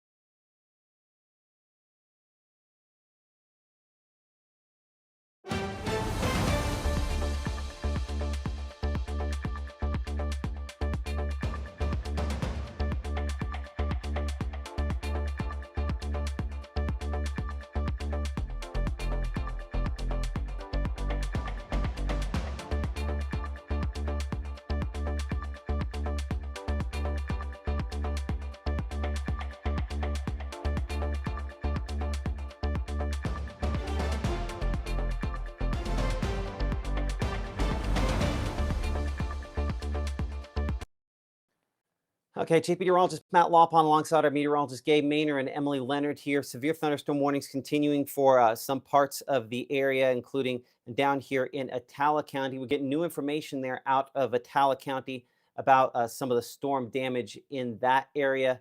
I want to double check with Gabe. Is that the same thing Emily has? And I want to make sure that that is cleared for air. So I'm going to talk to Emily before I talk to Gabe. So Emily, I need you to stand up real quick here so we can talk for a moment here and find out a clarification on that. Trying to get you to stand up and get on camera for a moment, Emily. I am standing up. I am. I can't see Gabe's photo very well from here. That's why I'm looking. Hold on. Is it? No, okay, that's a fine. different picture. No, that's a different picture. It's a different picture. Okay, You can run, Gabe. give us your information though. Okay, so I spoke with an investigator down in Kosciuszko just a few minutes ago, got off the phone with him. And down at the courthouse, a giant tree has fallen over. They've also had some other tree damage around the area as that storm blew through some power lines. Right now, no injuries reported, but yeah, that tree that Gabe is about to show you did a little damage. Okay, so obviously that's not a good situation. Appreciate Emily very much for again sharing with that. So let's talk to Gabe about the picture you've got there. Where's this at? Yeah, a little might be an understatement, Emily, talking about the damage out there in Kosciuszko. The tree, unfortunately, it's always a matter of where the tree falls. And in this case, the tree right outside of the courthouse, you can see the courthouse right there on the square in Kosciuszko, breaking off there at the base due to the strong gusty winds and falling, unfortunately, on someone's truck. Now, based off what I can see there, it does look like everyone was okay, probably walking around the square. But unfortunately, the truck is going to have some cleanup. The tree getting lifted off of it. It does look, I was trying to see there in the distance if that's a crane potentially trying to drag that up so they can pull the truck out. But Matt, it's, you know, trees fall. And we talk about trees falling all the time. It falls across a road or it falls in a yard. And, you know, you always look at that and it's like, oh, praise God, it didn't fall that way. Well, in this case, unfortunately, it did fall the wrong way and did end up on someone's vehicle. Absolutely, unfortunately, with that. We'll talk to you. I'll have you over on Chroma here in a minute. And we'll do some tracking on this as well. But as we bring it back in here again, that was about 440-ish. I think, excuse me, we're at 540. It's about 420-ish, I believe. Well, might as well just click the graphic here. Show you the exact time right there. That had been 422. So we do have a current severe thunderstorm warning in effect there for Attala County until 6:15. Another one, again, southern Attala County until 5:45. I'm interested to see whether or not they choose to extend that because that storm near Joseph and Bulatusha is trying to expand southward there. And then additional thunderstorms that are down south of Carthage and close to Walnut Grove there and expanding down south there toward Philadelphia. Gabe, unfortunately, we continue to have, I think we'll have some of these thunderstorms we're tracking for a bit longer, right? Yeah, unfortunately, the night. Ooh, there we go. Mic's on now. Sorry, we're navigating some things here behind the scenes. Caleb's going to continue to monitor some of your reports, so continue to send in those pictures on the Mississippi Live Weather app, and also navigating those power outages because, as Matt mentioned, more storms are happening, which means more lightning strikes, which means, unfortunately, more power outages are possible. Now, something we've done is click off of lightning strikes, and I think we can pop that up for a brief moment, but it just gets to where it's hard to see the heart of these storms, and so you can't really look into it or dissect it like you can whenever the lightning is off. So don't think there's no lightning happening. We just don't have it on there because it's hard to see beyond those strikes. So as we pop those off once again, you can see how we have plenty of lightning to deal with. I'm going to start north and work my way south. So as we look more towards Attala County, a lot of these storms following that cyclical pattern, unfortunately. And while cleanup crews are there at the square in Kosciuszko, they're dealing with rainfall. So probably going to let that pass, unfortunately, before they can really do those cleanup efforts, as yes, there is a tree down on a vehicle in the square, more surrounding trees down in the area as well. So that severe thunderstorm warning still seeing impacts, and any more of those gusty winds could unfortunately result in some additional damage. So as we see, I want to look at the True Shield Roofing hail swath because we do have some limited potential there. Those building in those last couple of scans, and as we look at the wind, you know, I'm not overly impressed, but as Matt has been mentioning, the downburst potential with these storms, we saw it at Mississippi State, we saw it in Houston, and we're seeing it once again in different locations, and that's there with a few of these storms as well as those tops continue to climb. And speaking of tops, let's look at those storm tops. up to 50,000 feet in Hesterville. You know, I say this and I wish you guys had a voice in the chat to where you could say, Gabe, move. And I would. But sometimes just got to look up to see the positioning. But Hesterville, seeing some of those tops get up to about 50,000 feet there. Hey, there's your voice right there. But as those storms do climb, Matt says it, what goes up must come down, and eventually it will, and it will provide some of those gusty winds as well. Outflow boundary. Yeah, outflow boundary has been the story today, driving these thunderstorm chances, and more as we get into the southern portion of our viewing area, actually into our max south coverage area. That one near Neshoba County, now moving into Newton County, is one to monitor because it does have a little bit more of a defined course. So as we pull it up through our Jackson radar site, got quite a bit of outflows, and let me tell you why each outflow matters. So you have your main outflow there, and I'm going to take this full screen here so that way we can look at this more on a larger scale. So as we see this outflow out ahead of this main storm, you can see how that has really sparked these storms over there south to Philadelphia towards Neshoba County, now trying to move into Newton County. That's what's allowed this to strengthen. But why it's continuing to strengthen is because this storm near Walnut Grove that developed put out another outflow boundary, that rain-cooled air, and that's wrapping around that ring right around the storm. And that ring is unfortunately going directly into this storm right along Highway 15 south to Philadelphia. So that's the one that I would say we need to pay attention to because it has that direct line to energy and potentially increasing in strength. Whereas Walnut Grove, while it looked impressive a little bit earlier on, that has since dissipated out and it's not looking nearly as impressive. And if we put lightning on there, which I think would be worth our while to do so, we can see that that has probably come up as well. Yeah, we're up to 300, 400 strikes over those last couple of scans and really increasing south to Philadelphia. So unfortunately, power outages there in Neshoba County. And Caleb, we do have a tab for that. So do you see numbers adding to what we've already seen? For the Neshoba? For Neshoba? You were just on it a second ago. This one? Not that one. That one's Natchez Trace EPA, the tab you were just on. I'll give you a second to pull that up there behind the scenes. But as we look at it moving into Newton County, that Barfoot area is one to monitor. It's not a ton of movement to it. So we're looking right over Golden Grove along Highway 15. This would be closer to Union. While it did have a little bit of a core earlier on, this might have already peaked in intensity, but at least those echo tops still telling us that this is a pretty tall storm near Golden Grove, 50,000 feet, and the potential for some strong winds to come out of this one as well. Speaking of winds, we put on that wind mode. Barfoot, watch right there how we get right along that outflow boundary, some brighter green showing up, and that's while showing aloft about 30 to 40 miles an hour. Down at the surface, that brief spurt of strong wind, 50, 60 miles an hour, that's where it can be impactful. So if this one starts to collapse, well, then we'll see some of those reports potentially coming in. Speaking of reports, our meteorologist Caleb Edelblut, he joins us with the latest on power outages. Caleb, these numbers continue to pile in there towards Neshoba County, now towards Newton County. You know, what do you have for us as of the very latest? Well, unfortunately, it's exactly that. We're dealing with these outages just continuing to climb as these thunderstorms continue building up on its strength, going up, and then, of course, falling down, and that's where the severe weather always occurs. And so we're dealing with those numbers continuing to climb. In fact, you'll kind of see that kind of briefly refreshed as these are updated pretty much every minute. So seeing quite a few numbers out there getting closer towards Philadelphia, towards Union, towards pretty much the central Mississippi as these thunderstorms continue to move further and further south into the max band region, kind of further into central Mississippi outside of the North Mississippi region. So we're dealing with these outages. In fact, if we were to look at Mississippi as a whole, and if you were here with us at the start of our coverage, I mean, we weren't dealing with this much color on our power outage map. So of course, that continues to be kind of the downside with these thunderstorms. Thankfully, we're not dealing with anything kind of tornadic. That is not the situation today or this evening whatsoever. Take a look at our 4-county EPA for the Golden Triangle region. You guys have seen some of these damaging winds, especially on campus like Gabe was just mentioning. We could see quite a few kind of just south of the Golden Triangle region into Noxubee County, 275 just on the county line between Noxubee and Winston, 48, 83, 210 just west of the Alabama state line. So still seeing significant numbers continue to climb. We can actually check out our Natchez Trace EPA as well. And I will say there has been a positive with these outages, although we are still looking at a whole lot of color. Notice that this purple pink color, not quite as widespread as what it was. We were talking about 1,257. we're now down to 312. So a significant decrease on those power outages being reported out there towards Calhoun County, the northern portions of Webster, kind of right along the county line. So we are starting to see some of those numbers continue to decrease, but unfortunately, as these thunderstorms continue, we're still going to keep our eyes monitoring those power outages and hopefully not seeing too many more climb up.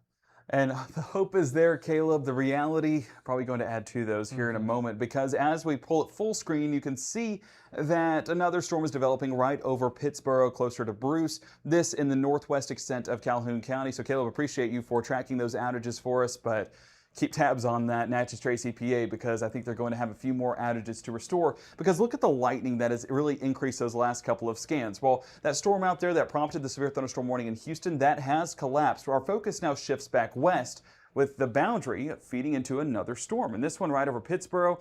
In fact, the movement on this, I'm not even going to put a track on it because I've not seen much movement to this at all. We're going to pull up that Pittsboro camera, and then we're really going to dissect this storm, because I think this may be our next storm to watch heading into our 6 o'clock hour here in the next few moments. So this is Pittsboro. You can see the downpour there in the distance. That's probably looking the right direction, but with the activity that we've had, I want to make sure that we're looking at that right storm. Yes, this is directly into that heavy downpour. You can see some of that transpiration there on the forest beneath that Pittsboro camera. So plenty of moisture in the air, but also moisture coming down from the sky, and that's that heavy downpour. And the fact that you can't see all the way through it shows how dense that rainfall is and how much of a downpour it'll be over those next few moments. Now, rainfall rates do continue to climb. That one in particular prompting concern, just with what we're watching here behind the scenes, for maybe some isolated flash flooding, those rainfall rates in the heavy category and into the extreme in spots, and that does add to some of those rainfall totals.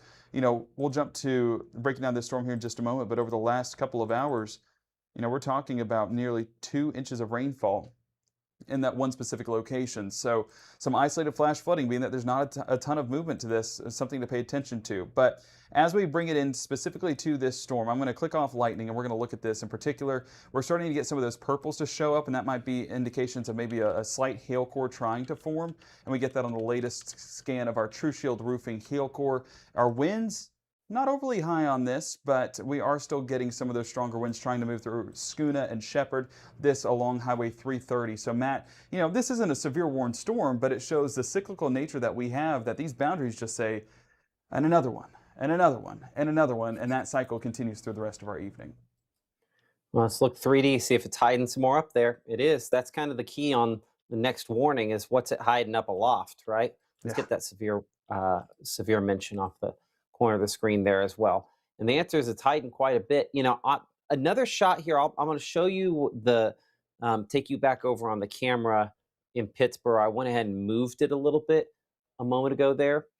And I think this does a better job of showing kind of the entire precip core there as well. You can kind of see the sun kind of illuminating it, sort of the white, I guess, white sort of light coming in there as you get the rays coming in. But that's looking right into that other heavy storm. It's a little bit west of town and northwest of Pittsboro. I guess that'd be southwest of Bruce, where that one is as well. The thing we need to do is actually, and I don't know if I have a good way. Yeah, hold on. So you can, let me move it. Hold on here. So this is northwest and north. Let me scratch that. That was west. This is north. And so kind of like what we had watched happen in Houston, this one's got a lot of wind starting to come out of this one as well. Notice it almost looks like the exact same shot we had there in Houston, as you have all the heavy precipitation coming down. That darker gray that you see right there, that is the wind kind of spilling out from it as it hits the ground and then goes out. So not inconceivable that this one could at some point here attempt to produce a wind damage and prompt a warning in its own right. That's what it was. We were zoomed in a little bit. I think we're as far out as we can go on this. So I'll look across this storm here, back toward the east a little bit. So that is looking, generally speaking, that's pretty much directly northwest there. So kind of looking from where we're at here, closer to Bruce, that direction there. So that's the heavy precipitation falling down and into this storm here. A lot of gusty wind probably going to come, and it's not inconceivable this one could end up being our next severe thunderstorm warning. Hopefully it's not the case, but considering the sporadic reports of wind damage that we have had today, wouldn't it all be shocking to see another one of those issued because of this. Back over to Mama Justice Doppler radar and the latest look at that here. Again, that storm taller there toward the Bruce area. Adjust the monitor here behind the scenes. And tall is important. Height in this case, not just something good in basketball, but something bad when it comes to precipitation of thunderstorm. Let's see if that'll let me slice it and dice it. Nope. I don't know if I'm having an issue behind the scenes if someone's clicking on that, or if it's just not. Slice. Nope. Try one more time here. And then I need somebody else to slice. I need somebody to slice this, please, because for whatever reason, it's not letting me slice it. So I need one of you guys to hit that, if you could, please. Just slice from, okay, but you can use that button too. Okay, it's not going to go. And we're just going to say it's fine that it's not going. But you can generally get an idea of about how high I would, as we kind of cut into it here.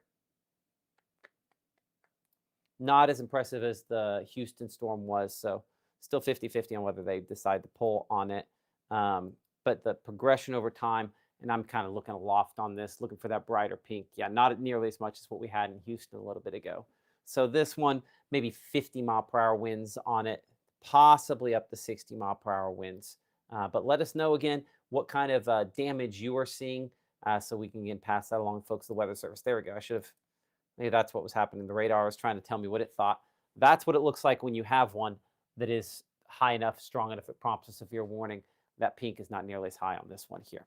Let's go wide and reset here for a moment. Current time is 5:55. I'm Chief Meteorologist Matt Lawpon alongside our meteorologists Gabe Maynor and Caleb Edelblut, as we are tracking thunderstorms that have prompted severe thunderstorm warnings. Numerous of those still ongoing out, in particular for Holmes, for Carroll, Southern Montgomery, Atala County, where unfortunately we've had multiple reports of some damage. I'm going to look to Emily to see if she'll give me a nod there on whether or not we're going to be able to get that video at some point a little later on this evening here. You mentioned that there was some video from down there in Atala County. I'm looking thumb up, thumbs down on that, on whether or not we're going to have that at 6. Okay, does not look like we're going to. We're going to have to, there's some blurring, some stuff that we've got to figure out. So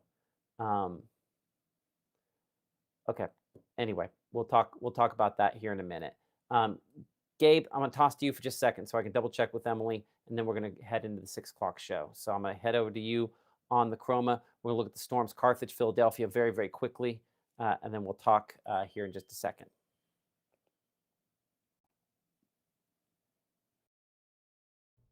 Appreciate that, Matt. And yes, Carthage and Philadelphia, one to pay attention to, really, I mean, south of Philadelphia there, where we're getting a little bit more of that hail core. You know, one of the things that we did talk about was how it had an inflow of energy directly into that storm. And so as we look at the latest there, I'm going to take it back to our regular reflectivity mode, and we're going to put this on a 1-hour loop, because you can see how that develops south of Philadelphia and it continues to expand along that outflow boundary. I mean, I can see why the severe thunderstorm warning was issued, but what I'm hoping is that these outflow boundaries are starting to get out ahead of the storm, making this outflow dominant, meaning this storm will eventually collapse. The only thing is, once it collapses, strong winds are output from it. But we will see kind of a diminishing in the strength of that storm. In fact, looking at the overall coverage there, up towards Kosciuszko, sorry, just looking at some things on the overall picture, up towards Kosciuszko, we do see some of that additional development, and it is outputting some more outflow boundaries that are going to be overhead on these storms south of Philadelphia, southeast of Carthage. So these potentially increasing in strength. I know we just talked about that one south of Philadelphia. That was just looking at these 2 outflow boundaries, but with more on the way, that could allow some additional lift for these storms to perhaps go into another level of producing maybe some hail, or maybe some of those stronger winds. That True Shield Roofing hail swath, we did get some of those darker purples, but not all the way into probable. We were still possible, but we were at least trending more in that direction, meaning that these storms were at least trying to get a little bit more intense. Now, looking at storm tops, Golden Grove still putting out at about 50,000 feet on those storm tops, so we'll have to watch that as it moves towards Newton County. Speaking of, let's do one last storm track, and then we'll start our 6 o'clock show here shortly. But these don't have a ton of movement to it. Actually, let me, before we get this going, put on the latest scan. And as we drag this out, I'm going to go right along this outflow because that's where these storms have sparked and these storms will continue to move on through. And you see a few towns listed in there. It's not fast. Little Rock by 5:59, Lucerne by 6:06, Stratton 6:07, Hubbard by 6:11, Wiggins 6:17, Duffy 6:30, and I'm not going beyond that because these do enter those cyclical patterns where they intensify, they weaken, they intensify, and they weaken, and then, by then, 30 minutes from now, it's going to be a completely different story. So that's what we're looking at ahead of these storms. So Matt, as we start our 6 o'clock broadcast, it is going to be one that continues to be stormy. But we're hopeful that those reports continue to remain minimal. If you have any of those reports, send it in through the Mississippi Live Weather app. But coming up at 6 o'clock, more news and weather on the way. Okay, and again, we'll get that going here in just a second. And for those reports, again, you can share those with us, iOS and Android devices. Certainly, it makes a difference on being able to help the Weather Service to know what is next. Mississippi Live at 6 starts right now. Some things just go together. Like friends and good vibes. The perfect ribeye with a Caribbean twist. Shrimp tacos and a hint of lime. Unwinding after work. Dinner with the family. Or date night with someone special. Do you want it neat or on the rocks? Mozzarella or pepper jack? Whatever you choose. Whoever you're with. We'll be here. Because we know together tastes better.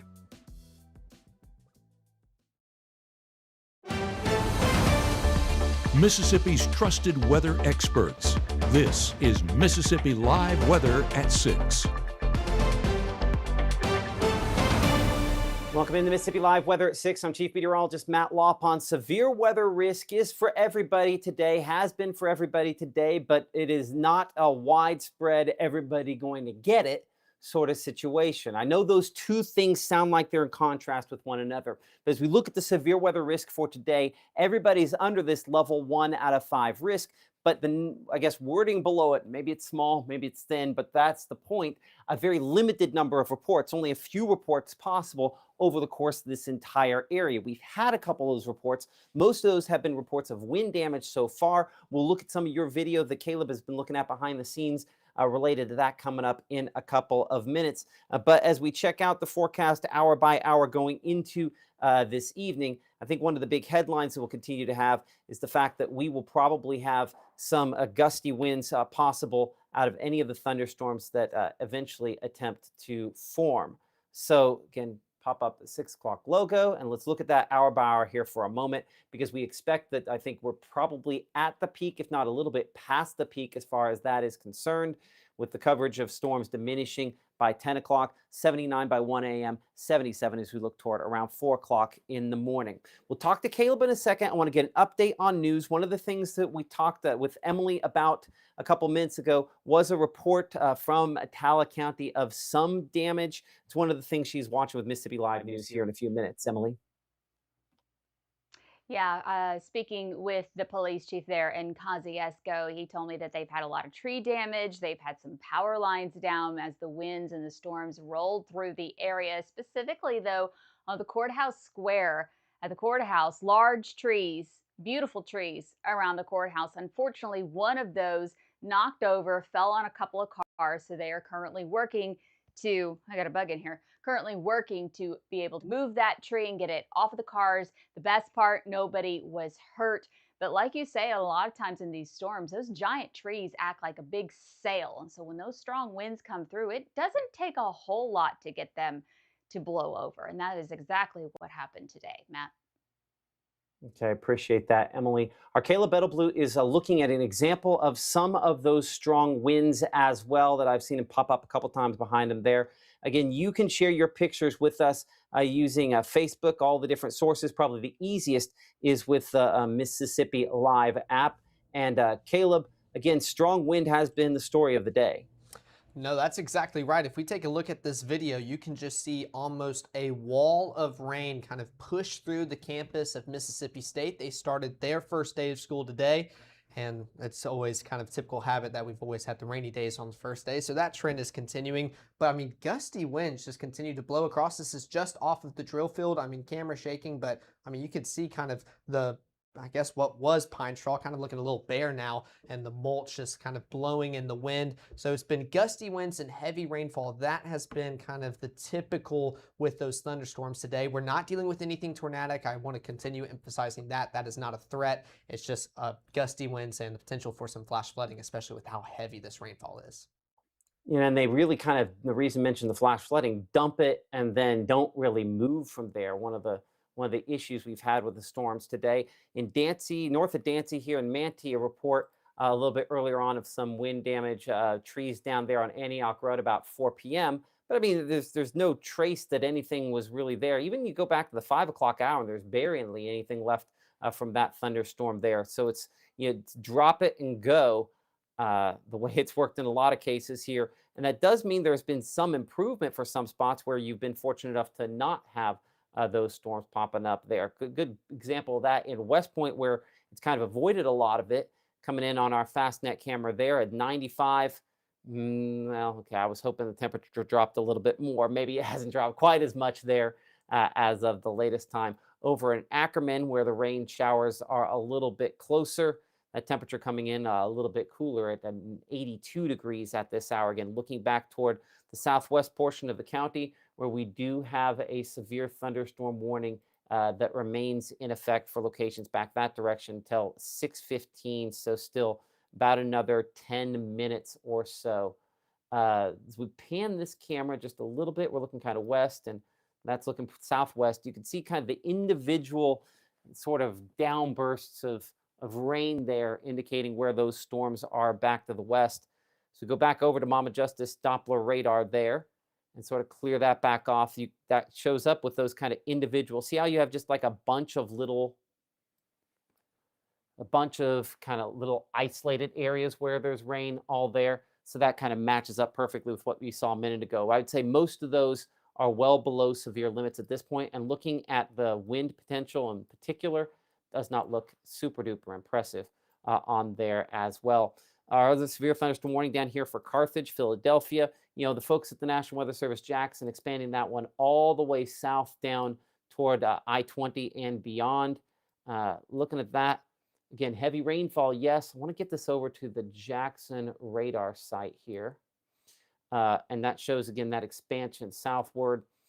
There's a lot of green going on here. That's largely bugs. They're getting caught up in the rain-cooled air. That's what's kind of reflecting back. But you can see that's continuing to march southward. So along the leading edge of that could still have maybe some 50 to 60 mile per hour winds.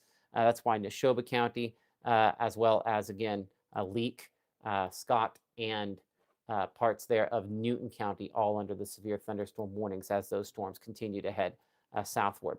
We have not mentioned the Delta much today. We've had some spotty showers and thunderstorms there, and we've continued to have some expansion back to the north and west. And that's one of the main things that you guys have commented on multiple times here is the fact that, you know, these storms are, you know, going different places. What about Water Valley? I see your question there, Michelle, and that's what we're going to address here as we look toward Water Valley. And so on Mama Justice Doppler radar, kind of bring that in toward Water Valley, we have a few isolated storms. Again, that's part of what we had in Calhoun County. We were looking at that Pittsburgh camera a little bit ago. Put this into motion, make this a 1 hour loop. And the rain-cooled air kind of on the edge of this expanding toward you in Water Valley. So we expect we'll have additional showers and thunderstorms trying to pop up near you as well. Let's see if I can click that off. There we go. No severe thunderstorm warnings with these. And at some point, again, the clock is ticking. We're going to run out of fuel for these to sort of work off of, and they will start to weaken a bit more. So let's go back to the wide shot here and kind of talk this through as we go through this evening. So expecting to have some spotty storms continuing again the next couple of hours, and some expansion back to the north and west. That's going to advance for me, please. There we go. And so looking ahead for this evening, one of the factors that's kind of helped in the storm development has been the fact that we've, you know, generally had this kind of boundary that storms have kind of back-built off of, and you can see kind of the shear blowing the clouds off of this as well. This front that we have up to the north, again, a sign that we're south of that, so we're humid, we're hot, and despite heat being the #1 weather-related killer, this is the first time I'm mentioning it in this broadcast, which is kind of a shame on me situation on that, because clearly it remains hot and dangerously so. So Futurecast, next couple of hours here, still has some isolated storms out there. We go on the wider shot to show you that up here in the Tennessee, up in the Arkansas and Tennessee, there'll be some thunderstorms tonight. Still also could be strong to severe. You can see a lot more red up on those up closer to that frontal boundary. Those do get close up here to Memphis and up there close to the Tennessee state line. Could potentially have a couple of wind damage reports out of that as we look toward tomorrow morning, but not expected to have a lot of those around. So as we look ahead here on the hour-by-hour forecast over the first next 24 hours, we'll continue to have at least some isolated chances for some rain chances early. I think the more widespread rain chances arrive as we head toward afternoon, 30 to maybe 40% coverage, highs into the mid-90s. A little bit of a shift to the northwest with some slightly cooler, slightly drier air trying to sag in with this. That's one of the things we are hoping to get at least brief help from, but I think we're still going to have those heat advisories for a lot of spots. We'll look at that in more detail coming up here in a couple minutes, but 60 seconds away, it's Mississippi Live News with our Emily Leonard. Nope, it's not Wasp Apocalypse, which I do not know why the wasps. Hey, if somebody could tell me in the comments, I would love to know in the comments why wasps love these cameras. There's gotta be a super simple explanation why. I don't know, but they've got them all over them all the time. Anyway, we won't have that answer 60 seconds from now, but Emily Leonard is going to answer a lot of other questions as Mississippi Live continues right after this. Looking for a place to finally call home? At Tupelo Home Center, we make it easy. From finding the perfect home to making financing a breeze, we'll take care of everything. Your new home is closer than you think. Pre-qualify today at TupeloHomeCenter.com. For years, it's been the same formula.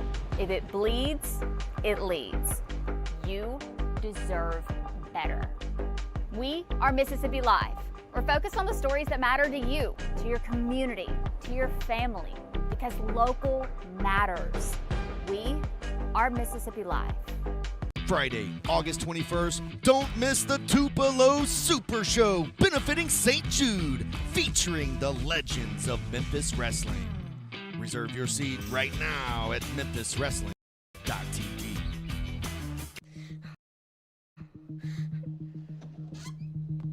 I think I heard Mama.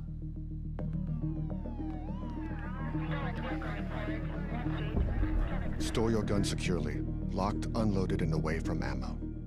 This portion of Mississippi Live Weather is presented by Little's Jewelers.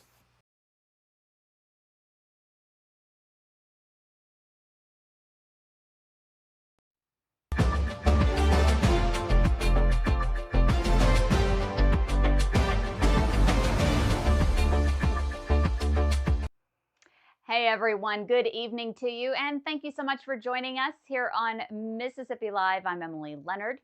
Lower score, bigger savings. Northridge subdivision just got a better fire rating. Lee County Emergency Services Director Mark Flanagan says the area went from a class 10, essentially ungraded, and went all the way down to a class 7. That's a big jump. And that means residents who live there could see their insurance costs drop anywhere from 25% to 30%. And that's a lot. Flanagan says 2 more county districts are still rated class 10. He expects those to improve as well. One side effect, though, remember the brown water from the North Lee Water Association? Well, that low water pressure caused that discoloration, but North Lee Water Association has since flushed those lines. Monroe County's trash transfer station is getting bigger and it's getting stronger, so hopefully it'll last a lot longer. A $2.3 million refurbishing project set to wrap up this week, paid for through state and federal funds. Taxpayers, you guys did not pay for this. The floor space nearly doubling what it was, giving the crews more room to handle the trash before it gets shipped off to the regional landfill in Pontotoc. Officials say the upgrade saves on fuel and it saves on manpower, letting one 18-wheeler haul what used to take multiple smaller trucks more trips.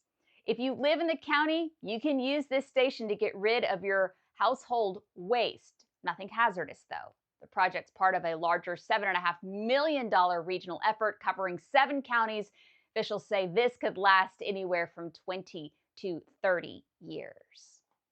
2 wellness rooms are now available for students and staff at Itawamba Community College. Breathe. Can you feel it? They're in the John Krubaugh Educational Building on the Fulton campus, with more planned for the Tupelo campus. And as you can see, they're very zen. One room focusing on relaxation and sensory support with zero gravity chairs, weighted blankets, and noise-canceling headphones. The other promotes mindfulness through journaling, puzzles, and Zen gardens. Those never make me very sane, but maybe they do for some people. They say the goal, though, is really simple, just supporting mental well-being so the students and the employees can have success, both personally and academically. The rooms are open now to the current students and ICC employees.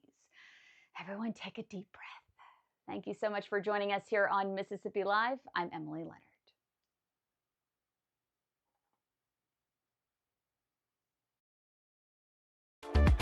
Right now, from the Mississippi Live Weather Center, here's Mississippi's Chief Meteorologist, Matt Lobhon. You're watching Mississippi Live here at 6. I'm Chief Meteorologist Matt Lobhon. Despite what that lower third says, not Emily Leonard. There we go. That's my information. Appreciate her again for all the hard work she's been doing on news today. You can see our warning there in parts of Kosciuszko, stretching southern Montgomery County here back into what we got here, Carroll County as well. This is rather unimpressive in the last 20 minutes. This has gone on the downswing there for a lot of spots. So getting a little bit weaker and hopefully improving things somewhat. But there are some power outages continuing to show up there. Our Caleb Edelblut has been tracking those back in our Tupelo studios with more. Caleb? Yes, unfortunately, we're still dealing with power outages. Atala County comes in, unfortunately, the most impressive in a bad way, and that's with over 1,000 outages, so they're up to 15% of the county out of power, and most of those are coming out of our central EPA, where they're dealing with quite a few outages. 341 you can see here, the most prominent just north of Kosciuszko. You see another batch of 84 further on south along the county line, 3256. So dealing with quite a few outages. We can also look at Entergy. This is another company that carries for Atala County, and you can see kind of this, honestly, entire neighborhood kind of cluster out of power with this purple icon showing that this is one of the latest ones to develop. But dealing with some of these outages, so 21 customers affected with that symbol here. You can see 6 outages affecting 335 customers in the most southwestern portion of the county. So Atala continues to be hit the hardest. We can also take a look back here towards our Natchez Trace EPA. I know this was one that Gabe was taking a look at a lot earlier. We're starting to see less color. That continues to be a positive as you guys were dealing with some of those stronger thunderstorms, even some more kind of popping up within the past few minutes, not quite reaching that severe criteria. But thankfully, we are starting to see some of those outages kind of on the decline as we head into the evening. And if we wanted to kind of get specifics here, we're down to 312, which I think that was unfortunately the last number that we had within that specific outage area, but we don't have that yellow kind of showing the 50 to 99 customers affected anymore. If we were to highlight the red, that's around 210. And these teal areas, let's see if I can do it without looking at the monitor, 41, this is just a little bit easier, 18, and then 37. So you guys still dealing with some outages, but I know the EPAs, they're already out and about getting that back on for you guys. Another area I want to highlight really quick, Noxubee County, you guys really dealing with some of those outages. I know some of you guys have been commenting about it in the comments, just letting us know that that thunder has been rumbling and when that power has gotten knocked out, and we actually just saw some of those icons disappear. So that's what we're really wanting to see throughout the rest of the evening as these outages can hopefully start decreasing more and more. We're not seeing more kind of go offline, especially as that sun continues to set and that fuel starts to get kind of eaten up by more of these storms and just cut off once we get that daytime heating out of here. Absolutely. Appreciate that. That's what we want. I mean, we need the rain, but I think we don't want everything else that goes with it. Our meteorologist, Caleb Edelblut, there in our downtown Tupelo studios reporting. So Winona, again, some showers close to you there. Water Valley, we talked about earlier. Strongest, though, here south of Carthage, south of Decatur. Again, this grouping, the actual storms themselves, kind of moving from the northwest back toward the south and east there. A lot of heavy rainfall, some lightning to go along with those as well for some of those spots. And then another one popping up close to the forest there. Some of our cameras down here. We'll check out the forest camera, and then we'll look up Philadelphia and Carthage here for a brief moment. These, again, partnered with our folks there at Max South Broadband on some of their towers down there. 99, the heat index, that feels like temperature there in Forest, still awaiting that thunderstorm getting a little bit closer there. Philadelphia, it's kind of the leftover stuff like a lot of folks have seen there. 81 the temperature. Man, I would definitely tag in on that. And then Carthage coming in right now at 81 degrees, feels like 88 as well. Back over on Mama Justice Doppler radar, you know, these storms there, as I check our True Shield roofing hail threat, not over the top, not overly impressive. And I'd say that kind of qualifies for everything. This is down a lot more over the last few hours. You will notice some of the tree sort of icons here, a sign of where we've had some of the wind damage reports. If you have more to submit with us, you can use the Mississippi Live app. Probably the best way to do that. Weather Service can see that right away if you send it in the app as well. And we'll expand, there we go. Last scan, you can kind of also see there's that rain cool there expanding up into Tupelo, Pontotoc locations northward with that as well as that gradually kind of moves on out of here. So we're past the peak of storms, and it'll start going down a little bit more from this point forward. So hour by hour forecast on our day planner here, continuing to show, again, some spotty chances for some isolated storms next couple of hours. 81, that temperature on the average by 11. 79 is looked toward around 2 o'clock in the morning. So the weekend forecast, expecting us to be probably a 95 for the high on Saturday, 94 Sunday. I think we're still going to have maybe a limited chance for a couple of showers and thunderstorms. First part of the weekend, drier air starting to move in. So that chance for rainfall hopefully diminishing. So, I mean, I can't rule out storms, but certainly the next couple of days where they are more likely. And those mid-90s, drier heat is eventually on the way. And we'll talk about that with Gabe coming up here, Gabe and Caleb, in a few minutes. So on Futurecast, again, those spotty storms, pretty decent positioning here on where it has a few of those out there. You'll notice by 7 o'clock, still a few, but even by 8 o'clock, how a lot of those go away. Again, losing the heating of the day, sun going down. That's the reason that's the case. Midnight, after that, we're in good shape as well. 2, 3 o'clock in the morning, though, a few storms up to Tennessee, up not that far north of the Tennessee state line, and not impossible. These have a couple of strong wind gusts as well with them. 76 that low in New Albany, be 78 degrees in Holly Springs, 79 Cleveland, 75 degrees Kosciuszko, Louisville, Eupora also coming in at about 75 degrees, and what are kind of some partly cloudy skies. So after starting off in the middle 70s, we're going to make our way into the mid 90s by afternoon. Additional thunderstorms possible tomorrow, 30, maybe 40% coverage on our IMPC school bus forecast. So don't be shocked if most of us don't have it, but some of us will be picking the kids up in rain and in some cases storms. I want to emphasize that we are not talking about a tornado threat out of this for our area, thankfully. So front, you can kind of see the offshoots of that, kind of a boundary of sort of a rain development kind of running just a little ahead of our front there, depicted here on Futurecast. So bring it back in a little closer to show that front. It's not a big contrast in temperatures, but just a little bit cooler behind that. At 3 o'clock, we have a couple, like what we depict there over top of Tupelo. Notice we have a few more by 4 p.m., 5 to 6 o'clock. It's not an everybody thing, and this is a much lower quantity than what we showed you at 5, as models are kind of catching up here. A few more into Arkansas at that point that could eventually cross the state line. So high temperatures tomorrow, somewhere in the neighborhood of the upper 90s to near 100. Best case scenario, maybe some lower 90s, but in most spots never feel anywhere near that cool. We're again 103 to 105 for the heat index. Dangerous heat. You know, I did a live hit for Fox Weather earlier today talking about the heat with Haley Meyer, Stormy Meyer, that used to be on with us over at the TV station. And we were just talking about, you know, how blisteringly hot it is, and honestly, how it's easy to get lackadaisical about it. When you hear about it every day, it's like, I get it, it's hot. But here's the deal, that heat injury risk remains extreme in the Delta for your Thursday, sporadically extreme across North Mississippi, a little bit of a reprieve near the Tennessee state line.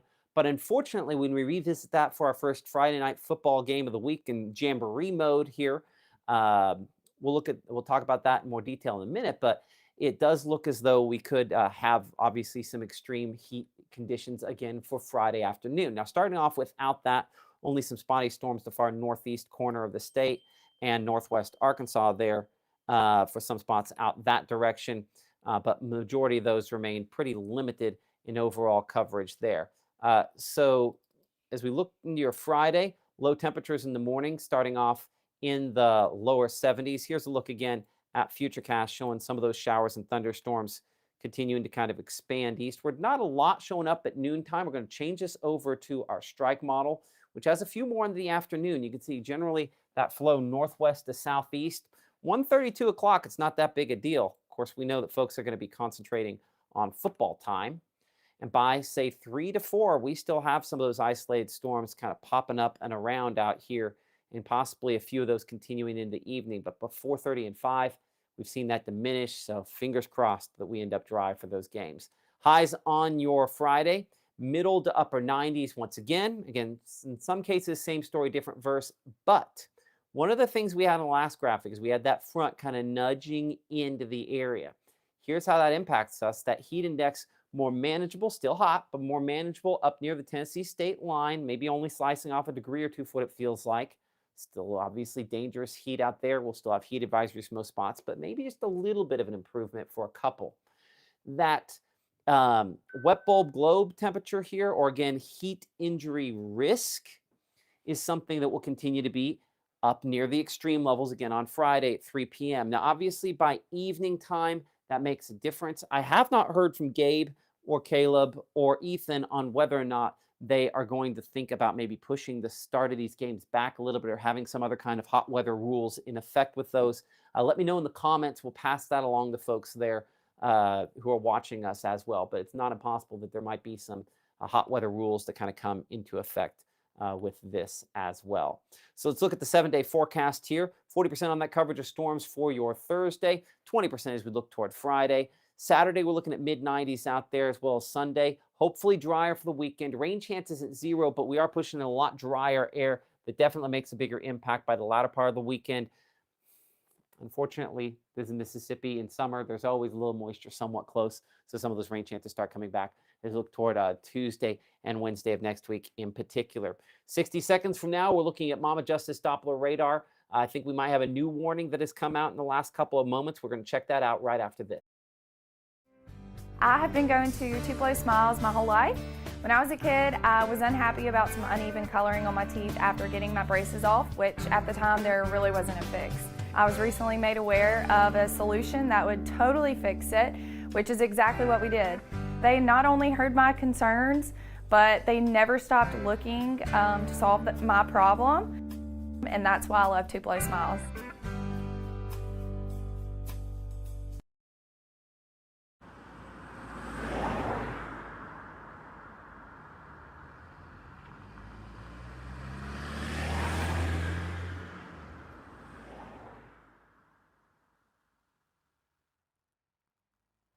For years, it's been the same formula.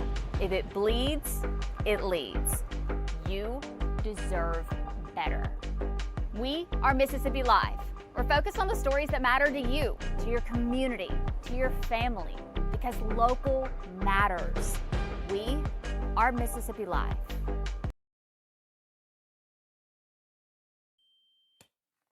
So new severe thunderstorm warning issued here just on the really southern fringe of the area we cover. I don't know that we're going to necessarily go nonstop on this here, but we do have that, again, south of I-20. Again, all of the traditional coverage area, really the northern portion here, no warnings, and it's unlikely we'll see additional that come out for you. I'll look at about the only spot that maybe I can make an argument here.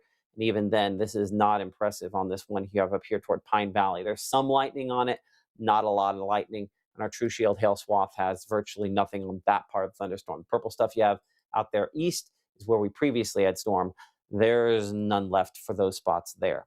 So as we slide southward here, again, we're looking south toward Forest and locations down to the west of Bay Springs. That's where these storms are a little bit stronger. Using the 3D version here of Mama Justice Doppler radar. Let me check. I think this is Survey says, I don't know why that's not behaving right today. That, for one reason or another, that is not playing along. So we're just going to go the backward way to do it. Seems to have worked. And these are not nearly as tall. I'll switch it down to our radar down from Jackson just in case. Yeah, I mean, there's some spots down here again where we could get some damaging wind, but we're looking all the way down to practically Laurel there as well. And in these cases, I think damaging wind remains the main impact. There's no tornado risk out of this, and honestly, not much of a hail risk, all things considered. Checking that True Shield hail swath, not really showing up with a significant number of locations with that. So I'm going to check with Gabe and Caleb here for a moment. I think we'll probably toss down to the studio here for a minute to do a little bit of additional coverage down here. I wonder if I can pull up a 3-box, and I wonder if the 3-box actually has everybody where they're supposed to be. There's almost no way I have the correct 3-box configured here. Got 2 of the 3. Give me a minute, and I'll pull up Gabe at the Chroma. Oh, I might not be able to do that. And we might be stuck with this. I'll worry about that later. Okay, but I'll have Emily in this shot here. So Emily, just so you know, you're in this shot. We're going to pop up here in a second. Just to double check with everybody to see if we can transfer coverage. So Emily, you're going to have to hop up there. There we go. Okay, so any new reports that any of you guys have gotten? I have not gotten any. And you No, just trees down, lines down, Darscape. No. It's a 4-box modified. Yeah. It's 3.5. 3.5. Okay. Well, these new warnings down south. I mean, has there been any? We had Kosciuszko, obviously. Has there been anything down outside of that? Because I haven't seen Jackson really talking about it. They're putting a bunch of things in there, but I have not seen a lot of reports farther south. I have yet to see any. Looking behind the scenes, and even, I mean, you can pull up the pictures real quick to see if we have any more submissions. But no, I think things are trending in the right direction, needless to say, but have not got any confirmed reports just yet. It's just boundaries doing what boundaries do. And I think because they were a little bit more impactful earlier on, they're putting that as a precursor to keep folks safe out ahead of these boundaries.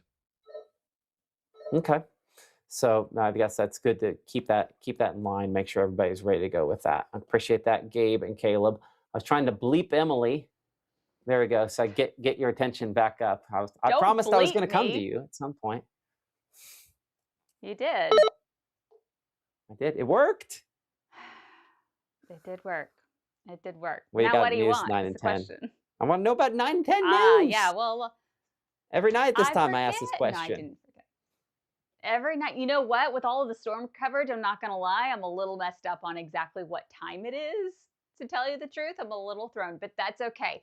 Another expansion announced in Columbus. This time, a very large expansion. Aurora Sciences Space in Flying. They expanded to the tune of like $43 million. A lot of bigwigs down there today. Senator Roger Wicker, the governor, Trent Kelly, they were all down there cutting the ribbon on that. So we'll have that coming up for you a little bit later on.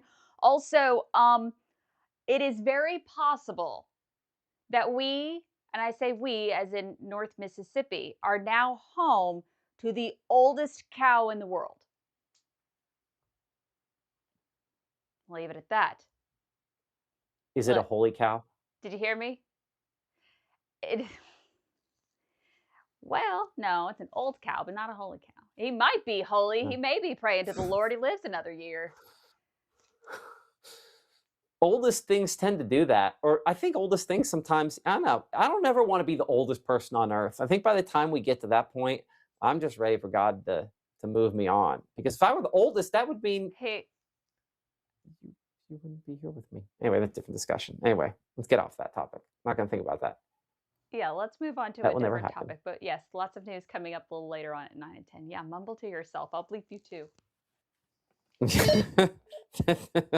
I deserve to be bleeped in that situation. Appreciate that, Emily. Okay, Gabe, let's get off of me because clearly I'm not to be trusted. I was trying not to call her old. We were What can sitting I back here say? in the studio so uncomfortable. It's like, I really hope he doesn't come to me next. Good luck. Oh, joy. Gotta love it.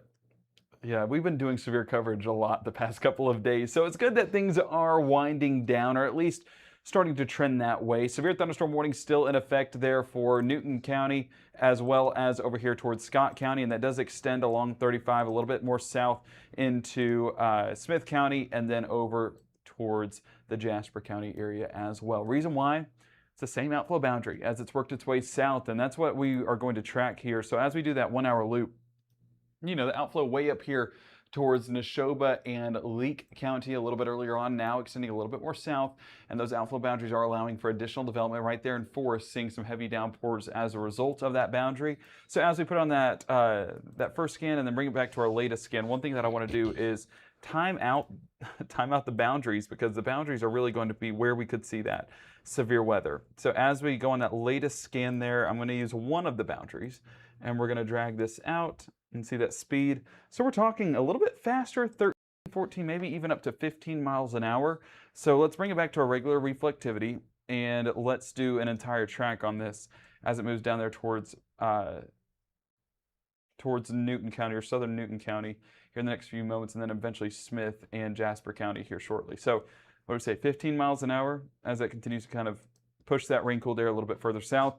We're Liberty by 6:35, Lillian same time frame, Hillsboro 6:36, Calhoun 6:38, Havendale by 6:39, or Havendale, my apologies, Tanglewood 6:42, Forest 6:45, Mount Vernon 6:46, Bartlett 6:48, Sharpsburg by 6:48, and then Vaughn by 6:51. Let's clean this up a little bit. Make sure we get the larger populated locations, just so that way we can make sure we hit every city that we can. Forest 6:45, Canton 7:27, and Morton 7:30. And one of the things that we're tracking here is, while it is the boundary, and we've been saying, well, don't take it past about 30 minutes because it's going to change. With boundaries, those usually hold up pretty well and are pretty consistent as they move south. Now, it does not mean that the entire area between Canton and Morton and down there towards Bay Springs are going to see thunderstorm development, but within that boundary is where that potential lies, and potentially some of those getting on the stronger side as well. So we're right along I-20 with that boundary. So Forest dealing with those heavier downpours. You know, I might have to, no, I don't have to manually pull it up. We have a large enough map to where we can go down to Forest and get a visual on that storm, because it's not too far away. And this would be, yeah, looking right into that storm there. And once again, you see that blinding rainfall. And again, I'm concerned a lot about the blinding rainfall, because this is over I-20 where it's 70 miles an hour between Jackson and Meridian. And so if you're looking to travel this evening, or maybe travel off to any of those midweek services, just be mindful of that and give it some time to pass on through, because we don't want to get caught in the middle of this. And as we track this out, one of the things that I'm going to do for us is measure it. And I want you to see that if we give it just a couple of minutes, give it 3 miles to pass on by. What is this moving? 15 miles an hour, so 60 divided by 5 is roughly 12. So give it about 12 minutes, and this will pass all the way through along I-20, and we'll be good to go. So that's a little something we can look forward to, and there's also some math for your midweek plans. Students, there's your homework. So that's looking in Forest. That's the thunderstorm that's starting to get a little bit more impressive, but even then, if we look at our TruShield roofing hail swath, not getting us an impressive signature on that. And if we look at our wind mode here, it's more impressive along the boundary, not necessarily within this storm. So while a microburst potential is there, I still think we're a bit of a ways from that. I think the National Weather Service putting out this warning because of what these storms have done a little bit earlier on. And speaking of earlier on, let's bring it back to our North Mississippi area. I want to make sure that we're not missing out on anything up here, and we are not. Things continue to look much calmer than where we were a little bit earlier on today. And while the reports are there of some of the wind damage, it is coming down a little bit on the impacts compared to what we saw earlier on. So I do want to pull up a 12-hour rainfall forecast. I'm going to pull off the alerts for a second, because where these storms happen, they really allowed a lot of rainfall to just dump on a large part of North Mississippi. We can see about 2 inches there in northern Natala County, a few spots where you're seeing 2 inches around Calhoun County. That was by the Bentley community. Bruce getting a few as well, and additional rain chances already overhead. Louisville seeing some heavy downpours just east of Meridian. That was a heavy downpour in and of itself. That was up to about 4 inches in spots. So some localized flash flooding, that remains a possibility on top of that severe weather risk getting into tonight and into our Thursday. So be mindful of the forecast. That's why we keep encouraging, download that Mississippi Live weather app. While it was sunny and hot over the weekend and we didn't have to worry about storms at all, we've changed the pattern and things are going to be a little bit more action-packed over the coming days. That day 2 risk encompassing all of North Mississippi and Northwest Alabama, and breaking down those individual risks. Wind and hail going to be the primary threats there. We're not expecting tornadoes, just not exactly in that season, fortunately, but we can see impacts whether the winds are twisting or straight line, and straight line remains a possibility for our Thursday. So as we push it back down south, we can see that severe thunderstorm warning. In fact, we have another outflow boundary. Are you shocked? This one moving close to Highway 49. This would be along Taylorsville and down south just west of Laurel. That's allowing for some of that development to take place. Watch that loop there. So the outflow boundary actually jutting off of this storm down there towards the Laurel area. And as that kind of expands north and northwest, there's your outflow boundary. More outflow boundaries out here towards Mendenhall. These clashing together, trying to provide some additional development once again. So that severe thunderstorm warning, while we're not expecting a ton of reports out of it, it could still see some strengthening over the next couple of scans. Now, Caleb, I know that you've been monitoring power outages. Do you have any updates on those? I do. Okay, let me toss over to you so that way you can tell us a little bit more about that. Yes, I wanted to give an update on power outages. We actually had another update saying that there was a delayed report of power lines down between Moshuleville and Macon, and that was around 3:30 on Highway 14. So still seeing reports come in, but thankfully these are from storms earlier on and not ongoing right now. So if we had to get any reports come in, we'd all appreciate it if that was from earlier and not what's currently ongoing. We don't want to see that. But taking a look at those power outages right now, one of the things I hit at last time was Attala County being hit the hardest, coming in at 15% of the county out. We're at 11.66, so we're already seeing some of you guys' power come back on. EPA is doing a fantastic job, but we're starting to see these outages a little bit more centralized, and that's due to those thunderstorms continuing to dig further and further south, southeast in our viewing area, causing those power outages. So central Mississippi continuing to get hit pretty hard. In fact, we could take a look kind of for you guys out there towards Union, Philadelphia, Kosciuszko, Carthage. I mean, 648 kind of within that, I guess, shaded area. So still seeing these power outages continue to climb, unfortunately, but that's also to be expected with these thunderstorms and just a cyclic nature that they have, and these not downbursts, but potential for some of these gusty winds as it drops everything it has in store. But another good thing that I wanted to point out is this was one we've been monitoring a lot lately. For Noxubee County, you guys have seen quite a few outages and getting closer towards the Macon region. But one thing, and I'll have to move it over here so you guys can see, if we pull up that chart and when we kind of take a look at those outages and those spikes, and especially earlier on this week, I mean, take a look at how they quickly climb, but we start to see you guys come back online pretty quick. So this is not ice storm power outage times whatsoever. In fact, you can already start to see that decline in a good way of those outages becoming less and less frequent, or at least starting to come back online for the 4-county EPA customers. So that continues to be a good sign. 868 are affected right now with 48 total outages. So I'm gonna have to jot that down in my brain to see if next time we come back online, whether or not those continue to decrease. But it continues to be very positive, starting to see that downward trend on outages in general, but also starting to see you guys kind of come back online fairly quickly. So let's go back up towards the Natchez Trace. This is another one that we've been looking at a lot lately. It was pretty colorful. Let me switch this back over so you guys can see what I'm looking at. There we go. We're still talking about, I believe it's 328, 312. There we go. So even better. We're still talking about quite a few outages out there within that kind of purple pink shaded region between Calhoun County and starting to inch into Webster. You can still see these teal shaded regions, which we can go by it outage by outage. We're going 41 in the southwestern portion of Calhoun County, getting closer towards centralized Calhoun County. That's at 18. Out here towards Webster, 37. We weren't talking about that yellow shaded region anymore. Those have come back online. Still 210 out there in Chickasaw County. So we're still dealing with quite a few outages out there. And if we were to come back down towards Attala County for Kosciuszko, you guys have been dealing with quite a few outages. That's one of the ones that we were just starting off on. This is a different provider with those outages. And we can still see, I mean, quite a few shaded regions, or at least kind of red lines with these customers affected. And that is due to these storms continuing to knock some of these powers or outages and kind of continue them. So the good news is we're starting to see you guys come back online. And as these continue to push further and further out of our coverage area, I'm anticipating those numbers to continue climbing back in the positive direction with you guys coming back online pretty quickly. That's always good news, Caleb. In fact, I am going to let you kind of track this out a little bit because I think you're the freshest meteorologist, both looking and in regards to stamina. So might as well come over here for a bit and track out some of these storms, especially as they move through our Max South customers down there in South Mississippi. All right, well, let's continue looking at this. And then I'll make this full screen. That way we can all see over here.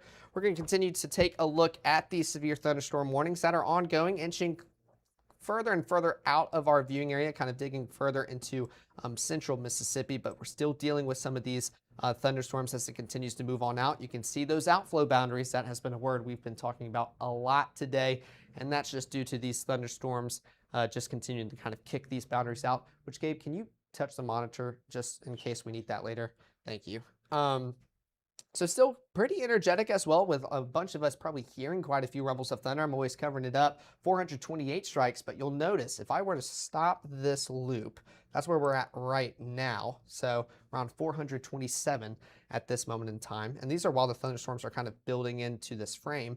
But if we go back to 544, so an hour from now, we were up to 678. So hoping to see that decline continue as far as the energy, the fuel. Of course, we're getting closer and closer towards sunset. That also kind of cuts off the daytime heating. So that continues to be a positive as we get ready for our evening and Wednesday night plans ahead. So let's take a look at our threats here as we continue to kind of see what all these thunderstorms are kicking out besides those boundaries that continues to pop up more and more. We'll keep it on the Jackson radar site. We'll take a look at those threats. Again, we're going to deal with two colors, and that's always a good thing because we don't want to deal with that red one. That would indicate that we have wind shear ongoing in the environment, or would mean that we're dealing with something tornadic. That is not the story whatsoever this evening. We're going to continue to stay a little bit rainy, a little bit rumbly, a little bit windy at times, but we're really not dealing with anything tornadic. And hail, that continues to struggle, but still not off the table just completely. I mean, you could take a look here, just northeast of northwest, excuse me, of Taylorsville. You kind of starts to see some of those darker shades of purple come in. We can zoom in so you guys can get a better look at that between Taylorsville and Bay Springs. So starting to see some kind of darker returns, just showing that the confidence a little bit higher there on this thunderstorm, maybe trying to kick out some hail. But again, they're really going to struggle because especially with the setup we have today, these are heavy rainfall producers. And when we have that much moisture, that many raindrops up there, the hail pretty much melts on its way down to the ground. And with how hot we've been accustomed to it lately, it's not going to last too long once it makes it towards the sidewalk or asphalt or anything that is just toasty down here at the surface. So that continues to be a positive. While we're also zoomed in, we can kind of talk about these lightning strikes. Another kind of cool fact, if you were to zoom in, you can see a difference between the two. We're talking about a bunch of yellow lightning strikes. Those are going to be more common. That's what we hear a bunch, but you can see some blues kind of mixed in. You can see they're kind of just south of Bezer and then just northeast of Taylorsville. Those are positive strikes. So these are lightning bolts that come all the way from the top of a thunderstorm cloud. Remember, we always talk about that vertical development, that warm air rising. Well, these lightning bolts, they come from the very top of a thunderstorm, make it all the way down towards the surface. They're a little bit more, I guess, rare or not as frequent in a thunderstorm. And they can be on the stronger side too. Those are responsible for those loud booms that pretty much rattle the house, or you'll always recognize with the thunderstorm and be like, wow, that was a loud one. Well, those could be some of those positive strikes continue to ring on out. So we're still dealing with quite a few rumbles of thunder as they kind of move closer and closer towards you guys in Taylorsville, pushing further and further south. And again, we can zoom this back out for a majority of North Mississippi here. We are not dealing with any severe thunderstorm warnings at this moment in time. I can move out of the way, that way you guys can see. We continue to deal with a few rumbles. In fact, our total strikes within this frame is around 163, not quite as frequent at what we saw or as what we saw earlier. But we're still dealing with a few heavier downpours, a few rumbles as well, just pretty much east of Highway 55. They're going to continue to push a little bit further south.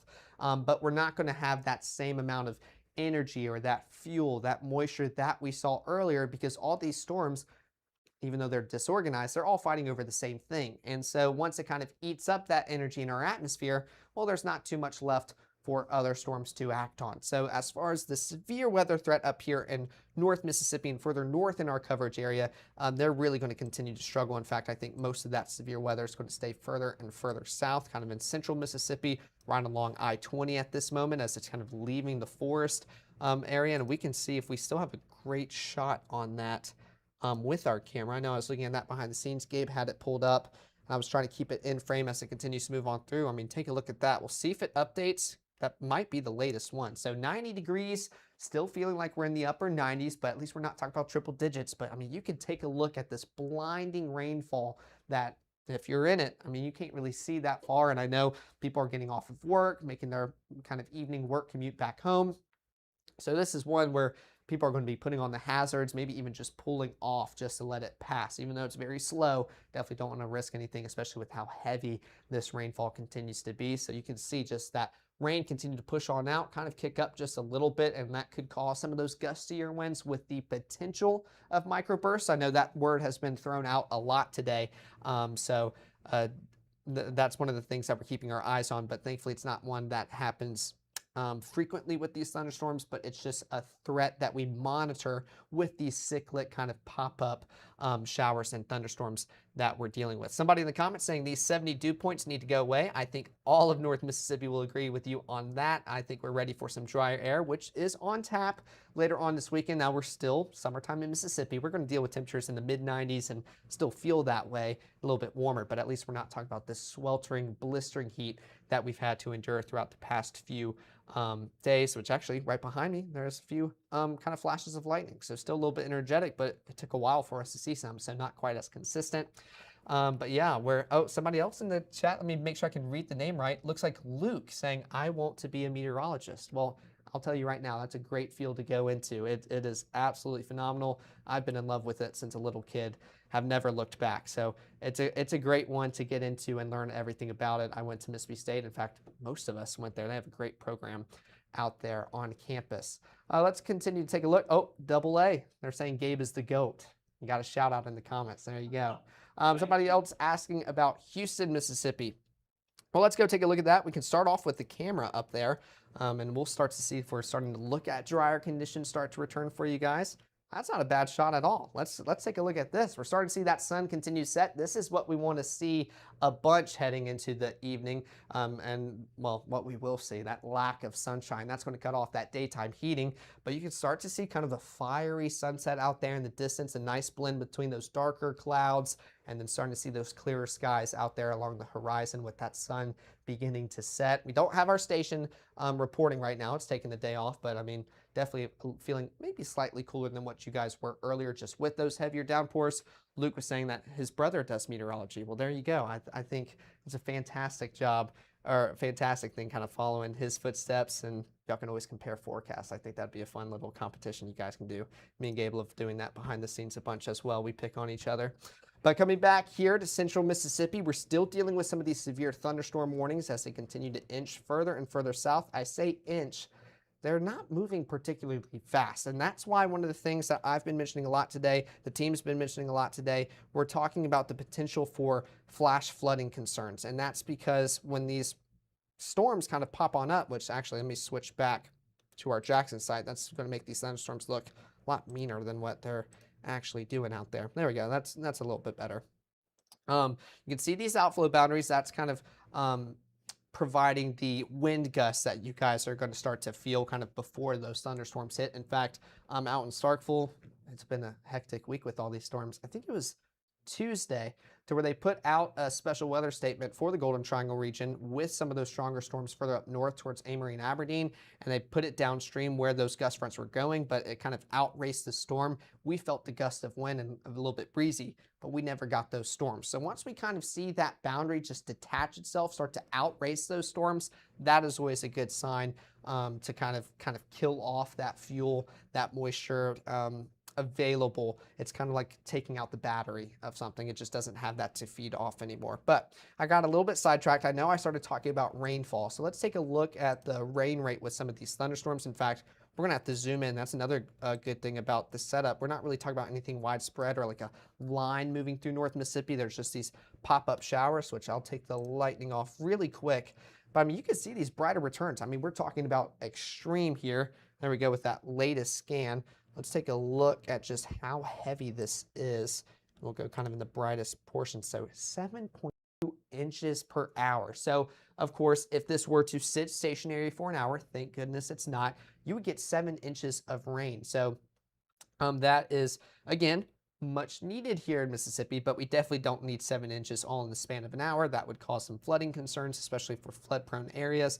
But that's one of the concerns that we want to continue kind of talking about heading into the evening, to where when these storms kind of just sit stationary, it's dumping all of that heavy rainfall. So we can even put this back on a loop, probably watch it build up and not move much. Yeah, so it built up right outside of Forest. We take a look here. We're going to, yeah, right out here in Forest. And if we were to kind of play it out, that's around 627. And it starts to continue to build on up, and it really hasn't moved much. So that's in the span of 30 minutes, that the distance it's traveled, which of course we can always measure that out here. It was right outside Forest, kind of heavier, so 4.5, maybe 5 miles in the span of 30 minutes, so 10 miles an hour. These are very slow moving storms. Only downside is when we have to kind of deal with it and we just say sit tight, it'll blow on over. Well, for days like this, it'll take a little bit longer to blow on over, but thankfully really not talking about anything tornadic or super intense. This is just some much needed rainfall coming in a little bit too fast, but definitely something that we'll enjoy heading into the evening, as it'll allow us to cool on off. Now let's take a look at our hail swath presented by True Shield Roofing. These thunderstorms, again, they're trying to kick out some hail, but thankfully we're talking about the lower end of the scale here, as we're talking about possible, probable, and likely. And we've seen a lot of possible today. And I know there were some students on Mississippi State's campus that dealt with kind of that potential microburst that we were talking about earlier, showing you guys that video. There was some hail included in that, but they said that they went to kind of take out their phone to record it, send it in, and it was already gone. So very small, very minute. And with how hot, steamy we've been, I mean, it doesn't last too long once it makes it to the surface. So that continues to be a positive sign with these storms, just really not kicking out that hail threat. I think these are more kind of wind driven. And then also, of course, just the rain rate, that continues to be a big concern. But we can take a look at our wind product here, and I'll zoom back in so we can kind of see what's going on. Gusty conditions continue to kind of blow on through central Mississippi. Again, we're not seeing any of those tight couplets with that green, that red starting to kind of spin next to each other, showing that rotation is occurring. That is not the story. We are not dealing with anything tornadic. It's just some of these storms kind of giving one last push before we head into the evening hours officially, as that sun continues to set, and that of course continues to push further and further towards Jackson, central and southern Mississippi. And in fact, we can kind of click on this again. It's set to expire around 7:15, so still have another pretty much 20 minutes until we could see this expire. The good news is, with these warnings that we've seen today, the common theme has been that they haven't made it all the way towards their expiration time. Sometimes these are cut off a little bit too early, or not too early. They have been cut off early, and for good reason. They kind of already built up, dumped everything out, and then we just don't see that same level of intensity, as there's just not all of that energy and fuel to go around. So that continues to be a positive. In fact, if we wanted to pull out your rotation threat, we're not seeing any of that here. That continues to not be the story today. So we're going to continue to enjoy that heading into the evening. But again, it's just pretty much, I think this is our heaviest batch of rainfall out there just outside of Forest. We can look a little bit further south, as there's another severe thunderstorm warning, but that is set to expire at around 7:15. And I don't know how eager they're going to be to kind of extend or continue, because we're not seeing too much activity here. So that continues to be a good sign, which we can look at our rainfall rates with these showers that are closer towards the Taylorsville and Ellisville, Laurel, Sandersville, lots of vills down there, and see kind of how heavy these showers are, and very heavy out there towards Richton. So let's take a look at all of these, because that lets us know how much rain we're really getting as these storms continue to really produce all that rainfall. So let's grab that pixel tool, and we'll kind of go in that brightest area. So almost 5 inches an hour just east of Soso, northwest of Laurel. Just south of Taylorsville is almost 6 inches an hour. And if we were to, I don't think it'll let me, I think I need to click off of this. We move a little bit further south towards Richton. Let's think. I'm gonna think we might be able to get 7 or more. There we go. 7.3 out there, just outside of Richton. So again, heavy rainfall that helps limit the hail threat. That continues to be a positive, but we're still kind of dealing with these just rainfall producers and a little bit energetic. Which of course, let me turn on my lightning before I forget that, because I want to make sure to continue monitoring that, especially as we keep this in frame. I'll move out of the way. That way you guys can see kind of how these strikes have developed. And that continues to be very positive. We're going from 677 to, yeah, almost 477. So we lost 200 strikes within the past 2 hours. So I'm hoping that continues, that same trend. That is what we want to see. Somebody in the comments asking, how is Amory tonight? Let's go back up towards North Mississippi to kind of show you guys what we're dealing with a little bit more in our coverage area. We're not going to be dealing with too much more throughout the next remaining hours. We're continuing to make our way closer and closer towards drier skies. Those thunderstorms, that was the story heading into the afternoon and evening. But the overall coverage and, I guess, intensity, I think that continues to decline as we head into our evening hours. So for you guys out there in Amory, you are enjoying dry skies. We can actually take a look with our camera, see how y'all really are feeling out there. Can't remember if this one's our Amory or Smithville. I'll always mix them up, but I think this is our Amory. There we go. Yeah, 84 degrees, but feels like 95. So still feeling like we're in the mid 90s as we're heading out towards our Wednesday evening plans to kind of wrap up the workday and get ready for the latter half of the work week, but still looking absolutely beautiful out there. Finally not talking about some heavy downpours and thunderstorms out there in the distance. I think we all like seeing a little change of view here. But that sun, that's going to continue to set, and that's what's helping our kind of overall threat or coverage of showers and thunderstorms to continue decreasing into the evening hours. So that continues to be positive, and the wasps, they're still just kind of enjoying the camera. So that continues to be fun. They're tuning into Mississippi Live this evening as they're probably trying to find some shade, or like somebody said in the comments, I think they're attracted to warmer surfaces. So that might be exactly why they're making their way down towards the camera lenses. But again, for us here in North Mississippi, I'll step out of the way as most of the coverage is actually kind of along I-55 and what's left of it. We're not dealing with too many showers or storms. We still have a few rumbles. Total strikes are up to 97. But as far as where we were earlier on today, we can even backtrack and go, I'd say it's 7 o'clock. So we'd probably have the last 4 hours all the way back. So again, we're at 96 strikes. I'll step out of the way. We go all the way back to where some of those showers and storms are. I mean, we were getting on up there with constant warnings. I mean, there's 417 strikes right there. Let's see where our peak was, 500, 600. No, did we ever cross 600? I don't think we did. We already started the decline. So we are definitely nowhere near where we were earlier on this evening. And I know that's why we have our meteorologist, Gabe Maynard. He's been taking a look at kind of reports, or hopefully lack thereof, sent into the Mississippi Live Weather app. What do you have for us? Well, it's a lack of reports, and we're not really seeing reports come out of these storms. And these storms are well south of our viewing area. So I think for this evening, I mean, unless anything ramps up, but I think you would agree with me, Caleb, that, you know, we're kind of downswing and looking much better through the rest of our evening, right? Oh yeah, no, that's exactly what I'm thinking. I think our peak kind of coverage of that was earlier this afternoon. Of course, that's when the sun is shining bright, bringing all that heat that we've had to deal with, but we're starting to cool on off into the evening, and that storm coverage, it's starting to decrease as well. Well, and additional chances for severe weather moves into our Thursday. Our meteorologist Caleb Edelblut will be tracking that out coming up at 9 and 10 this evening. But I would say with where things stand right now, go enjoy some midweek plans. Grab the rain gear if some of these pop-up showers are close to you, and just enjoy what should be a calmer evening here in North Mississippi. If you are in that severe thunderstorm warning that Caleb has been doing a phenomenal job tracking, well, that it has really weakened, and we've not gotten a ton of reports out of it. They put that as a precautionary measure with that outflow boundary, but fortunately, reports remain very, very minimal. So Caleb, thank you so much. I think we're going to wrap things up here tonight, and yeah, you'll see him right back here tonight at 10, or tonight at 9 and 10. There we go. Yeah, to talk more about the forecast. But from meteorologist Caleb Edelblut, myself, and our chief meteorologist Matt Lobhon, and our Emily Leonard, full team coverage here, and hopefully that's not the case tomorrow, but Caleb will have more details on that forecast at 9 and 10. There you go, at 9 and 10. We'll see you then.